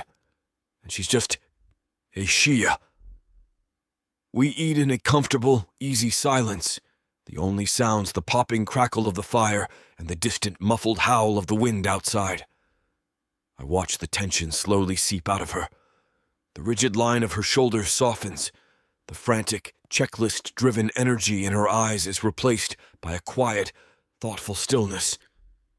When she's finished, she leans back in her chair with a soft sigh of contentment that is more valuable to me than any stock market gain. I have one more thing, I say, my own heart a surprisingly unsteady rhythm in my chest. I retrieve a small, carefully wrapped package from the mantelpiece. It's not a velvet box, it's not flashy. I hand it to her. She looks at me, a question in her eyes before carefully unwrapping it. As the paper comes away, her breath catches. It's a book, a beautiful first edition copy of The Great Gatsby, its cover worn, its pages thick with the weight of its own history. She looks at me, her eyes shimmering in the firelight. The auction, she whispers. The auction, I confirm, my voice a little rough. The one where I stole the book right out from under you. The auction that never happened, she clarifies, her voice thick with an emotion I can't quite decipher. It happened, I say, taking a step closer. I reach out, my hand covering hers where it rests on the book's cover. It was our meet-cute, the first entry in our prospectus. I know the foundation of this whole venture was less than authentic. A lie. But that doesn't mean we can't build something real on top of it. I wanted you to have this, a real memory to replace the fake one. I've just laid my entire emotional portfolio at her feet. It's the biggest risk I've ever taken, a move with no safety net, no exit strategy. She doesn't say anything. She just stares at the book, her thumb tracing the embossed gold lettering of the title. A single tear escapes and traces a slow, glistening path down her cheek, a tiny, perfect diamond in the firelight. She finally looks up at me, her beautiful, guarded face completely undone, her eyes shining with a raw, unfiltered vulnerability that makes my own throat feel tight. She says, her voice a choked, wondrous whisper, "This is the best date I've ever been on." Chapter 31. Aishia. This is the best date I've ever been on. The words are a choked, wondrous whisper, and they are mine. They hang in the firelit air of our suite, a raw, unplanned, and terrifyingly honest data point. Quinn's hand is still covering mine, his thumb stroking slow, lazy circles over my knuckles. The weight of the first edition Gatsby in my lap is a tangible anchor to this single, perfect, unscheduled moment. My fortress is in ruins. He didn't lay siege to it. He just walked up to the gate with a ridiculously charming smirk, found the cracks I didn't know were there, and offered me a cup of tea. He brought me a sandwich when I forgot to eat. He solved a problem I couldn't fix. And now, he has given me a real memory to replace a fake one. A quiet, perfect, and completely real evening. A stark contrast to the public spectacle awaiting us in less than 48 hours. A single tear traces a path down my cheek, and he gently brushes it away. The gesture is so tender, so devoid of any artifice, that it undoes me. The last of my carefully constructed defenses, the ones I've been frantically trying to rebuild since our first night together, don't just crumble, they evaporate. I don't say anything. I can't. My entire system is overloaded with non-compliant emotional data. Instead, I lean forward, close the tiny space between us, and kiss him. It's not the desperate, hungry kiss from before. It's a quiet, profound statement of gratitude. It's a surrender. That night, there is no discussion of the DMZ. The pillow barrier, our ridiculous monument to my fear, lies scattered on the floor where it fell days ago, and neither of us makes a move to rebuild it. When we get into bed, the vast empty space that used to separate us is gone. I hesitate for a moment on my designated side, a creature of habit, of ingrained risk aversion. He just looks at me, his facial expression soft in the dim light, and holds out a hand. An invitation to merge. I take it. I slide across the cool sheets and into the warmth of his arms. He pulls me against his chest, my head finding its natural place in the hollow of his shoulder. His arm wraps around my waist, a solid, grounding weight. There is no frantic, desperate passion. There is just this quiet, terrifying, and profoundly peaceful intimacy. I fall asleep to the slow, steady rhythm of his heart beneath my ear. I wake in the dead of night. The fire has burned down to glowing embers, casting a soft, ruddy light on the room. The only sound is the quiet, even cadence of Quinn's breathing. He's still asleep, his arm a heavy, possessive anchor around me. I lie there perfectly still, my mind for once not racing with checklists and timelines. It's quiet. My brain is not in crisis management mode. It's just observing. I watch him sleep. The confident smirk is gone, replaced by a soft, unguarded vulnerability.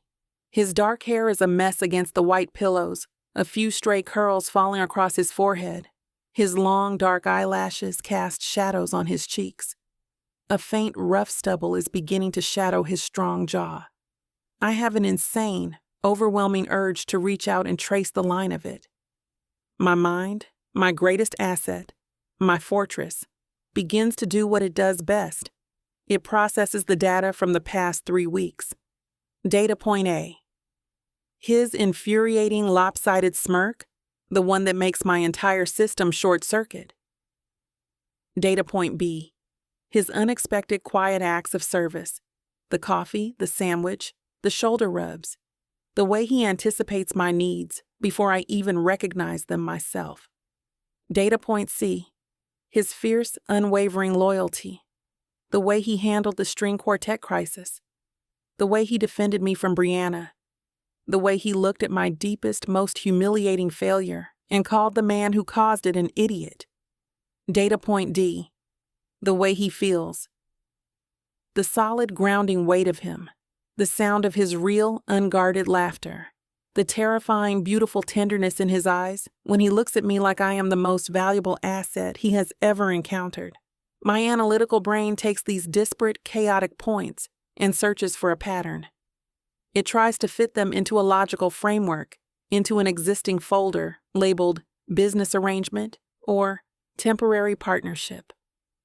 They don't fit.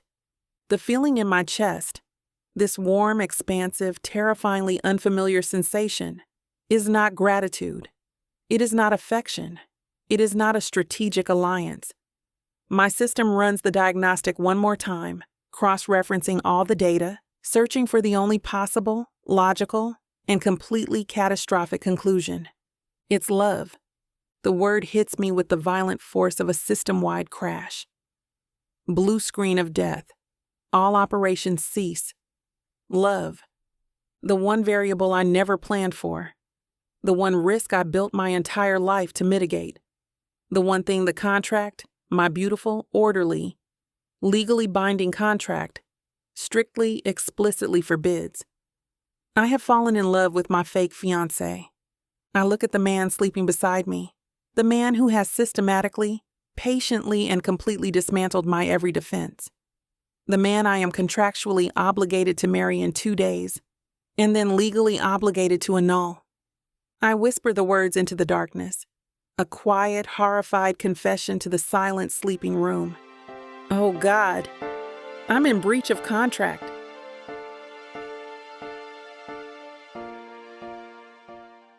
You know that feeling when a book pulls you in, wraps around you, and refuses to let go? When the tension is so thick, you swear you can feel it? Welcome to 30 sinfully addictive romance audiobooks that will ruin your sleep. Wow, I wasn't ready for this. One chapter in, and I'm already hooked. Oh, you thought this was just another audiobook collection. No, sweetheart. This is the Dirty 30. Forbidden love, dangerous desires, billionaires with secrets, bad boys who bite back. And every last word is dripped in temptation. I thought I could just listen to one chapter before bed. Now it's 2 a.m. and I need answers. Need. So what are you waiting for? Click the link. Start listening. Let the Dirty 30 ruin you in the best way possible. Escape your life with Miss Tyla.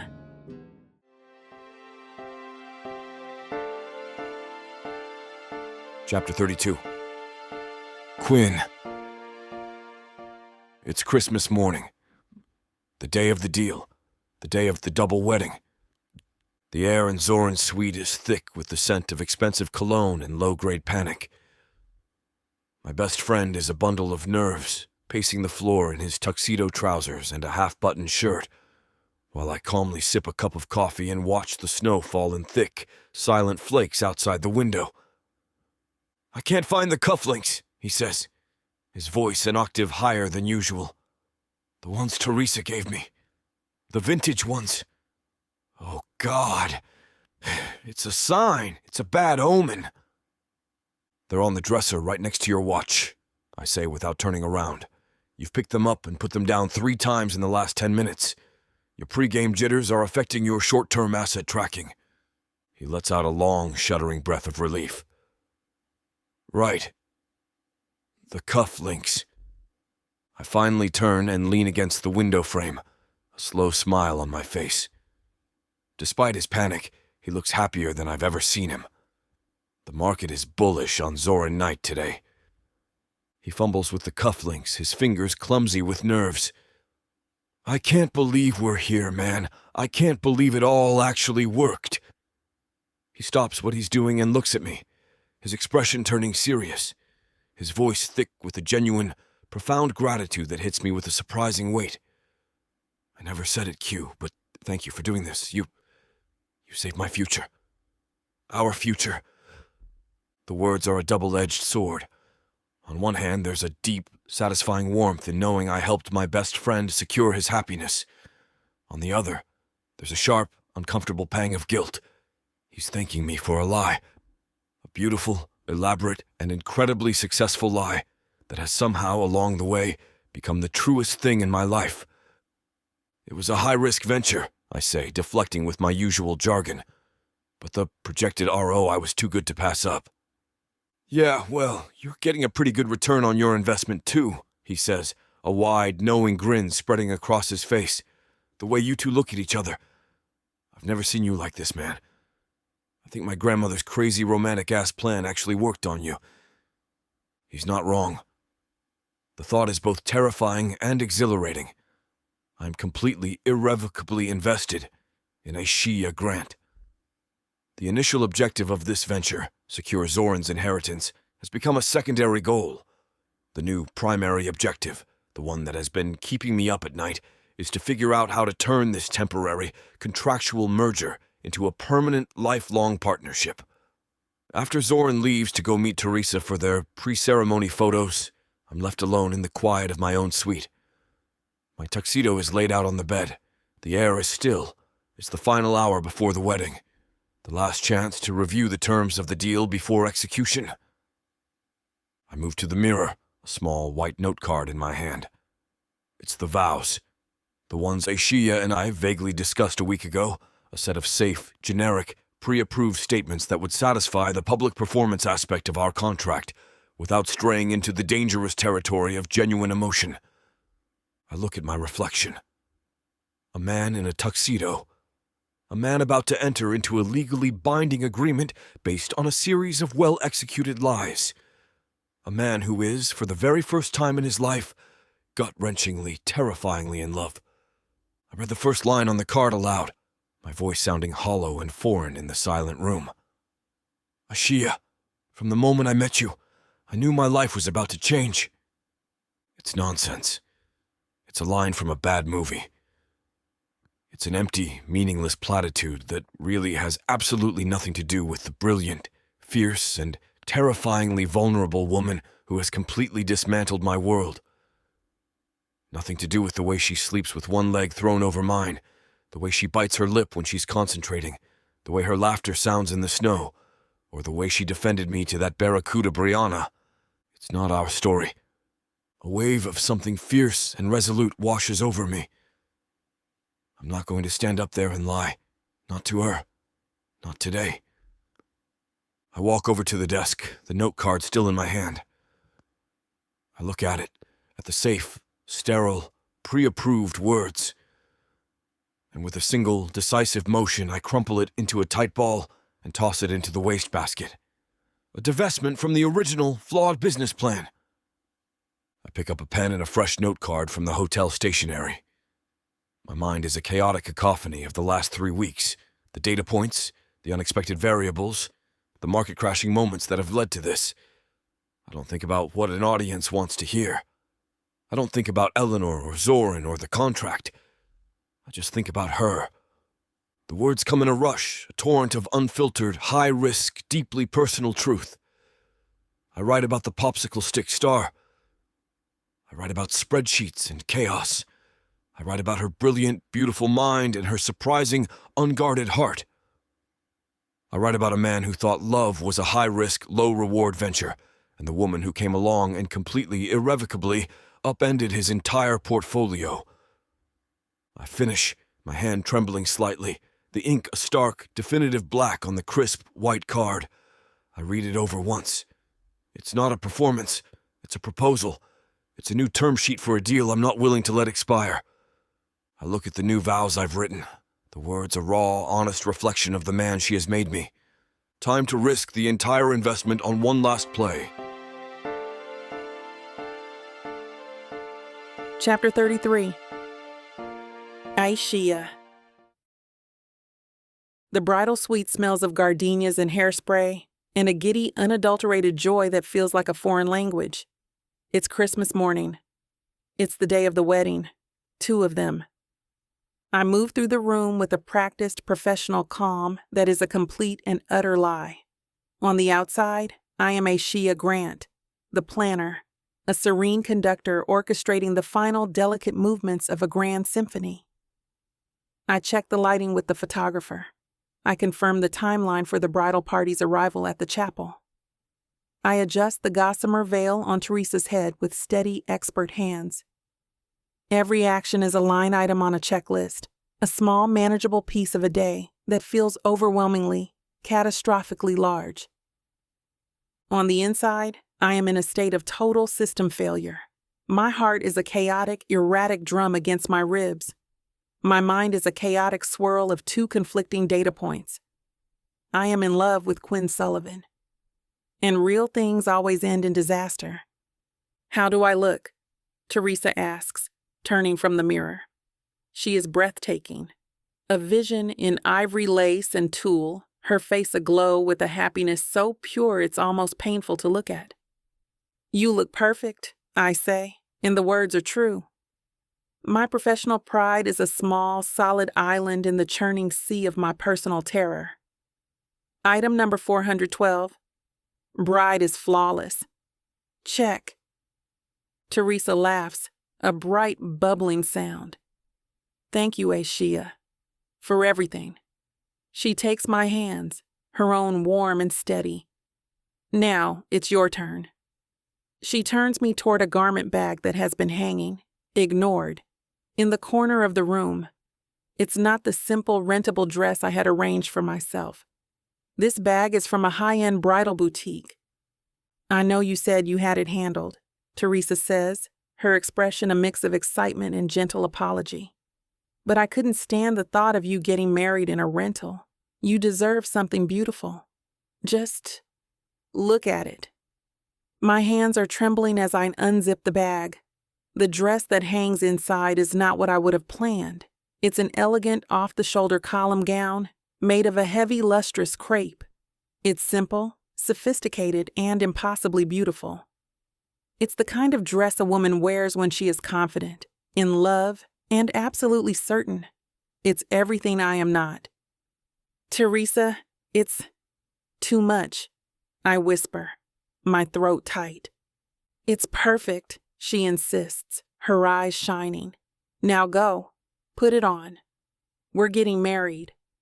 My own reflection in the full-length mirror is a stranger, a woman I don't recognize. The dress fits as though it were made for me, the heavy crepe skimming my curves, the elegant lines clean and unforgiving. My hair is swept up, my makeup is flawless. I am a bride.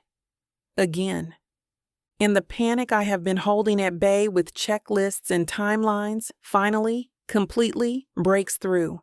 The room tilts. The scent of gardenias is suddenly cloying, suffocating. My breath catches in my chest. The woman in the mirror is not me. She is a ghost from 5 years ago, standing in a different suite, in a different dress, her heart full of a perfect, planned, and utterly delusional certainty. My mind is a frantic, flashing reel of sensory data from that day. The impossible weight of the Vera Wang gown, the suffocating silence of the empty church, the phantom buzz of my phone in my hand, the 7 words that detonated my life. I can't do this. I'm sorry.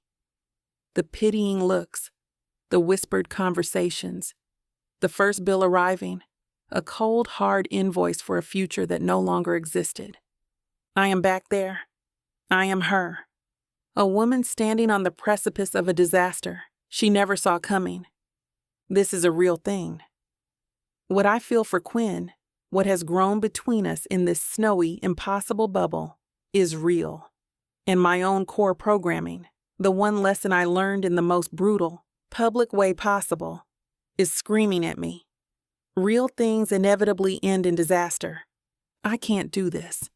I can't walk down that aisle. I can't stand up there and say those words and bind myself to this feeling, this terrifying, wonderful, and completely unplannable variable named Quinn Sullivan. I can't survive that kind of wreckage again. My hand comes up to my throat, my fingers searching for a release that isn't there. My mind, in a desperate act of self-preservation, scrambles for a safety net, an escape clause. And then I remember. The contract. This arrangement is a transactional performance. The development of genuine romantic or emotional attachment shall be considered a material breach, a clear termination date for the annulment. The words are a lifeline, a cold, hard piece of logic in the emotional storm. This isn't real. It doesn't have to be. The annulment is already planned. The end date is set. This is a temporary arrangement, a performance. If I can just hold on to that, if I can just remember that this is not forever, that there is a scheduled, contractual exit, I can survive this. I can get through the day. I cling to the thought, my knuckles white. It's my only armor.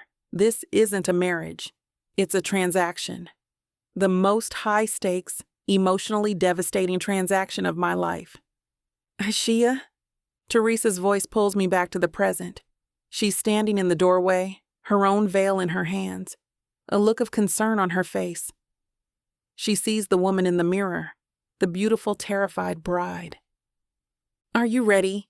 She asks, her voice soft. I look at my reflection, at the woman in the perfect dress, her face a mask of fragile composure, her eyes wide with the silent, screaming panic. Number.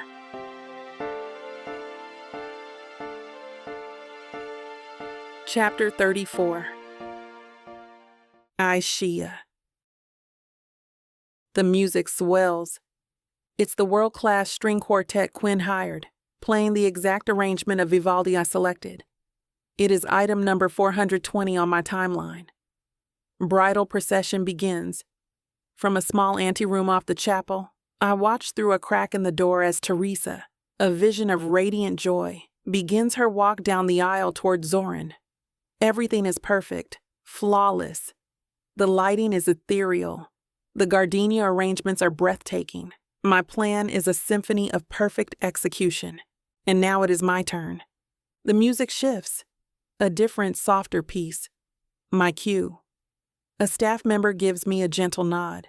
My hand, holding a simple bouquet of white roses, is trembling. My heart is a wild bird against my ribs. The beautiful crepe gown Teresa gifted me feels like a lead weight. I take a step out of the anteroom and into the back of the chapel. The scent of pine from the holiday garlands is overwhelming. Every head is turned towards me, a sea of expectant, smiling faces. It's a dream. It's a nightmare. And at the end of the aisle, standing beside Zoran, is Quinn. He looks impossibly, unfairly handsome in his tuxedo.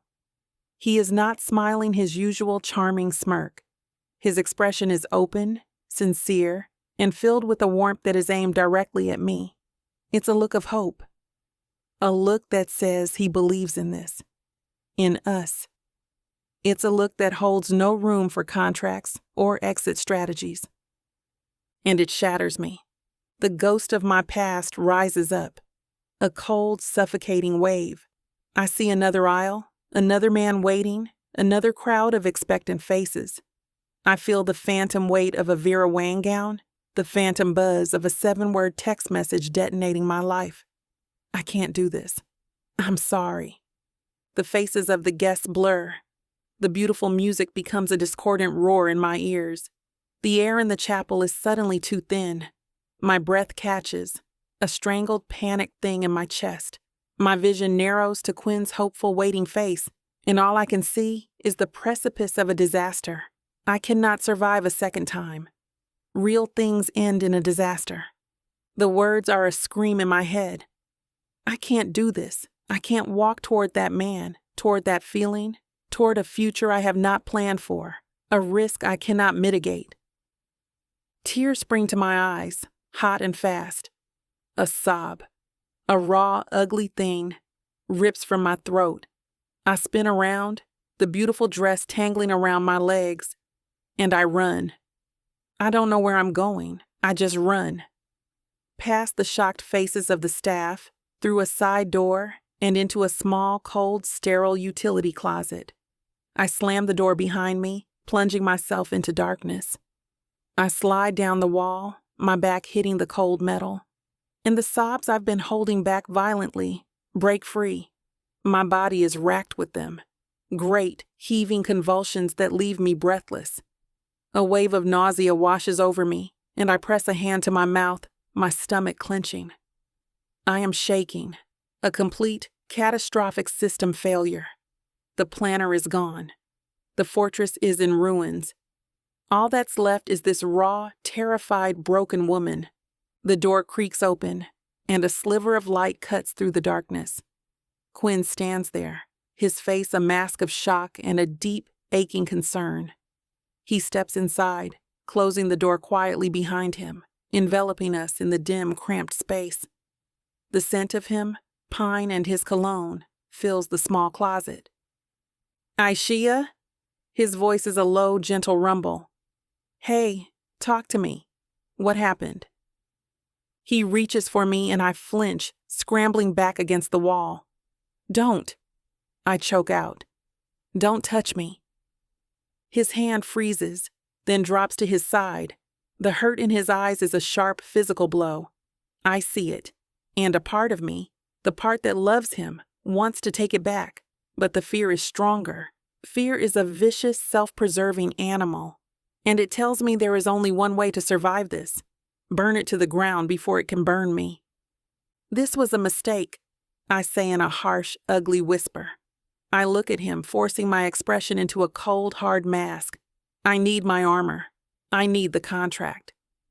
All of this, it was just business, a transaction. He just stares at me, his expression unreadable.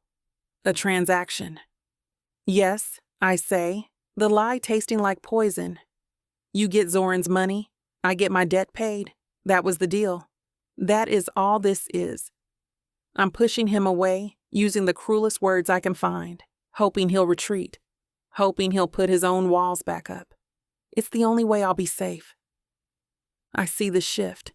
The warmth in his eyes dies, replaced by a cool, shuttered emptiness. The open, hopeful man from the altar is gone. The venture capitalist, the man who understands risk and loss, is back.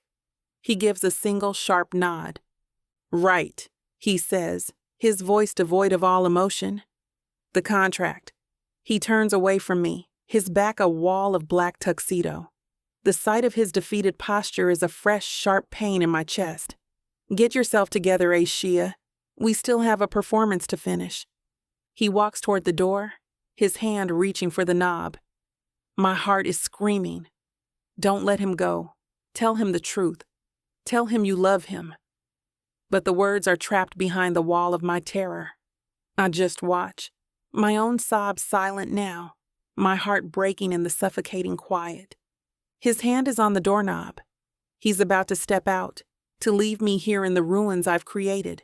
Then he stops. His whole body goes rigid. For a long, silent moment, he just stands there, his back to me. Then, with a low, rough sound that is something between a curse and a prayer, he turns around. He stalks back toward me, his movements brisk, his eyes burning with a new, fierce intensity. To hell with the contract, he says, his voice a deep, rough growl. He cups my face in his hands, his thumbs stroking away the tears on my cheeks, and he kisses me. It is not a gentle kiss. It is a kiss of pure, desperate, beautiful defiance. It is a kiss that says he is not giving up. He pulls back, his forehead resting against mine. I am not him, Shia, he says, his voice a raw, passionate whisper. I am not the man who broke you, and I am going to prove it to you. He looks me directly in the eyes, his gaze unwavering. I love you. I don't care if it takes the entire duration of our fake marriage, or if it takes the rest of our lives.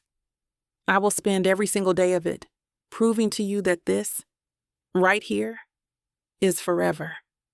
His words, his raw, beautiful, terrifying promise, are the final fatal blow to my defenses. A fresh wave of tears, of a different, more profound kind, streams down my face. The truth, the one I have been so terrified of, finally breaks free. I love you, I choke out, the words a messy, sob-filled confession. A slow, beautiful smile spreads across his face. It's not his usual smirk. It's a smile of pure, unadulterated triumph and relief. He brushes his forehead softly against mine, a gesture of profound, gentle intimacy. I love you too, he whispers. He pulls back just enough to look me in the eyes, his own shining with a new, brilliant hope. Will you marry me, Shia Grant? For real?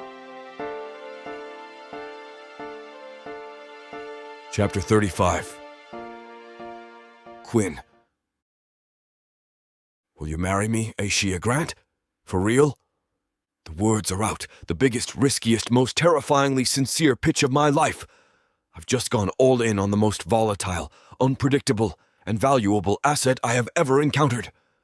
I'm waiting for her to reject the offer, to call it a breach of contract, to retreat back into the safety of her armor. Instead, a single, beautiful word falls from her lips, a messy, tearful, and triumphant whisper. Yes. The word hits me with the significance of a market surge, a tidal wave of pure, unadulterated relief and joy. I close the small space between us, my mouth finding hers in a kiss that's no longer a performance, a negotiation, or a desperate act of defiance. It is a seal, a contract signed not on a tablet, but on the soul. It is the closing of the most important deal of my life. She melts against me, her hands clutching the lapels of my tuxedo jacket, her body still trembling with the aftershocks of her panic. I hold her, pouring every ounce of the love I just confessed into the kiss, trying to communicate what my clumsy words can't. That she is safe here, that this is real, that I am not going anywhere. She pulls back, her beautiful face a mess of tears and mascara, her dark eyes shining with a fragile, wondrous hope. "I'm so sorry," she whispers, her voice thick. "I got so scared. I saw you standing there, and all I could see was him. The ghost. The disaster. I tried to burn it all down." "Hey," I say, my voice a low, rough murmur. I cup her face in my hands, my thumbs gently stroking her soft cheeks. "There is nothing broken about you. Do you hear me? Your plans, your walls, your ridiculous, beautiful, brilliant brain, all those things you think are flaws, that's the woman I fell in love with. You're not broken. You're whole. And you are perfect for me." I kiss her again, a deep, searing, tender kiss that is a promise. It's a vow before the vows. I feel her finally, truly let go. The tension that has been a constant hum in her body since the moment I met her. She is surrendering not to me, but to us. The door to the utility closet is suddenly yanked open, flooding our small, dark sanctuary with bright, intrusive light. Zoran stands there, his face a mask of frantic, wide-eyed panic. "There you are! What the hell is going on? People are freaking out! You ran out of your own wedding!" He stops, taking in the scene, me holding a tear-streaked but visibly calmer Aishiya in my arms. "Teresa and I, we're already married. The officiant just did our part to stop the guests from staging a full-scale riot. But you two, are you okay?" Aishiya looks at me, a silent question in her eyes. I give her a slow, confident smile, a silent answer. "We've got this."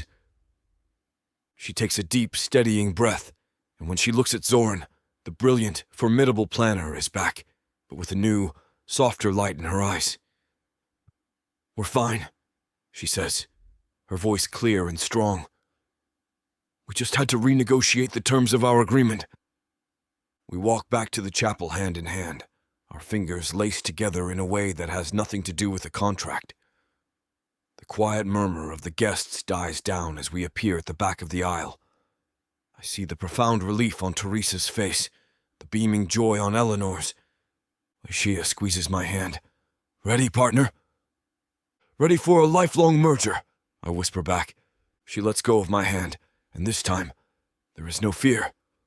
She walks down the aisle toward me, her gaze locked on mine. She is not a ghost. She is not a terrified bride. She's Aishiya Grant, the woman I love, walking toward her future, toward me. The world narrows until she is the only thing in it. The past is gone. The contract is irrelevant.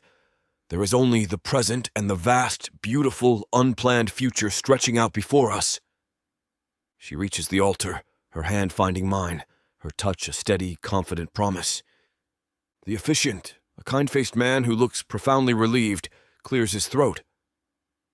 "Well then," he says, a small, amused smile on his face. He turns to Aishiya. "Having witnessed one beautiful union, we now turn to another. Aishiya, would you like to share your vows with Quinn?" She takes a breath, her dark eyes locked on mine. I expect her to pull out a note card, to have something perfect and pre-written. She doesn't. She just holds my hands, her grip firm, and speaks. "Quinn," she begins, her voice clear and strong, banishing every ghost in the room. "As a planner, I deal in probabilities and outcomes. And the statistical probability of this moment right here was 0. You were an unplanned variable, a chaotic disruption to my perfectly ordered world. I built my life on contingencies and contracts on walls so high no one could ever get in. I believe that real things, unplanned things, only ever ended in disaster." I see a flicker of the memory of her pain in her eyes, and I squeeze her hands. She squeezes back. "But you didn't try to tear down my walls," she continues, a small, tearful smile on her face. "You just showed up with your stupid, charming smirk, a box of ugly ornaments, and you made the chaos beautiful. You showed me that a real partnership isn't about mitigating risk. It's about having someone who will fly in a string quartet when your own plans fail. You showed me what it feels like to be truly seen, and to be loved not in spite of my broken pieces, but because of them. She takes a shaky breath, her gaze unwavering. My life plan did not include you, but now you are the only plan. I love you, and I promise to spend the rest of my life embracing our beautiful, unplanned, chaotic merger. Her words, her messy, perfect, heartfelt words, hit me like $1 billion valuation. My own throat feels tight. The officiant turns to me. Quinn? I pull the note card from my pocket, the one I wrote in my suite this morning, the one that holds the biggest risk of my life. Aishia, I start, my voice a little rough. Our first conversation was a negotiation. Our first agreement was a contract. You were the spreadsheet and I was the chaos. I came into this deal thinking I understood the terms, a short-term, high-risk venture to help a friend. I saw you as a beautifully fortified, unbreachable asset that I, for some reason, couldn't stop wanting to acquire. A soft laugh ripples through the chapel. Shia's eyes are shining. But the data was incomplete, I continue, my gaze never leaving hers. I didn't account for the ROI of your laugh. I didn't project the market-moving impact of your courage. I didn't know that the most valuable thing in the world was going to be a clumsy popsicle stick star, because it was the moment I saw you realize that chaos could be a good thing. I looked down at the note card, then back at her. So, Aishia Grant, the deal is off. A collective gasp goes through the room. Aishia's eyes widen, but there's no fear in them. Just a breathless anticipation.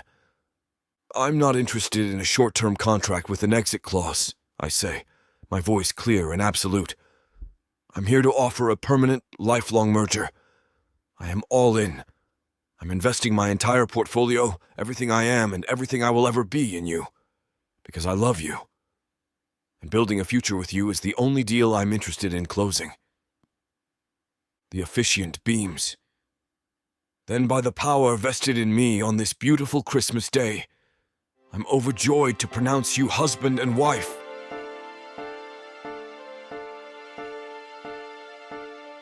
Chapter 36. Aishia. The world after I do is a joyful, chaotic blur.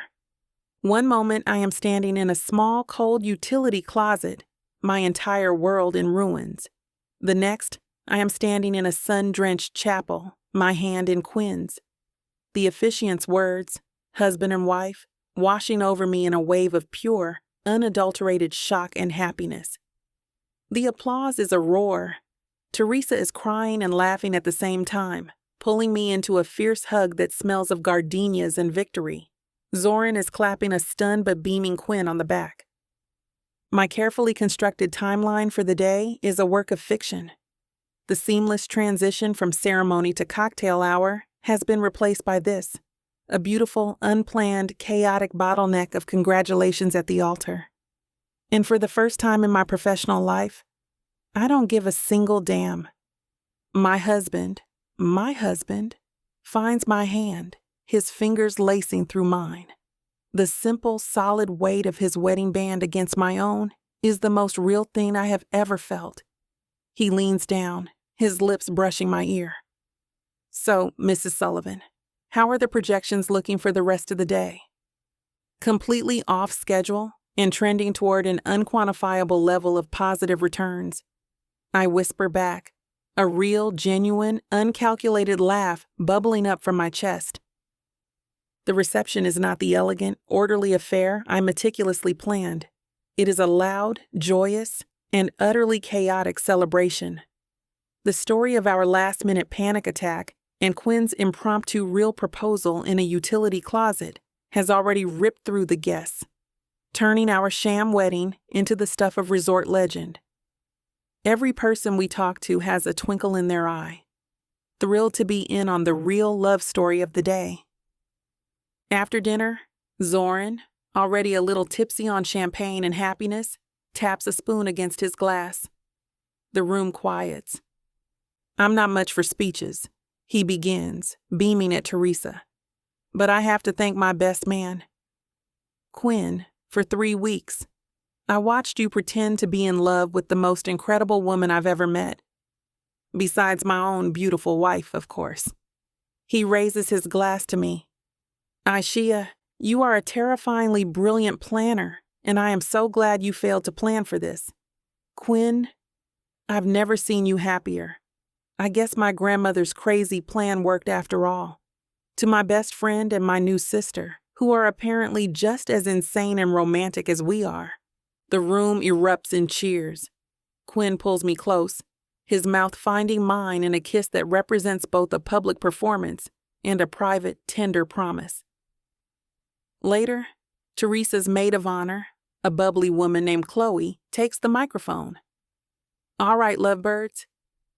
Since we have 2 sets of newlyweds, we thought we'd do a little Christmas-themed newlywed game to see who knows their partner best. A groan goes through the men, and a cheer goes through the women.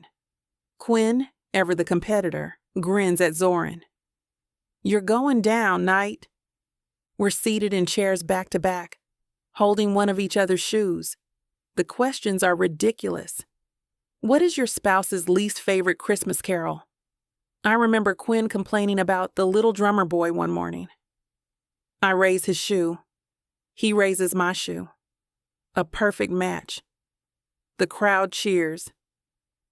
Zoran and Teresa get their question wrong, and Quinn gives a triumphant fist pump. The next question is for the men. If your wife could only have one food for the rest of her life, what would it be? I close my eyes. It's an easy one. My obsession is well known. Truffle fries, Zoran shouts confidently for Teresa. Chloe turns to Quinn. He's silent for a moment. I can feel the entire room watching us. He doesn't know. How could he know? It's not on any of my official documents. A club sandwich from the bistro downstairs?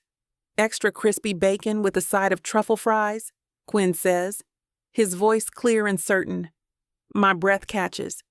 It's so specific. So correct. It's the lunch he'd ordered for me, unasked, when I was too stressed to eat. He'd been paying attention. He'd been learning me. The game continues. A joyful, chaotic blur of silly questions and laughter. We end up losing to Zoran and Teresa by 1 point, a fact Quinn loudly contests, accusing Zoran of insider trading. The band begins to play a slow, romantic ballad. Quinn takes my hand, leading me to the dance floor for our first dance as husband and wife. There is no plan. There is no choreography. There is just him.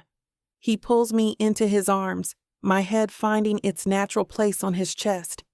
His arms are a solid, safe harbor around me. We sway to the music, 2 quiet islands in the middle of a swirling happy sea. So, he murmurs into my hair. A club sandwich, huh? That's your forever food. Don't get cocky, Sullivan, I whisper back, a smile in my voice.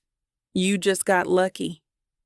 I'm the luckiest man in the world, he says, his voice suddenly serious. He pulls back just enough to look me in the eyes. I love you, Aishia Sullivan. I love you too, I say. The words easy now, natural. The truth. I look at this man, my husband, the chaotic variable who has completely, irrevocably, and beautifully upended my entire life plan. 3 weeks ago, he was an infuriating stranger. Now, he is the only future I want. A future with no timelines, no checklists, and no exit strategies. Just a promise of more beautiful, unplanned, chaotic mergers. He dips his head, his lips finding mine in a slow, deep kiss that feels like a vow all on its own. It is a promise of a lifetime of this joy, this peace, this perfect, unplanned love. Chapter 37. Quinn. The band is playing, the guests are laughing, and my wife is in my arms. My wife. The words are a brand on my soul, a stock that will never depreciate. Aishiya leans her head against my chest as we sway on the dance floor, her body a warm, perfect fit against mine. I watch her over the heads of the crowd, seeing the faint lines of exhaustion at the corners of her eyes, the last vestiges of a 3-week battle she has fought and won. The professional planner is finally blessedly off the clock. I need her, alone, now. I lower my head, my lips brushing against her ear. "Mrs. Sullivan," I murmur, my voice a rough growl. "I'm initiating a hostile takeover of the remainder of your evening. My terms are unconditional surrender." A slow, wicked smile spreads across her face as she tilts her head back to look at me. "Is that so, Mr. Sullivan? And what's the projected ROI on this particular venture?" "Infinite," I say, my voice heavy with a promise. "Now come on, take me home, wife." The walk back to the honeymoon suite is a blur of stolen, desperate kisses in the hallway and fumbled keycards. The moment the door clicks shut behind us, the carefully constructed calm of the evening shatters. I press her against the heavy oak door, my mouth crashing down on hers in a kiss that is all possession. This is not a performance. This is not a negotiation. This is a claiming.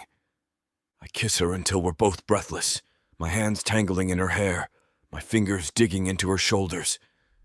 There is no shyness left between us. There is only this raw, desperate, all-consuming heat. I break the kiss only to map her face with my mouth, my lips tracing a path of ownership. And that's where we're going to put a pause on pleasure. It looks like the rest of this chapter is just too naughty to put on the air. As much as we'd love to share every little detail, we've got to stick to this platform's guidelines to keep these free audiobooks coming. They've got some rules about what we can show, and we wouldn't want to risk losing the chance to bring you more content. As frustrating as it is to build the tension only to be interrupted, Miss Tyla always knows how to make it up to you. You can find the full, uncut scene over at TylaWalker.com. With an entire library of unabridged audiobooks and ebooks, Miss Tyla's collection is waiting for you. And if you use code SAVE40, you'll get 40% off any digital product, even on bundles that are already discounted. So don't let the fun stop here. Head over to TylaWalker.com and treat yourself with Miss Tyla. Eventually, the frantic energy gives way to a deep, profound tenderness. I roll onto my side, pulling her into my arms. Her head finds its place on my chest, her fingers tracing idle, lazy patterns on my stomach. There are tears mixed with our laughter, clumsy, exhausted touches that feel more perfect than any choreographed move. Her fingers find my left hand, her thumb stroking the smooth, unfamiliar weight of the wedding band there. A soft, happy, wondrous smile touches her lips. I hold her, my lips pressed to the top of her head, and the words I've been holding back, the feelings that are too big for any balance sheet, just spill out. "I love that you fought me on the Christmas tree," I whisper. "I love that you have a contingency plan for your contingency plans. I love the way your brain works. I love the way you looked at me when I told you the deal was off. I love you, all of you, every inch." She snuggles closer, her breathing evening out as she begins to drift to sleep. I hold my wife in my arms, the woman who started as a line item in a crazy deal and became my entire world. This is just the beginning. Just before I fall asleep, my mind, for the first time, calculates a return that is truly infinite. The best investment I ever made.